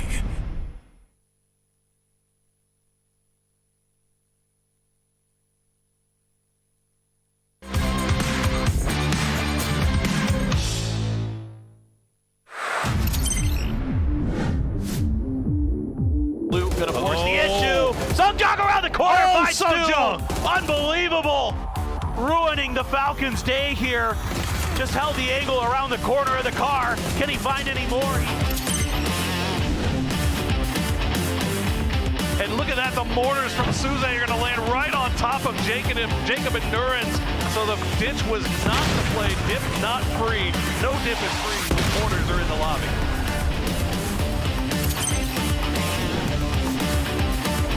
They've got vectors, they've got utility, and you can see Petrichor Road just has a lot of bodies stacked up on top of each other. Oh! Whoa! This is where Forrest drove down the hill. Kiss. Wow. Wow, wow, wow. Okay. With a barrel. Finds two. Then he gets another. Just running them down. He'll try to use the moment to push. He'll find Logos, but he gets traded down by Xiaowu. Xiaowu gets Phil first as well. It's all down to one for BB Team, and Xiaowu wipes them. He's the last player. That's going to be a 1v1v1. It's 17. Ooh, but he gets shut down right by Xiaowu. Xiaowu's up, and he's got the win.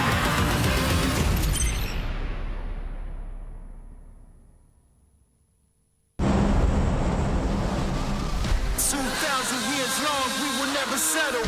Hard days, no way, we're the heavy metal.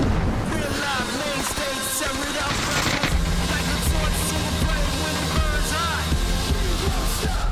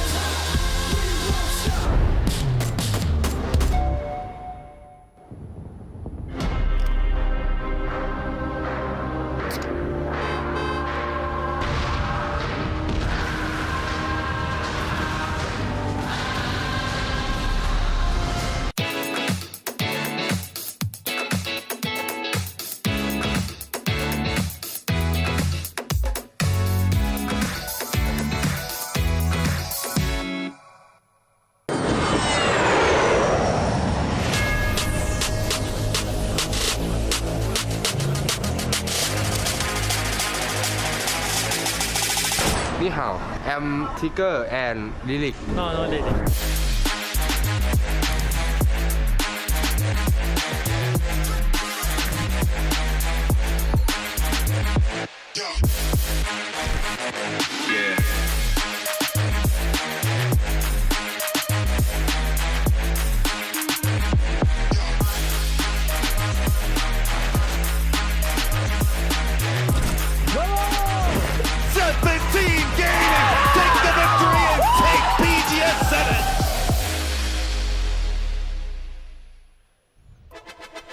Two games left for Group B as it's starting to be a pretty tight race. A lot of squads, though, securing a ton of points and feeling like they're probably pretty good to qualify. But there's still a couple in the hunt. Yeah, I mean, surprisingly, a lot of the teams in Group B looking like they're probably okay. Maybe the threshold might get kind of bumped up here today with the way that some of this is shaking out. It's hard to say for sure, but I think like teams like Bestia, Geeke, kind of questionable. EA, VP just need probably 7 or 8 more points here in these next couple games to feel a little bit comfortable, but again, I'm not exactly sure on where this is all going to shake out. I mean, whatever we're looking at, though, we still have in Groups A and C 17. I mean, Forest has been on its own tear. Twisted's hiding out over there. Na'Vi has been on their own rip. Group C, we've got them playing right now. Falcons, BB, the Expendables. I don't know how everybody in Group B can potentially qualify, even though that they're all managing to put up so many good points. I feel like we might actually see a threshold raise, but I don't know yet. Yeah, hard to say, but Bestia in particular needs to frag out. Like, they need to have some crazy couple of games to give themselves some cover. I think they're only like 23 points or something, and that's not going to cut it. I no disrespect to Bestia. That's not their forte, especially not in PGS 7. They managed to squeak out some points off of placement and then try to get some kills at the end. You're right. It's time. If you want to qualify, you just got to summon your inner Tanvu and become a menace. Oh, God. He is just insane. I just love the Expendables so much. They're just so crazy good, so fun to watch. The way they fight is just so brilliant, so well thought out. Duck Juice is one of the most fun people to be around ever. Yeah, great guy, great guy. Okay, so plane path is going to start over the islands into the east. No, don't worry about it. And end around Alcantara. So the way the circles have been going, it's been pretty open. Time for the island. Sure. I was like, that's why I was saying no. Not possible. I mean, today's circles have been very vanilla, which is good. Decent chance to not go to resort, though. I'd appreciate that we don't do that. I've seen a few too many of those. I think it's time for other parts of Miramar to be explored. Well, I thought yesterday would be the day that you guys would get the island circle with how just wild it was. Well, Partona, or maybe the Partona, the Partona circle. So we'll see. I don't expect, island circles happen like 1 out of every 10,000 Miramars, so they're pretty freaking rare. It's less than that. It's like 1 out of, because there's a couple islands, it's like 1 out of every 2,500. But what we got going on over here? As we do have T1 and Taikula looking like they're going for a bit of a long drop right next to each other. Day Trade and New Happy also right over Leonis, but I mean Leonis can support two different teams. Really, it looks like just maybe a jockeying for position between the two, because it doesn't look like a hot drop against each other. Well, they both like Chumacera. All right, Northwest, let's go. I'm fine with this. But this is like T1 and Taikula do kind of have some beef over Chumacera.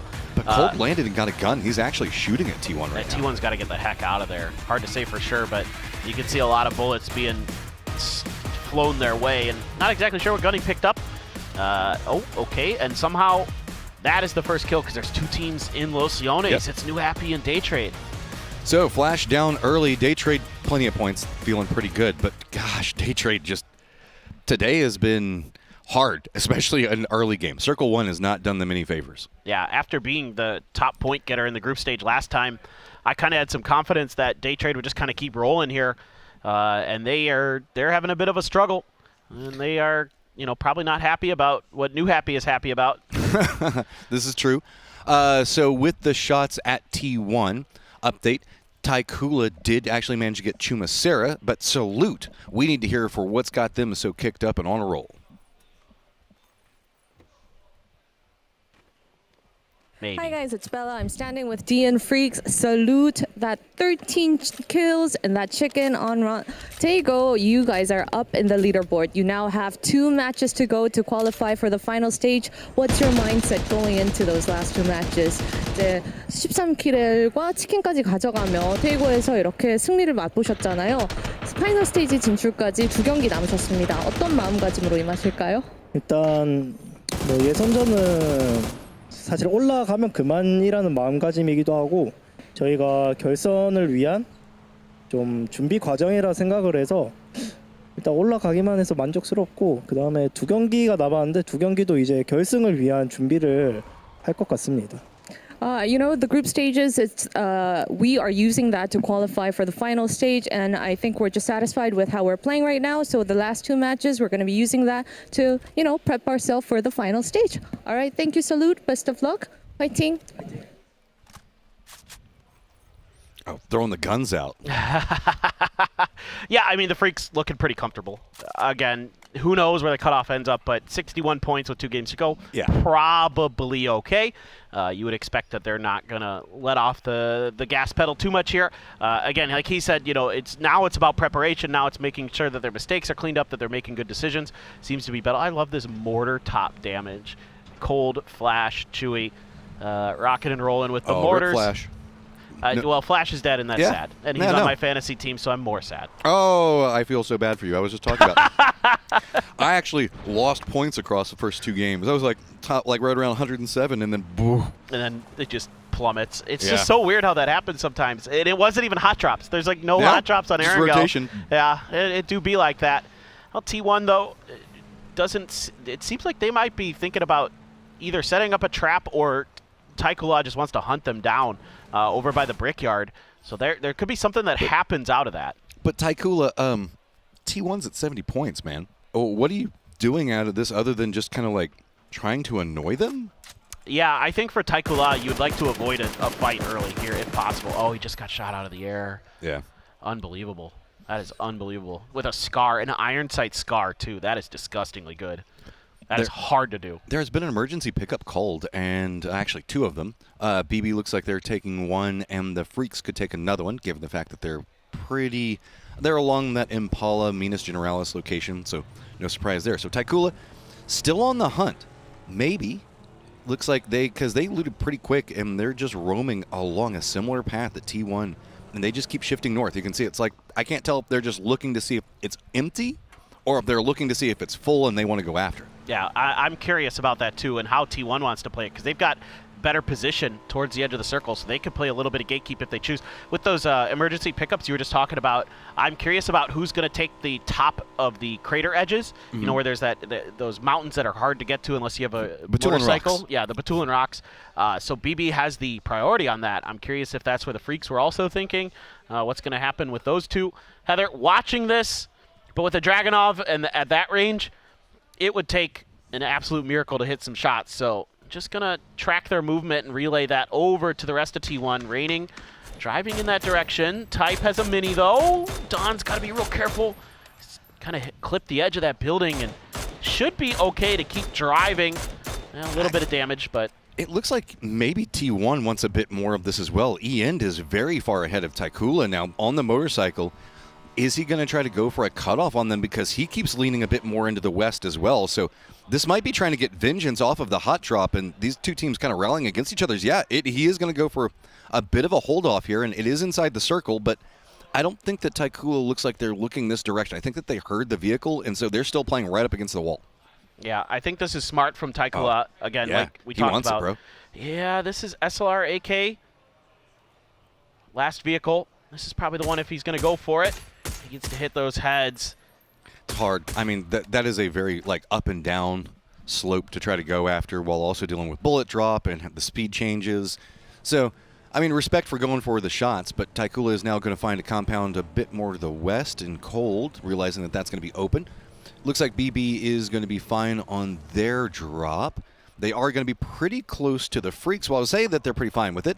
Phil First might have some friends. It is actually going to be Gen G as well as BB taking shots, but with the just amount of people that are crashing in, that is going to force Phil First away. Oh, if you could have gotten one of those tires as Heaven, you might have had a free point waiting, but Phil First escapes disaster, able to then regroup with the rest of his team, and nobody dropped towards that crater edge. Not sure if it was already taken by somebody or they just didn't feel like that was going to be a better play. Maybe, you know, teams, again, trying to read the circles a little bit more, thinking that this is going to end up northwest of Pozo. We've seen a few circles time to time that like to drift up in that direction, and the Expendables are right behind T1, and that is, if I'm T1, this is not the team I want to have driving right behind me. This is not a team you shoot at in rotation. If you shoot at them in rotation, they're like, people, and they instantly cut back over there after you. So Mine. Me. Kill. Yeah, kill. It's just all of them. You can see like they just instantly perk up and they're like, where? They're just like prairie dogs, dude. They're just coming. They're like, as soon as they hear or see something, they all just instantly on a swivel turn right at you. A shot at one of us is a shot at all of us, and it must be punished, right? Yeah, exactly. Well, I mean, Ian's, he's in a weird spot if he does get pulled up on by TE, so he's got to be real careful about this. Oh, God, and here it goes. Raining, get out. Oh, actually, no, you can't do that. They will actually stop off. The rest of T1 looks like they popped in vehicles. Well, two of them anyway, but it's going to be too late. Raining down and flushed already. Ian does hit some shots in, but that's going to be Heather now in a kind of bad spot. He's got to make his way up that hillside. Duck Juice just pumping out shots at him, and now T1. New contender approaches, though, Expendables T1, and that is going to be New Happy as well as E-Arena. New Happy following almost the exact same pathing that Taikula did, so everybody just going right up against that wall to the west. Yeah, this is not fun for anybody who's around the Expendables. Barpo, you are in. Okay, Chewy. Chewy just kind of let that one go. I thought Chewy had him if he would have gone for that second spray. It's like, I scared you enough. You're fine. Get out of here. Yeah, please leave. This is mine. And, yeah, so some of that high ground, it's actually going to be a little bit of Bagel Paw, Falcons, Petrichor Road, not on the high ground of the crater edges, but just to the bottom of it. Lyrics, of course, is our glider hero. Oh, no. The Expendables have hopped in their vehicles, and they're now roaming right through New Happy. New Happy kind of got stopped off by T1 taking shots at him, so the reign of terror continues as Duck Juice gets one. Now continuing forward, the rest of New Happy is like, well, that's the Expendables, so we're going to let them go. New circle has popped. Pozo as well as Crater Fields and Cabrera still in it. Well, maybe another Crater Fields finish. Saw one of those in 7 as the Expendables just take 2 free kills and move along. Thank you very much.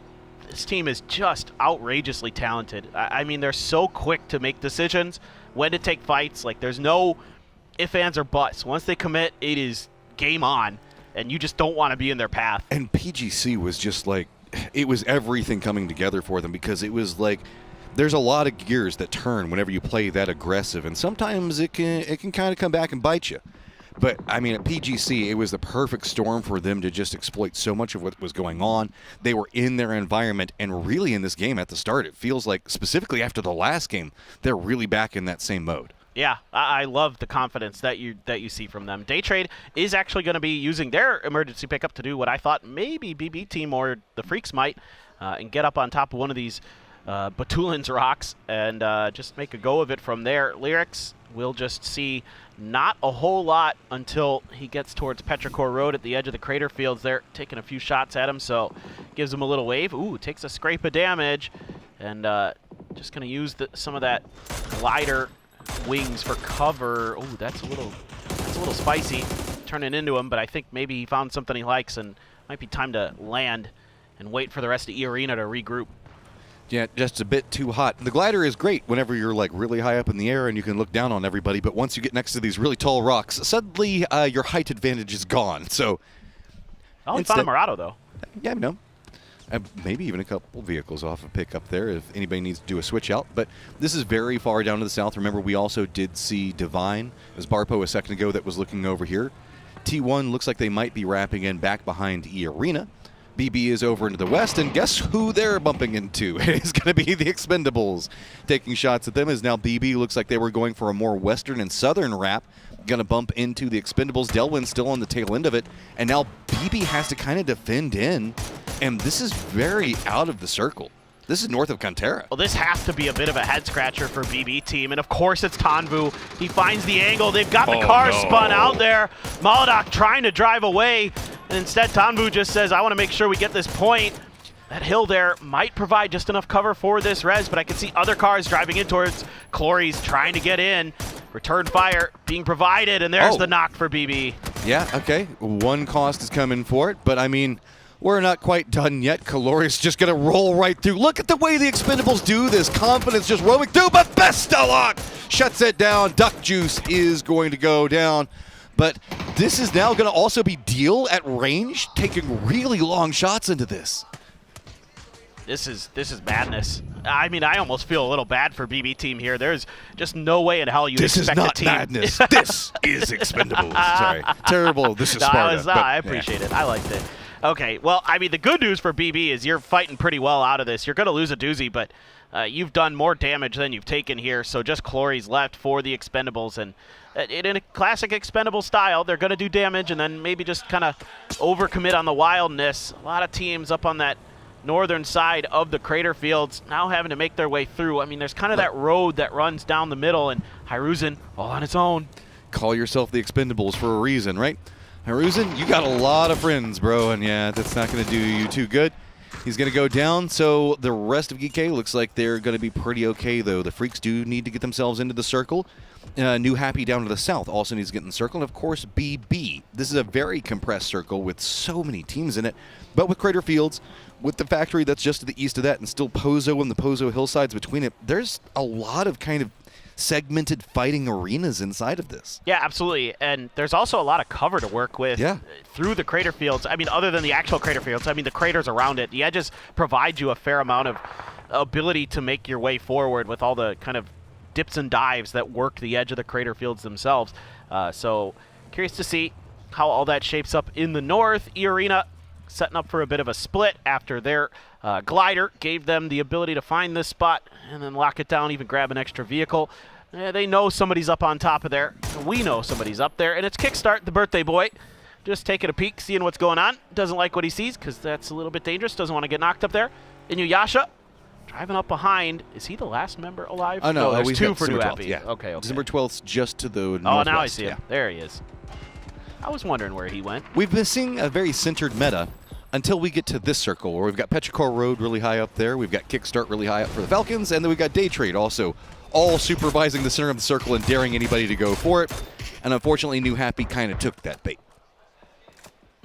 They did. They're paying the price. I don't know if you guys can hear it, but for whatever reason, some of the players are just like, nah. Day Trade is singing their song. Is that the sound a Day Trade makes? That's the call of the Day Trade. I mean, they're just having a good time. I mean, they know they're qualled. They're good to go, so they can kind of have a little bit of fun with it. The team that cannot afford this is Bestia. This is brutal. I mean, again, I dare anybody to go to the center. Petrichor Road, Falcons, and Day Trade all just watching from essentially the heavens down upon everybody else. The poor plebeians that are walking amongst the earth and where they can get shots on them all. The plebeians. You're gonna give them the thumbs down, like Caesar, That wasn't Caesar, but Gladiator, whatever the. I wouldn't be the one doing it. It's gonna be Day Trade or Kickstart because I think Kickstart's pretty. I think he's still up on that high rock. Yeah, Salute doing damage for the Freaks, and it's actually Nixie from VP. It's going to be the warehouses in the crater fields is where the Freaks have set up. Oh boy, wow. Southwest circle shift, and a lot of teams on the edges of El Pozo just going to be chilling. A few positions available. Bagel Pot trying to lock down that church compound. Yeah, but the crater fields teams, man, what are you going to do to they get got out two of players this? down here too. Bagel Pot's mega split. They are everywhere around. I guess here. you have the zip line, but even then, like, you're still going to be split. I would be terrified to take that zip line at this point. I would not. Day Trade's still pretty much in that high ground. They don't have to do too much more. They can continue to harass down. Ooh, Songjung's taking a lot of damage. One more tap. Belmont's going to get the knock, and who's going to be up? Make sure it gets secured. Day Trade just, yay! I love it. They're having fun, man. I love it. No, Falcons, you don't go into the zone that you know is the death trap. Oh, boy. That's not great for the Falcons. I mean, they're still having a really solid day. 36 points. This is their first day in. A-okay, but yeah, this one's a bit scuffed. Didn't go so good trying to come down off of that high ground. This circle, of course, double shifting away from them. Pretty tricky, but the other team's making the best of it. Tiggleton, Kickstart, trying to work their way around underneath. Day Trade, and a bit of damage done, though, from Kick. Still has the high ground, making Geeke's life difficult. Geeke, though, sitting pretty, 63 points. Should be A-okay. Kick, one more. Yeah, there's the knock. Yep, now it's just going to be Quizzy way at range, and maybe he can make it over to PWD, but, I mean, all the timings are thrown off. Everybody that's inside of Crater Fields still locked in place. VP is just trying to get out of this somehow, but Bestia is kind of lunked down in their own way. The Freaks do need to make their way in, but really you don't have to go all the way into Pozo itself, or you can just kind of play along in the southern area of Crater Fields. But this is why nobody is leaving Crater Fields yet, because you can see it's just full-on entrenched, and all of Day Trade shooting at you while you're trying to move forward. Biza does get the knock onto Silzen. Are we going to see that continue as Day Trade now? They're starting to get the shots in, and of course, it's going to be Guman and Heaven as well. That grenade just got out of his hand in time there. Beamy going to try to drive in. Wants the points. Got the spray. Gets the finish. Nicely handled, but look at Day Trade. They're just watching all of this like, we could get some more points here, fellas.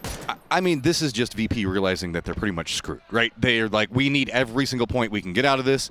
If we can find something, great. And so just commit in. Quizzy is going to get some vision into VP, but I think that Kickstart now, it might have calmed down enough that maybe he can sneak over there next to Tickleton. Well, I say that. Of course, it's going to be Day Trade that spots him. Yeah, Day Trade being extremely thoughtful in how they're playing this position in terms of just keeping track of what's going on underneath them. That being said, the Freaks have managed to slide on in and get right underneath that mountain. Ibiza, yeah, that's not going great. It is stolen by Belmont immediately. I just love them. They're so loud. They're having a great time, but they're going to stay in the circle. And the rock stays in play, so we get the chorus in the background on every single shot. Freaks, yep, that was a great spot until now it suddenly isn't.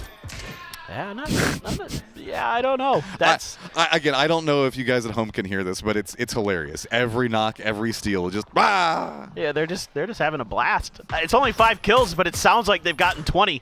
Just how loud they're being back there. Love to see it. Love to see them having some fun. And like you were talking about earlier, right? Like the APAC teams, they just come in here and they're happy to be here and they're having a blast. Barpo is not having a blast. Everybody else from VP and, Freaks, they get to sit there and deal with the mental damage of every single time they lose one of their members getting knocked. There's a chant and a cheer for it. I think I might have even seen a bit of a smile on Salute's face there after that knock, just saying, yeah, it is what it is. They've got the high ground, and we're just trying to find safety somewhere. Gen G also now wrapping into this position. Here comes Petrichor Road.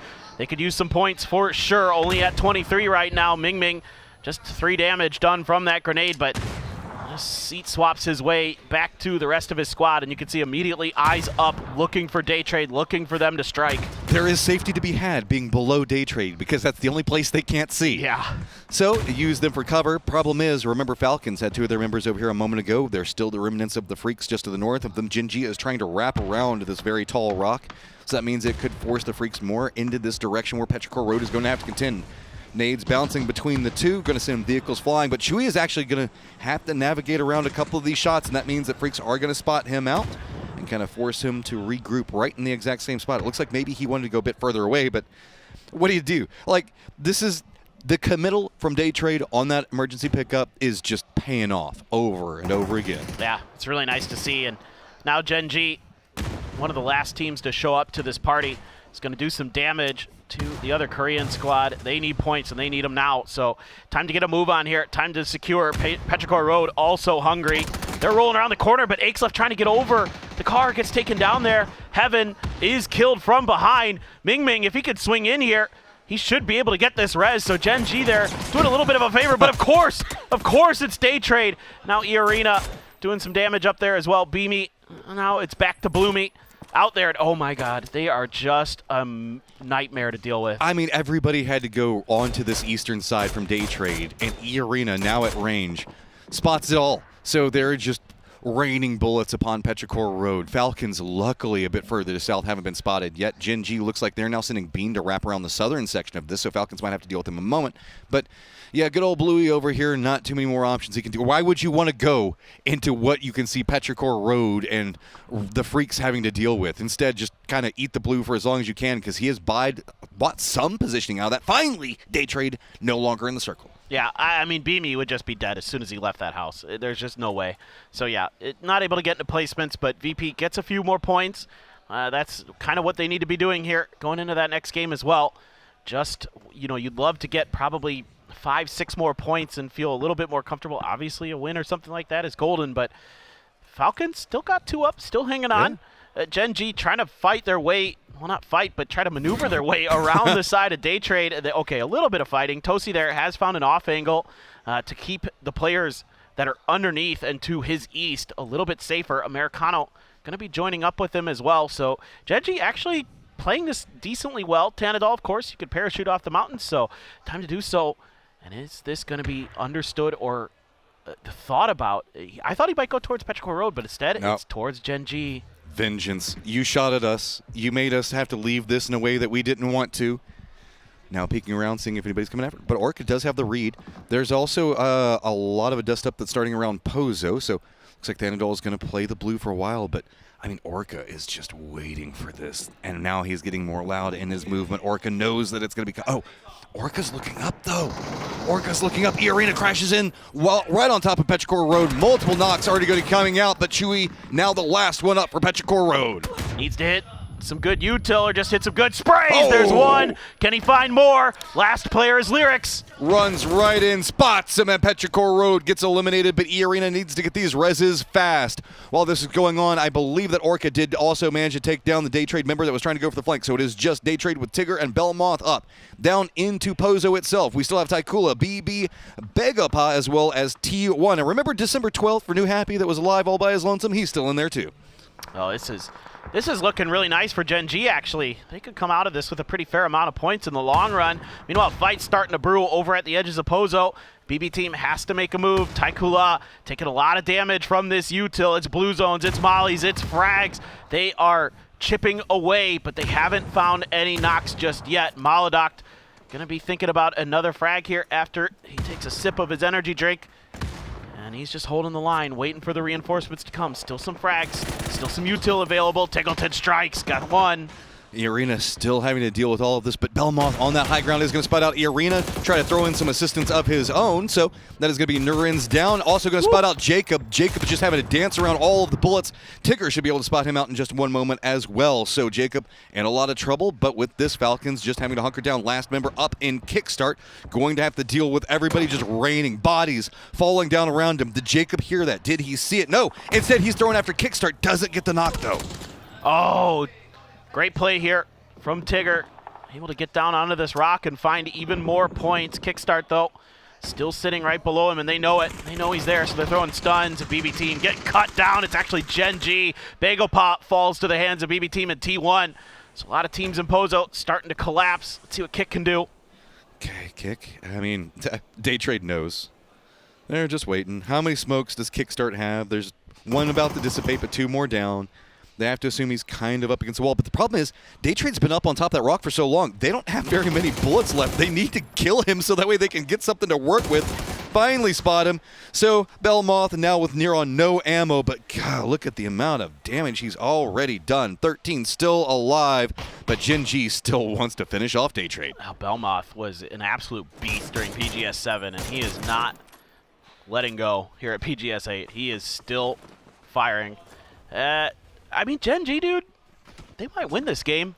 They've got a really good opportunity if they can find some safety in these little kind of hillsides over here. There's a few dips you can work with. But hear me out, Gen G, right? Yeah. That's my concern Look, with the statement. I'm on mega hopium right now, okay? I know. Look, it's been a very good Korea day, and I do respect some Gen G, but Tycoolis says no.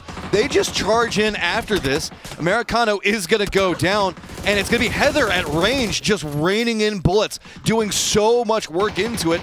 That's going to open up a lot more for Spaceman to work with. With this, though, Duns is down, flushed out, but Spaceman's going to find Orca. Dude, Bean is way out in Narnia here for Gen G.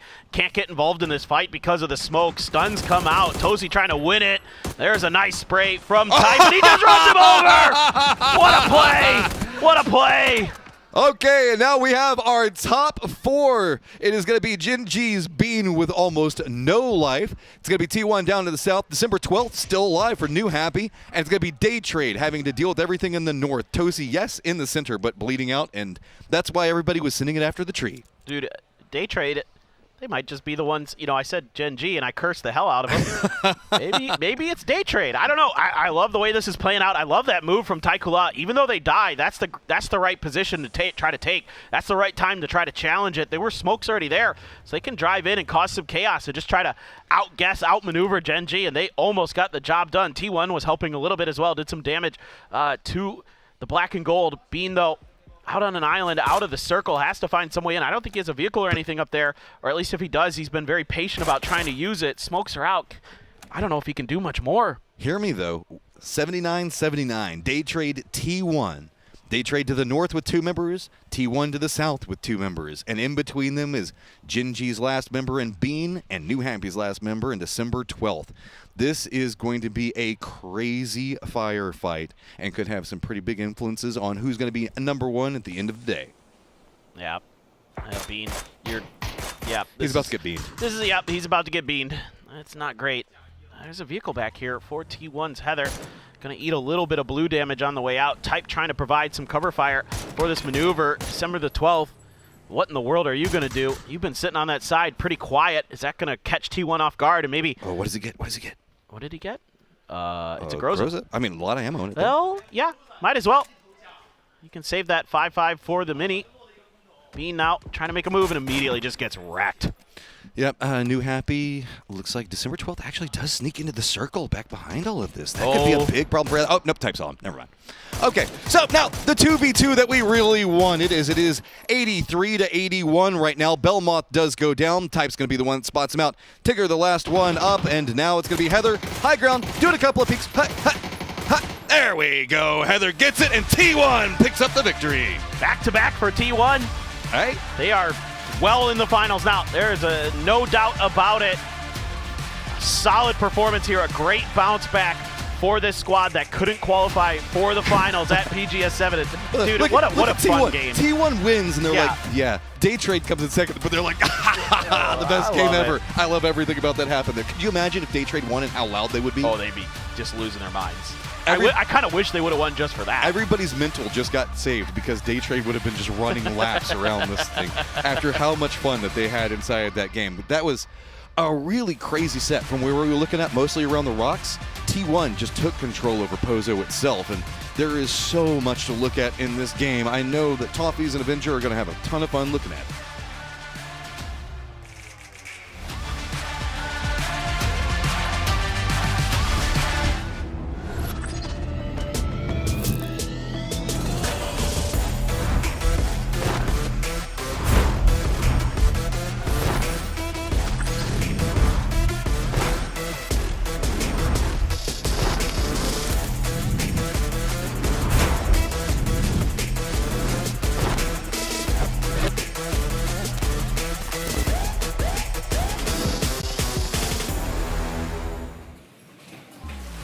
Felt so nice, they did it twice. T1 and done as they get a second chicken dinner, making Korea look real good. 3 games in a row. Yeah, T1 here obviously being able to log it out, the last one, and now completely solidifying themselves.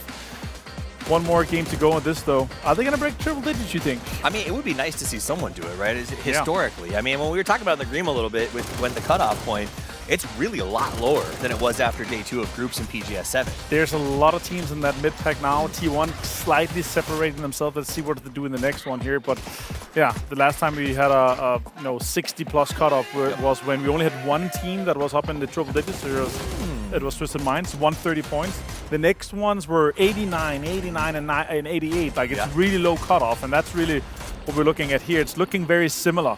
And if T1 is that team that kind of comes in and be the only team, or one of the only teams to get close to that triple digit, that's going to be a really high cutoff. So making it scary for the teams that currently are sitting in that mid-50s. And that's something that those mid-50 teams need to think about as we go into our last Miramar game, right? Like VP, for instance, the way that they played this fight that we're probably going to get here in just a few minutes when they decided to push on to Bestia, seemed like they were sort of saying, you know what, let's get 2 or 3 points. We're so close to the cutoff. We're going to make our statement for the finals. But if it is truly an exceptionally high cutoff point because of what you brought up, that's not going to be enough. So I think that does put an onus on this final game for a lot of teams to step up and make some big moves. But focusing on this one right now, he's got a little bit crazy north of Pozo. The crater got kerfuffled. A lot of teams had high ground. And then ultimately we saw the Taikula chaos charge into the middle that caused a lot of bad things to happen to Gen G, but I think really opened the door for T1 to lock this one down. Yeah, we had a lot of endings obviously in this crater area further north where we saw this ending here. So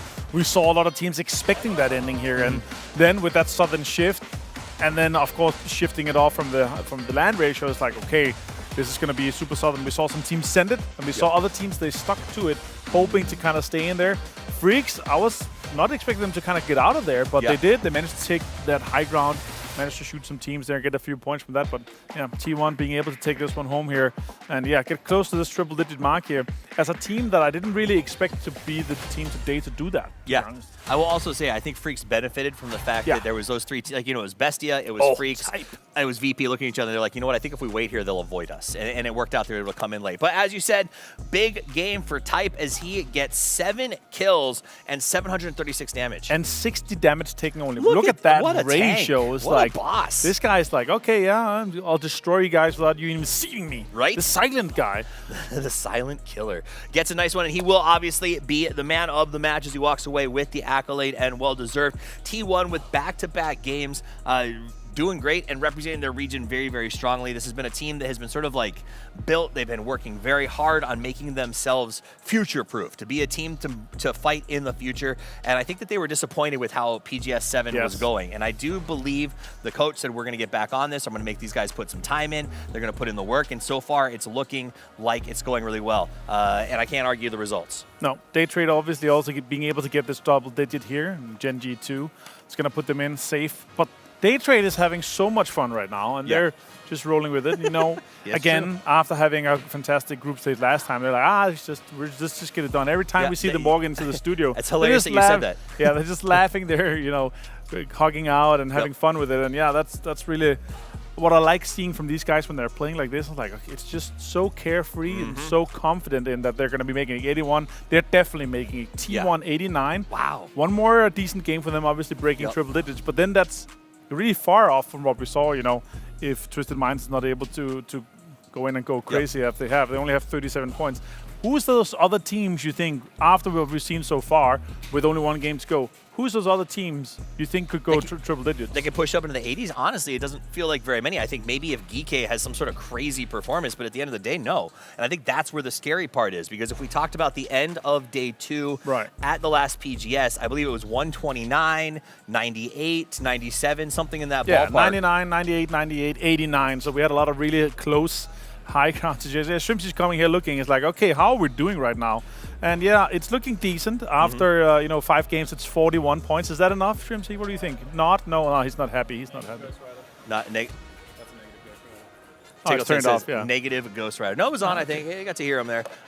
So Tig says not quite enough, and I think that is the case. Is a lot of teams have to have this moment. We're going into this last game, especially if this is your last match. Everyone from Group B gets one more chance to make a statement that they are going to the grand final, and with the cutoff being very much up in the air right now, you've got to play this kind of aggressively. I felt like BP was sort of protecting points. They can't really do that anymore. Yeah, Bestie obviously being 23 points is extremely low, but the next ones we're looking at is Virtus Pro on 56, E-Arena 59, Bakupan 60. They had a fantastic game and jumped up there, but since then it's been kind of silent from them after what we saw on Tego. So yeah, Geek as well, 63, then 65 for Freaks. That wasn't a decent game. This mid-pack that we've been talking about, there are so many teams that are really, really close. And tomorrow, we could see teams also pop off. All right, it's time for the last match of the day. It's the Dusty Dunes of Miramar to wrap up day 2. Paper Thin and Matchup, take it away. All right, and away we do go. Bestia. Odd team out inside of Group B. Gotta have eyes on the future, I guess is kind of the eyes on whenever we're looking at this. It's going to be very hard. It feels like that, doesn't it, Matt? I mean, it's... They don't. Yeah, yeah.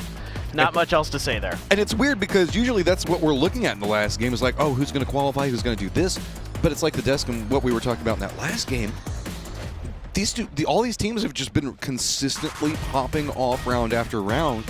And it feels like they're just pushing the cut, and they're the middle of the pack. They're the top of the pack. They're everything right now. Well, what's so fun about this PGS so far is that we have no idea what the heck is this cutoff line is going to look like. It is madness, and it's so hotly contested. I mean, you can see why all of these teams have made it here, the best in the world, and they're all fighting tooth and nail just to get into that finals, and it is neck and neck. Group B looking really solid. Overall, they're pretty well stacked in terms of points. It's just a question of like Group C teams, how much are you going to be able to accrue here to set yourself up for tomorrow? So that's kind of where I'm looking to now, believe it or not. I was going to say, let's go. This is going to happen. These two teams, like Taikula has to win this because they need points. Yeah, T1's just coming in full. I mean, everything coming in. Gotta call them T2 right now with the way that they're winning games just back to back.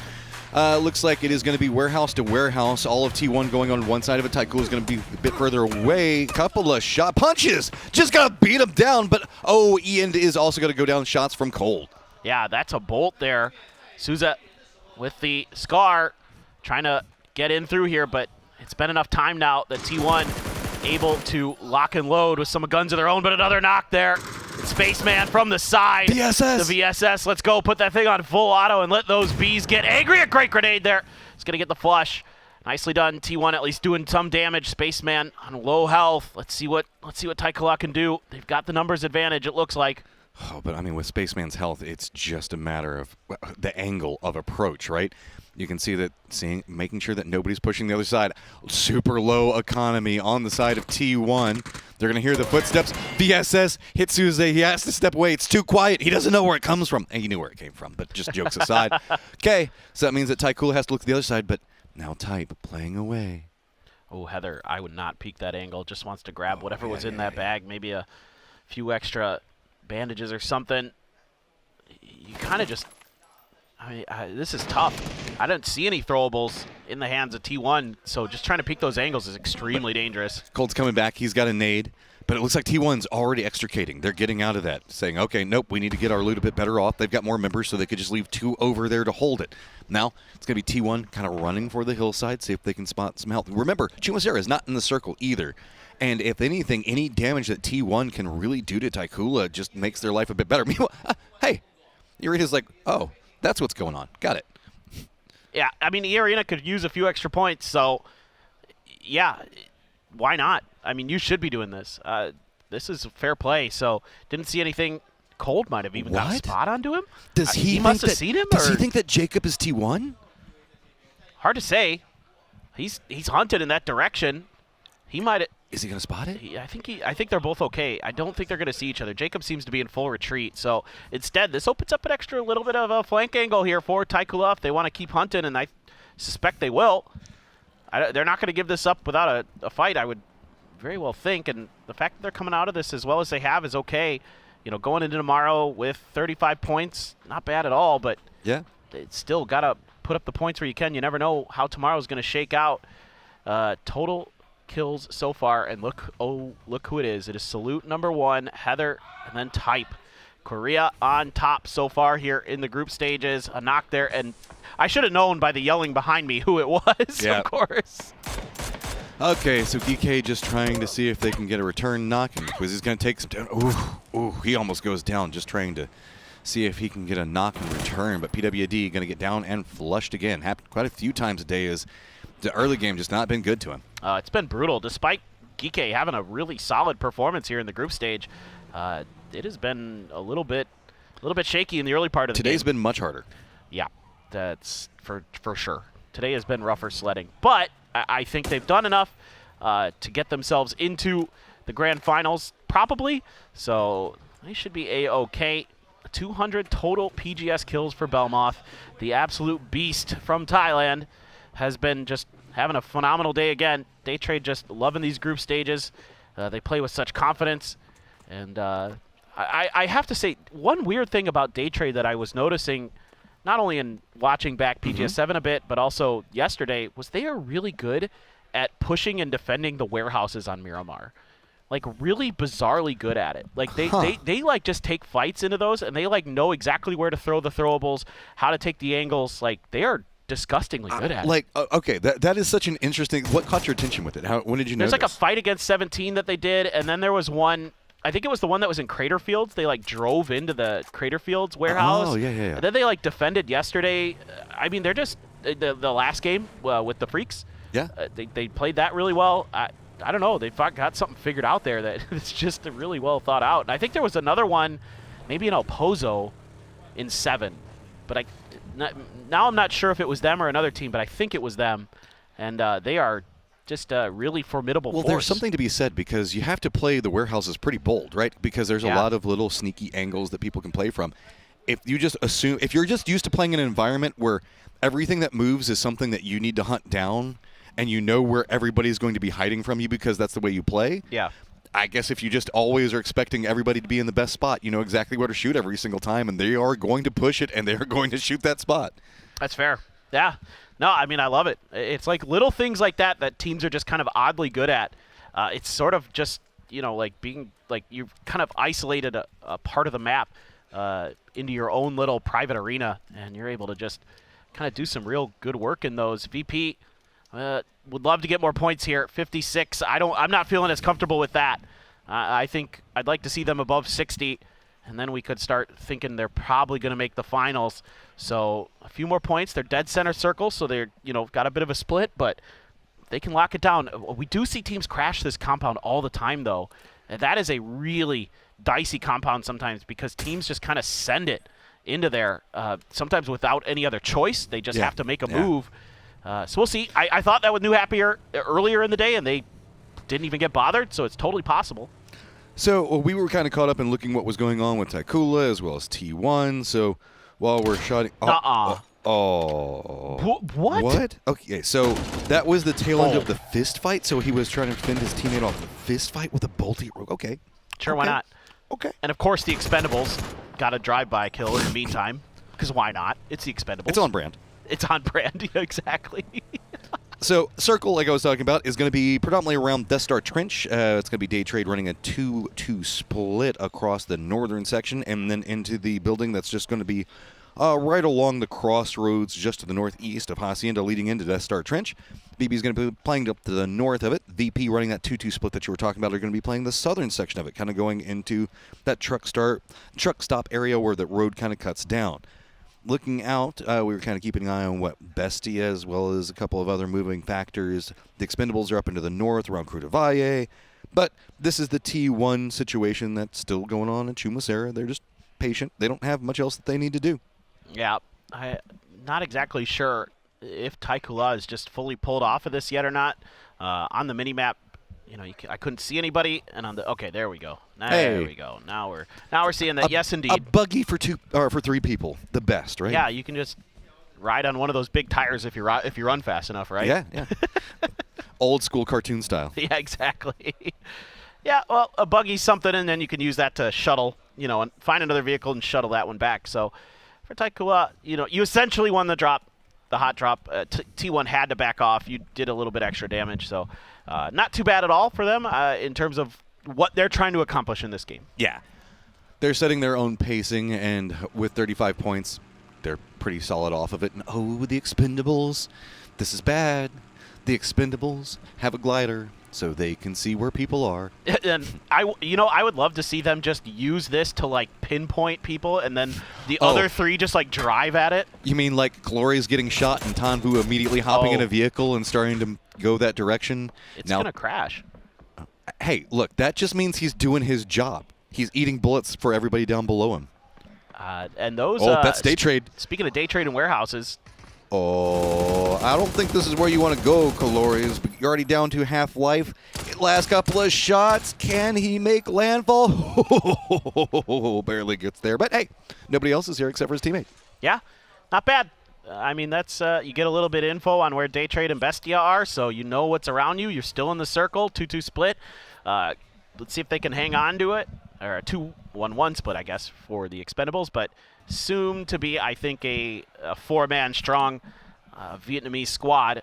And you can look in the southern end of the circle. E-Arena's got to make their way through. Genji trying to come in from the west side, or to the west from the east of El Azahar. Kike lost a player early, but they're just vibing in a longhouse, center circle-ish, and things are going to probably be pretty quiet other than maybe E-Arena, and who the hell knows when Taikula gets here. Hello, Bestia? I mean, you need points, so you spot something, you go after it, become your own Expendables, and Silza just runs in right after Chewy picks up 1. Mime takes a lot of damage, but they aren't relenting. They want more out of this. Petrichor Road, though, they want to retaliate back. Xlef being down is not going to feel too good for them, so now let's see how the throwables come out. Stops any form of pacing, get some time to maybe get their meds back up, but Ming Ming boy, he's after it. This is a horrible situation for Petrichor Road. They need points, but desperately. Non starting to turn the tables, maybe. Gets the knock onto Mime, throws a stun around the corner. Grenade in there as well, but it's grenade for grenade. Draft King and Ming Ming exchanging knocks, and now it's just on to Ming Ming, watching Silzen. He's running forward. He's got the machine gun in hand. He had utility out, and he's dead. Bestia picks up points to start some type of run, but I mean, at this point, moral victory. It's going to be, you got to kill pretty much everybody else in the lobby, but if anything, it just feels good to come out, take a swing at Petrichor Road of all teams and be able to take them down. That is brutal for Pero. That is absolutely brutal. I mean, ending the day on 24 points, they need to be explosive tomorrow. Yeah. I mean, and PGS-7 wasn't the best for him either. No, that's doing some mental damage, you would think. We'll see. That'll be a question for tomorrow as TKL loading up. And like I said, they're going to try to find other vehicles and then leapfrog their way in. Still well out into the blue. And going to have a little bit of driving to do, but maybe they can get there and do some damage. We'll see. I mean, we've seen it today already, where teams like the Expendables just cling to life until the end of the game and then rake in a ton of extra points. T1 as well had vehicles, and they are going to be mostly A-OK for a bit. Still long drive ahead of them through a couple phases of blue. Yeah, I was joking about calling them T2 earlier due to their victories, but apparently now they're just T2 because there's only 2 of them left. But they should be pretty okay. The pathing over here around Graveyard, maybe they might bump into E-Arena again. I mean, they're playing pretty south on Minas Generalis, but it's going to be Divine up in front of them. Bigapal actually did call that emergency pickup, and looks like they just kind of want to jump over Death Star Trench. It does look like this is leaning more south, maybe in that Minas Generalis direction. We still have Hacienda Fields in play as well. Doan right below this. I don't think he can get an angle to this in time. Yeah, this is also pretty high up because this is on the church side, right? Yeah. They're in the graveyard. So, I mean...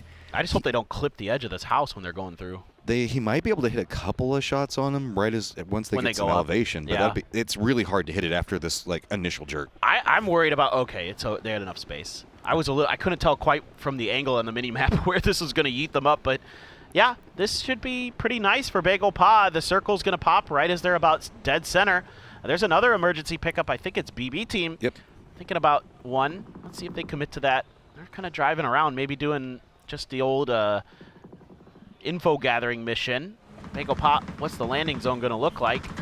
I don't know, Arena. Where's your landing zone going to look like? Because it looks like they are going to be navigating right along this road for the time being. There is a dip that's going to be in front of them, but Begapa might have eyes on that exact same dip. Divine is already going to be taking some shots into him on the tail end of this. Begapa, yeah, I think that they're actually going to have the spot usurped away from him.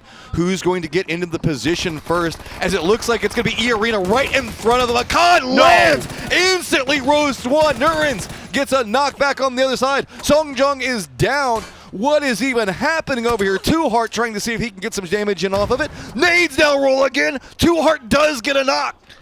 Oh my god, if he finds another one on the inside of this shack, E-Arena is cooked, but he doesn't have any more frags trying to run up through there. The blue zone right on top of E-Arena. Two Heart on the outside. Lyrics goes down to Draft King. Nurens inside, cooking in the blue nade, is able to get the first aid off in time, has to pop another one. Two Heart would just love to scoop up these points.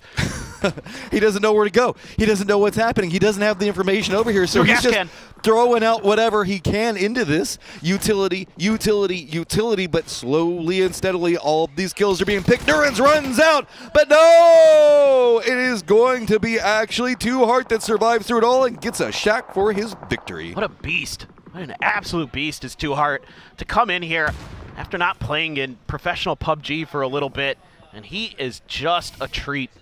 It's an absolute treat to watch. Over here, the Expendables, goodbye. Just Expendables things. Yep, that's okay. They had a plenty good day. Yeah, I think 40 points is pretty darn good. Falcons also having a better day. 44 points, going to get this res. Very solid work for them here in their PGS 8 debut. And this is a very strong 2-2 split. Taikula, I think, might have heard some of this, or at least saw a shift over. They might try to exploit. New Happy going to be roaming right up next to Divine, but Divine's running a very wide four-man split across pretty much all of the south, so New Happy might be able to exploit that. Not enough firing lines to be able to defend against each other. Looks like we are going to see Divine trying to regroup, same time that New Happy is going to be trying to do duo for Divine over into the east, but I think they've already been cut off. There's not too much more they can do, but there you go. Daeyeon does get the knock on Inuyasha. Yeah, you got to rely on your individual play here for Divine. You are so spread out that you have to just kind of take isolated fights, try to see if you can pick them apart one by one. And Daeyeon's doing a great job of it. That's going to be a confirmed point for them. 2 kills for him. And Barpo now sliding in. The rest of Divine has arrived, and New Happy is boxed inside of this warehouse. There is a problem. Salute has crept up back behind Wonderful and might be... Oh, hey, you know those bars kind of suck sometimes. So now, Divine, you have the momentum. You have the man advantage in close range. Just got to be careful. Don't overextend. Don't walk into the sight lines. And yeah, see, Salute's been hearing this. If he manages to cut off Wonderful from this, that's going to isolate the other members. So this is going to be really intriguing to see how it plays. This is a bit of an awkward fight. And Wonderful escapes. Salute saw the repeat there. Has the grenade pretty well cooked. Guesses decently on the direction, but bounced it a little short. Had a chance, just couldn't quite get the distance right on the throw. So with all of this going on, remember the fact that none of it is inside the circle. So Minas has been abandoned. It's Hacienda and the Crossroads, so Falcon's in a great spot as well as Taikula. Oddly enough, T1 also got over here as Hella is going to spot out, and that is going to be a follow-up coming up from Barpo. So now New Happy is going to get eliminated. Divine does get that, but Wonderful does go down to Salute in the end. Poor Wonderful. It's like, trying to play anchor. We did it. Oh. Yeah, and you got to go up against one of the best players on the planet. Not easy. And now deal once more. Yeah, hell yeah. I mean, the Freaks are fine to take whatever fights they can. You know, any extra points are just money in the bank. You would think they should be okay with 66, but we heard from Salute earlier, kind of in the post-match interview, that they just want to prep for the finals here. So this is more about just kind of executing their strategies, trying to figure out exactly how they take fights like this. Look, Heaven's way up on the plateaus that are to the north of Minas Generales, and the longest distance kill, 759 meters for DL. That is forever away. That's crazy. Okay, so now we'll see how Gen G handles the circle over into the northeast. Day Trade's taking some pot shots. VP is running a 3-1 split, and they're going to get some vision in, but it looks like Gen G should be able to stop off far enough away. Using the distraction from VP as well as BB taking shots at this rotation means back to Freaks managed to sneak it. Oh, EB just drops it in. Second one's not needed, man. Oh, oh, whew. Oh, that is beautiful stuff from EB.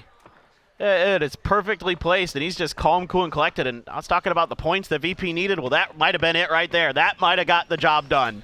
Yeah, that's a good way to do it, too, man. Okay, so Freaks have actually lined up right up against the 2 split from the Falcons into the south. VP, oh, man, they want it. Day Trade just instantly getting stopped as well. VP wants every point they can get. It feels like they're starting to realize how close this cut line is, and they want to make sure that they secure it. So they're going to go after the hunt onto Day Trade, and Luke Rooks playing that off angle is going to provide a lot of support. Let the other members continue to run in. Every single one of these knocks is big. No, this is beautiful for VP. I mean, you might pick up another 3 or 4 kills here. Grenades are out. They're a little bit off the mark. Day Trade had shifted over. Velmoth about to bleed out. Tigger, no idea anybody's behind him, and able to seat swap just in time. Beamy backed off by shots from Bestia. Blue zone out, but again, Day Trade is so spread out here that VP can't quite find them and eliminate them. Tigger did just take a bunch of damage, though. That might have been Bestia. I mean, if anything, the longer that Tigger can hold out, that would help out. But yeah, now it's going to be EV drops another good nade. There you go. Follow up. Nixie's going to go ahead hit the 1-2 punch on the Anadol, so that's going to make it a lot easier. Points getting far more comfortable for VP as it is going to now just be Flash. Last one up, but Phil first and BB at range, putting it work. And oh no! Day Trade does get eliminated, but VP loses a lot. That's okay, though. As VP, this is a phenomenal game. You got 9 kills here, so you should be feeling much more comfortable. Beamy and Lucarux can now just salvage whatever they can, but that was really opportunistic stuff, and obviously a phenomenal grenade that we just caught the end of from EB. Beautiful stuff, and I am very happy to see Virtus Pro come out here and play like that. A ton of crates. You'll be fine. You can get your meds back up. T1's also trying to make it into the circle while this is going on. They're in a lot of trouble, getting harassed out. They're being forced in after Divine, as well as the Freaks keeping them on one side. BB is roaming after Beamy here at the end of it. But this is going to be hard. He's got a lot of crates, but it's not going to have enough. Ooh, nade just a bit too short. Otherwise, that would have just popped him. That singed his butt, that's for sure. He's trying to get the heck out of there. Just seeing if he can use this hillside for some cover. T1 goes down, but what a phenomenal group stage they have had. 90 points. They're going to end up seemingly the best out of the Group B bunch. This is its own problem because our number 1 and number 2 are both already out. So all of these guys that are just trying to stack points, I mean, just puts it in a pocket. Like, they didn't even see it coming. Man, it's just cool trick shotting out there. BB, what in the world happened over here? He just all of a sudden takes down 2 of Bestia. What? He's just going crazy out there. Okay. Just keep it rolling, man. Whatever you can get. Silzen now all by himself. He's being pinned down by GK. BB hears this yet again. BB, don't go over there. Don't go near Beamy. He's in the blue zone. He's stronger there. This is where he accumulates his energy. This is his home environment. He was born in the blue. You are just visiting it. The dude's like an electromagnet. I mean, he's just sucking it up. All right, Divine, they got some work to do. The Freaks have managed to kind of get ahead into these warehouses, and that's a pretty powerful position on this edge. You're going to have to drive up into the mountains where you've got the lone player of Bagopot, 2Heart. You've got 4 of BB team who are probably looking to just claim this territory for themselves and just use that high ground to harass. 2Heart does have 4 frags, but he's taking damage from Besto trying to go for those peaks. Salute. Yep. Oh, Heaven actually gets it. That was actually from behind him as well. That was through the windows in the back of the shack. Bestia is going to get eliminated, so Falcons have pretty much control over the northwest. It's going to be technical. It's going to be pretty close to them. BB, though, starting to come very alive over here, sitting at 4 kills. I mean, we know the squad. Whenever they start getting a lockdown position, they just start exploiting all of the teams around them, and it feels like it's starting to roll for them right here. Yeah, no, you're absolutely right. Curious about that, but Barpo has a Lynx. He's the last one alive for Divine. Daeun out in Narnia, dead to rights. He's got a pretty decent angle, just needs to find the shot. And, it's actually hey, Salute? Salute shooting over his shoulder there. I mean, actually, yeah, pretty much. He is. He's in the warehouse way over to the west behind him, so he was just kind of watching Barpo and was like, right over him. He might not be able to. The funny thing is he probably actually can't see Barpo because he'd probably just kill him if he could. And it just had a weird angle up towards BB. B-Meat, how many more first aids are out there, my friend? All of them. Yeah. All of the crates. He's feasting. Yeah, the problem is he's still got a long ways to go, and this is phase number 6. Barpo in a similar situation, just in a blue zone of somebody else's design, but he managed to survive. Are there more coming? Nope. Looks like it's just going to be smokes. Barpo, what are you even going to do? You've got the freaks in front of you, BB back behind you, and all BB inside of a vehicle. Looks like they're going to get way closer. Roll down. Oh my He's God. got the nade. He's got it cooked. Is he going to throw it in the right spot? No, he's not. BB stops off. Don't run into it! Don't run into it! It was close. It was very close to being a lot worse for BB team. It really was. Well, now it's their chance to do some damage to the freaks. Nades out here on both sides. They're splashing on the edges of BB team. Looks like they're going to be A-okay to maybe go for this res. The freaks don't want any part of that, though. They're going to keep letting loose. They're going to keep putting pressure down. A doozy, seemingly okay to be res. The freaks couldn't find those knocks that they needed to really scale into this fight. Oh, deal. Takes a lot of damage. He's going to go down range. It's going to be Falcons. They've got some vision in, but Tycho's making a move, so that means the Falcons can't really third party this too much. They've got to deal with what's going to be next to them. Freaks unlocking over here. It's going to be Salute and Heaven looking up into BB. BB is not entirely in the zone yet, but they are raining down more and more damage onto Tychula. They had to get out away from Falcons. They're going to wrap in right back behind the Freaks, and now Salute realizing the threat. He's going to go down. It's going to be Cold that gets the knock. Heaven's all by himself, pinched between two teams. Where does he even go? He has to fight his way through. Maybe there'll be a distraction. Freaks do go down, but now Tychula, they put themselves in a pretty rough spot. BB just running down after him. Oh, a doozy couldn't find the spray with the 2X. Spaceman is going to eventually go down. Maladoc, Vestalok trying to see if they can thwart this attempted flank, and it's actually going to be the Falcons who get involved and buy them the time that they're going to need to get these reses, I think, on the backside. So BB team takes the high ground and is taking some big points.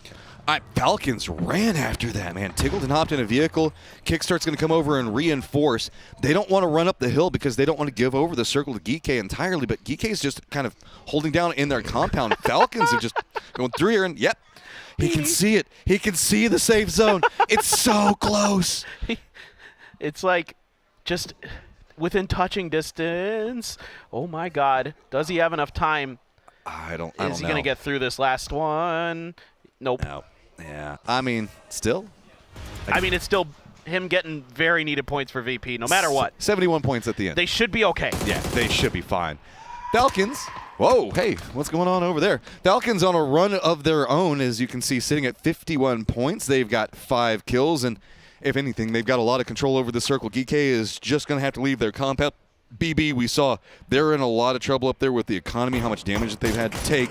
So Falcons in the driver's seat in a pretty, again, open circle. BB's got to go downhill, and there isn't a lot of cover on the way down. They have to find another ledge that they can hang out on or just get all the way down to the road or something. So a little bit tricky. I mean, again, it's rocky terrain. It is Miramar, so there are opportunities to find safety, and they need these points more than maybe the Falcons. Well, they're only 6 behind, so not too bad, but you would love to just make sure you're a little more comfortable going into tomorrow. Geek, of course, 71 should be A-okay.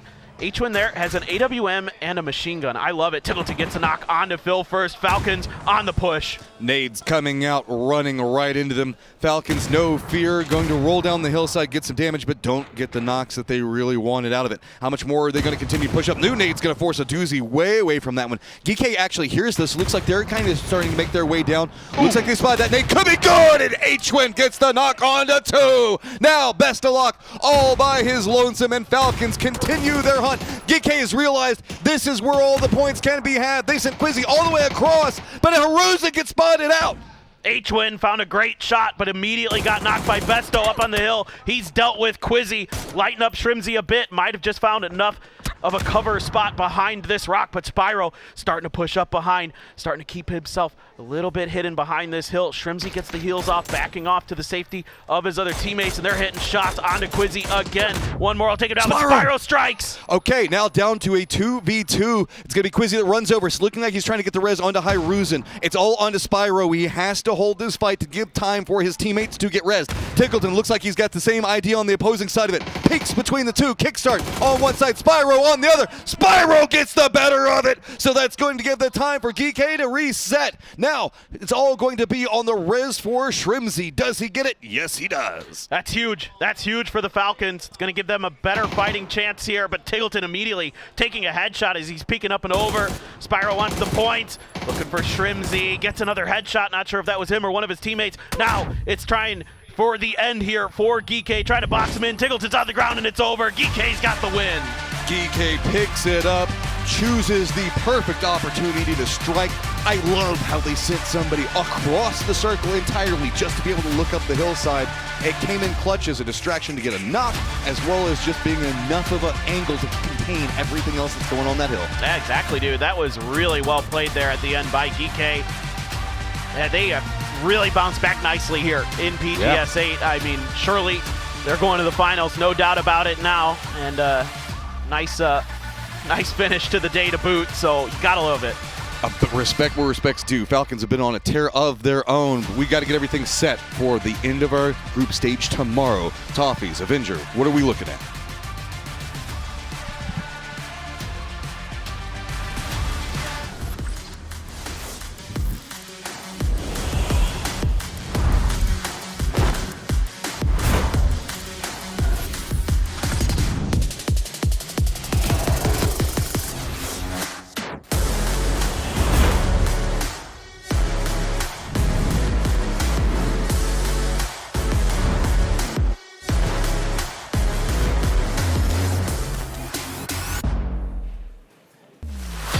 It's a sleek game for GK as they come away with a big win to end the day here at PGS 8 Day 2.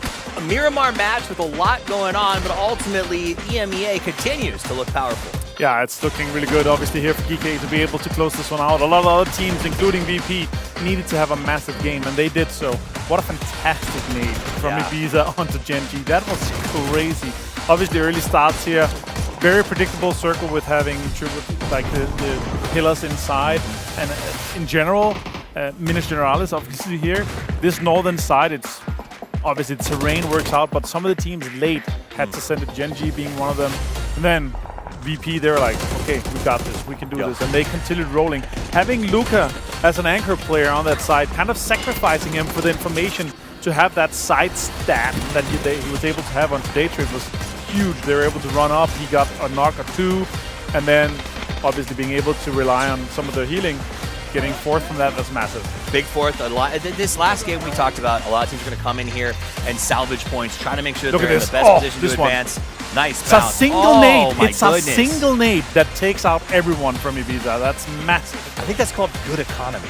Yeah, very effective. Look at this. Here's what I'm talking about. Like this anchor position here, obviously from Luca, getting knocked onto Flash, and then they're like, okay, the only obviously being able to hurt them a lot is the BB team. They're aware of this. They're able to kind of backfill this. And then Bestia driving up into Beamy. Obviously, they have no idea he's there, but he's just able to completely spray them down. Massive game. Unfair. It's, yeah, Lynx is disgusting.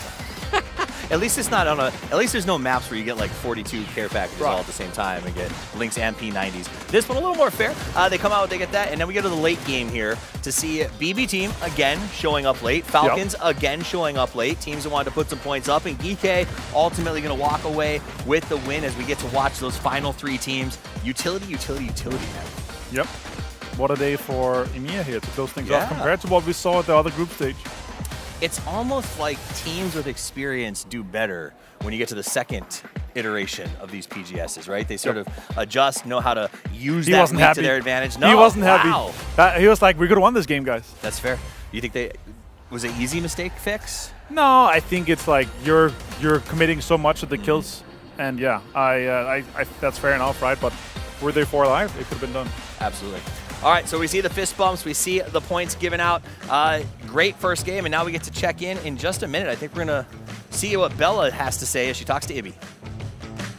I'm standing with Virtuous Pro Ibiza. Your Nate be poppin'. That was great. You guys were strong. So, can you tell us what was the adjustment that did the trick for you, unlike the last one? You must have something to say. I mean, it still wasn't that great, but we had a really good team talk. We're not the best qualifier team. Usually when we make finals, we do good. Everyone opened up a little bit, you know, emotions, some things they want to bring out. We chilled, played a lot of scrims. I think we were one of the only teams that was kind of scrimming. And yeah, we qualified. So it was the team chemistry, I guess, that did the trick.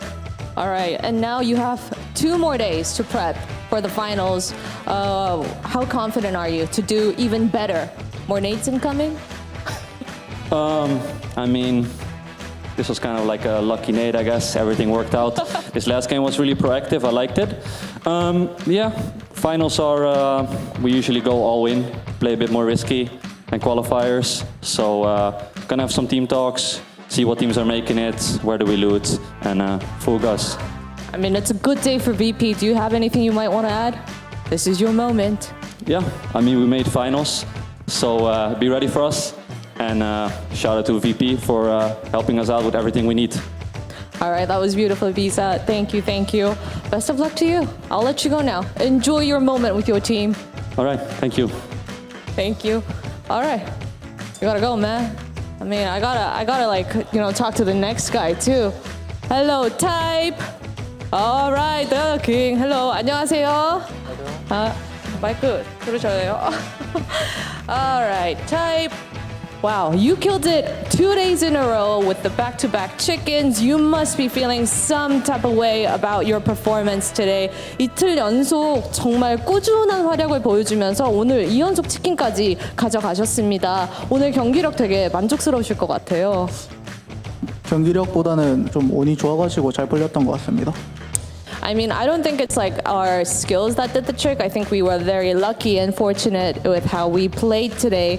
The last PGS, the finals really slipped through your fingers so closely. And this time, T1 is not playing around. So what is it that is so different now this time around? 지난 PGS 결승 너무 아쉽게 놓쳤는데 오늘은 당당하게 우리 먼저 갈게 하면서 이렇게 진출을 성공하셨어요. 좀 연습도 준비도 많이 하셨을 것 같은데 좀 그동안 보냈던 그 시간에 대해서 한번 이야기해 주실 수 있을까요? 팀들끼리 대화도 많이 하고 혼자 생각도 많이 해가지고 좀 성장했던 것 같습니다. 아직 더 발전한 부분이 남아있어가지고 열심히 노력하겠습니다.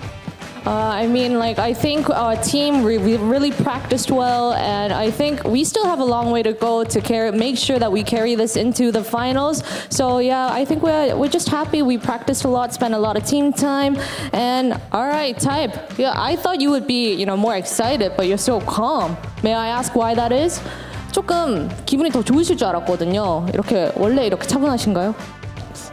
네, 마지막 판 내용이 조금 안 좋았어가지고. 그게 좀 아쉬워서? 네, 그게 좀 아쉽습니다.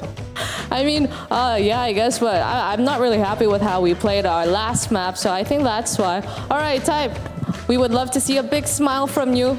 Yay. All right, thank you, Type. 감사합니다. All right. Oh, he's locking up. But all right, I guess that's it from me. And now, guys, please, take the camera away. Take the camera. God, I love you, Bella. Calm, cool, collected, and ready to just get out of here. I love that. Show me a big smile. Nah. Job done. That was literally it, right? But they did a great job. T1 came to play. They grinded it out. They got the points that they needed, and they looked pretty good doing it.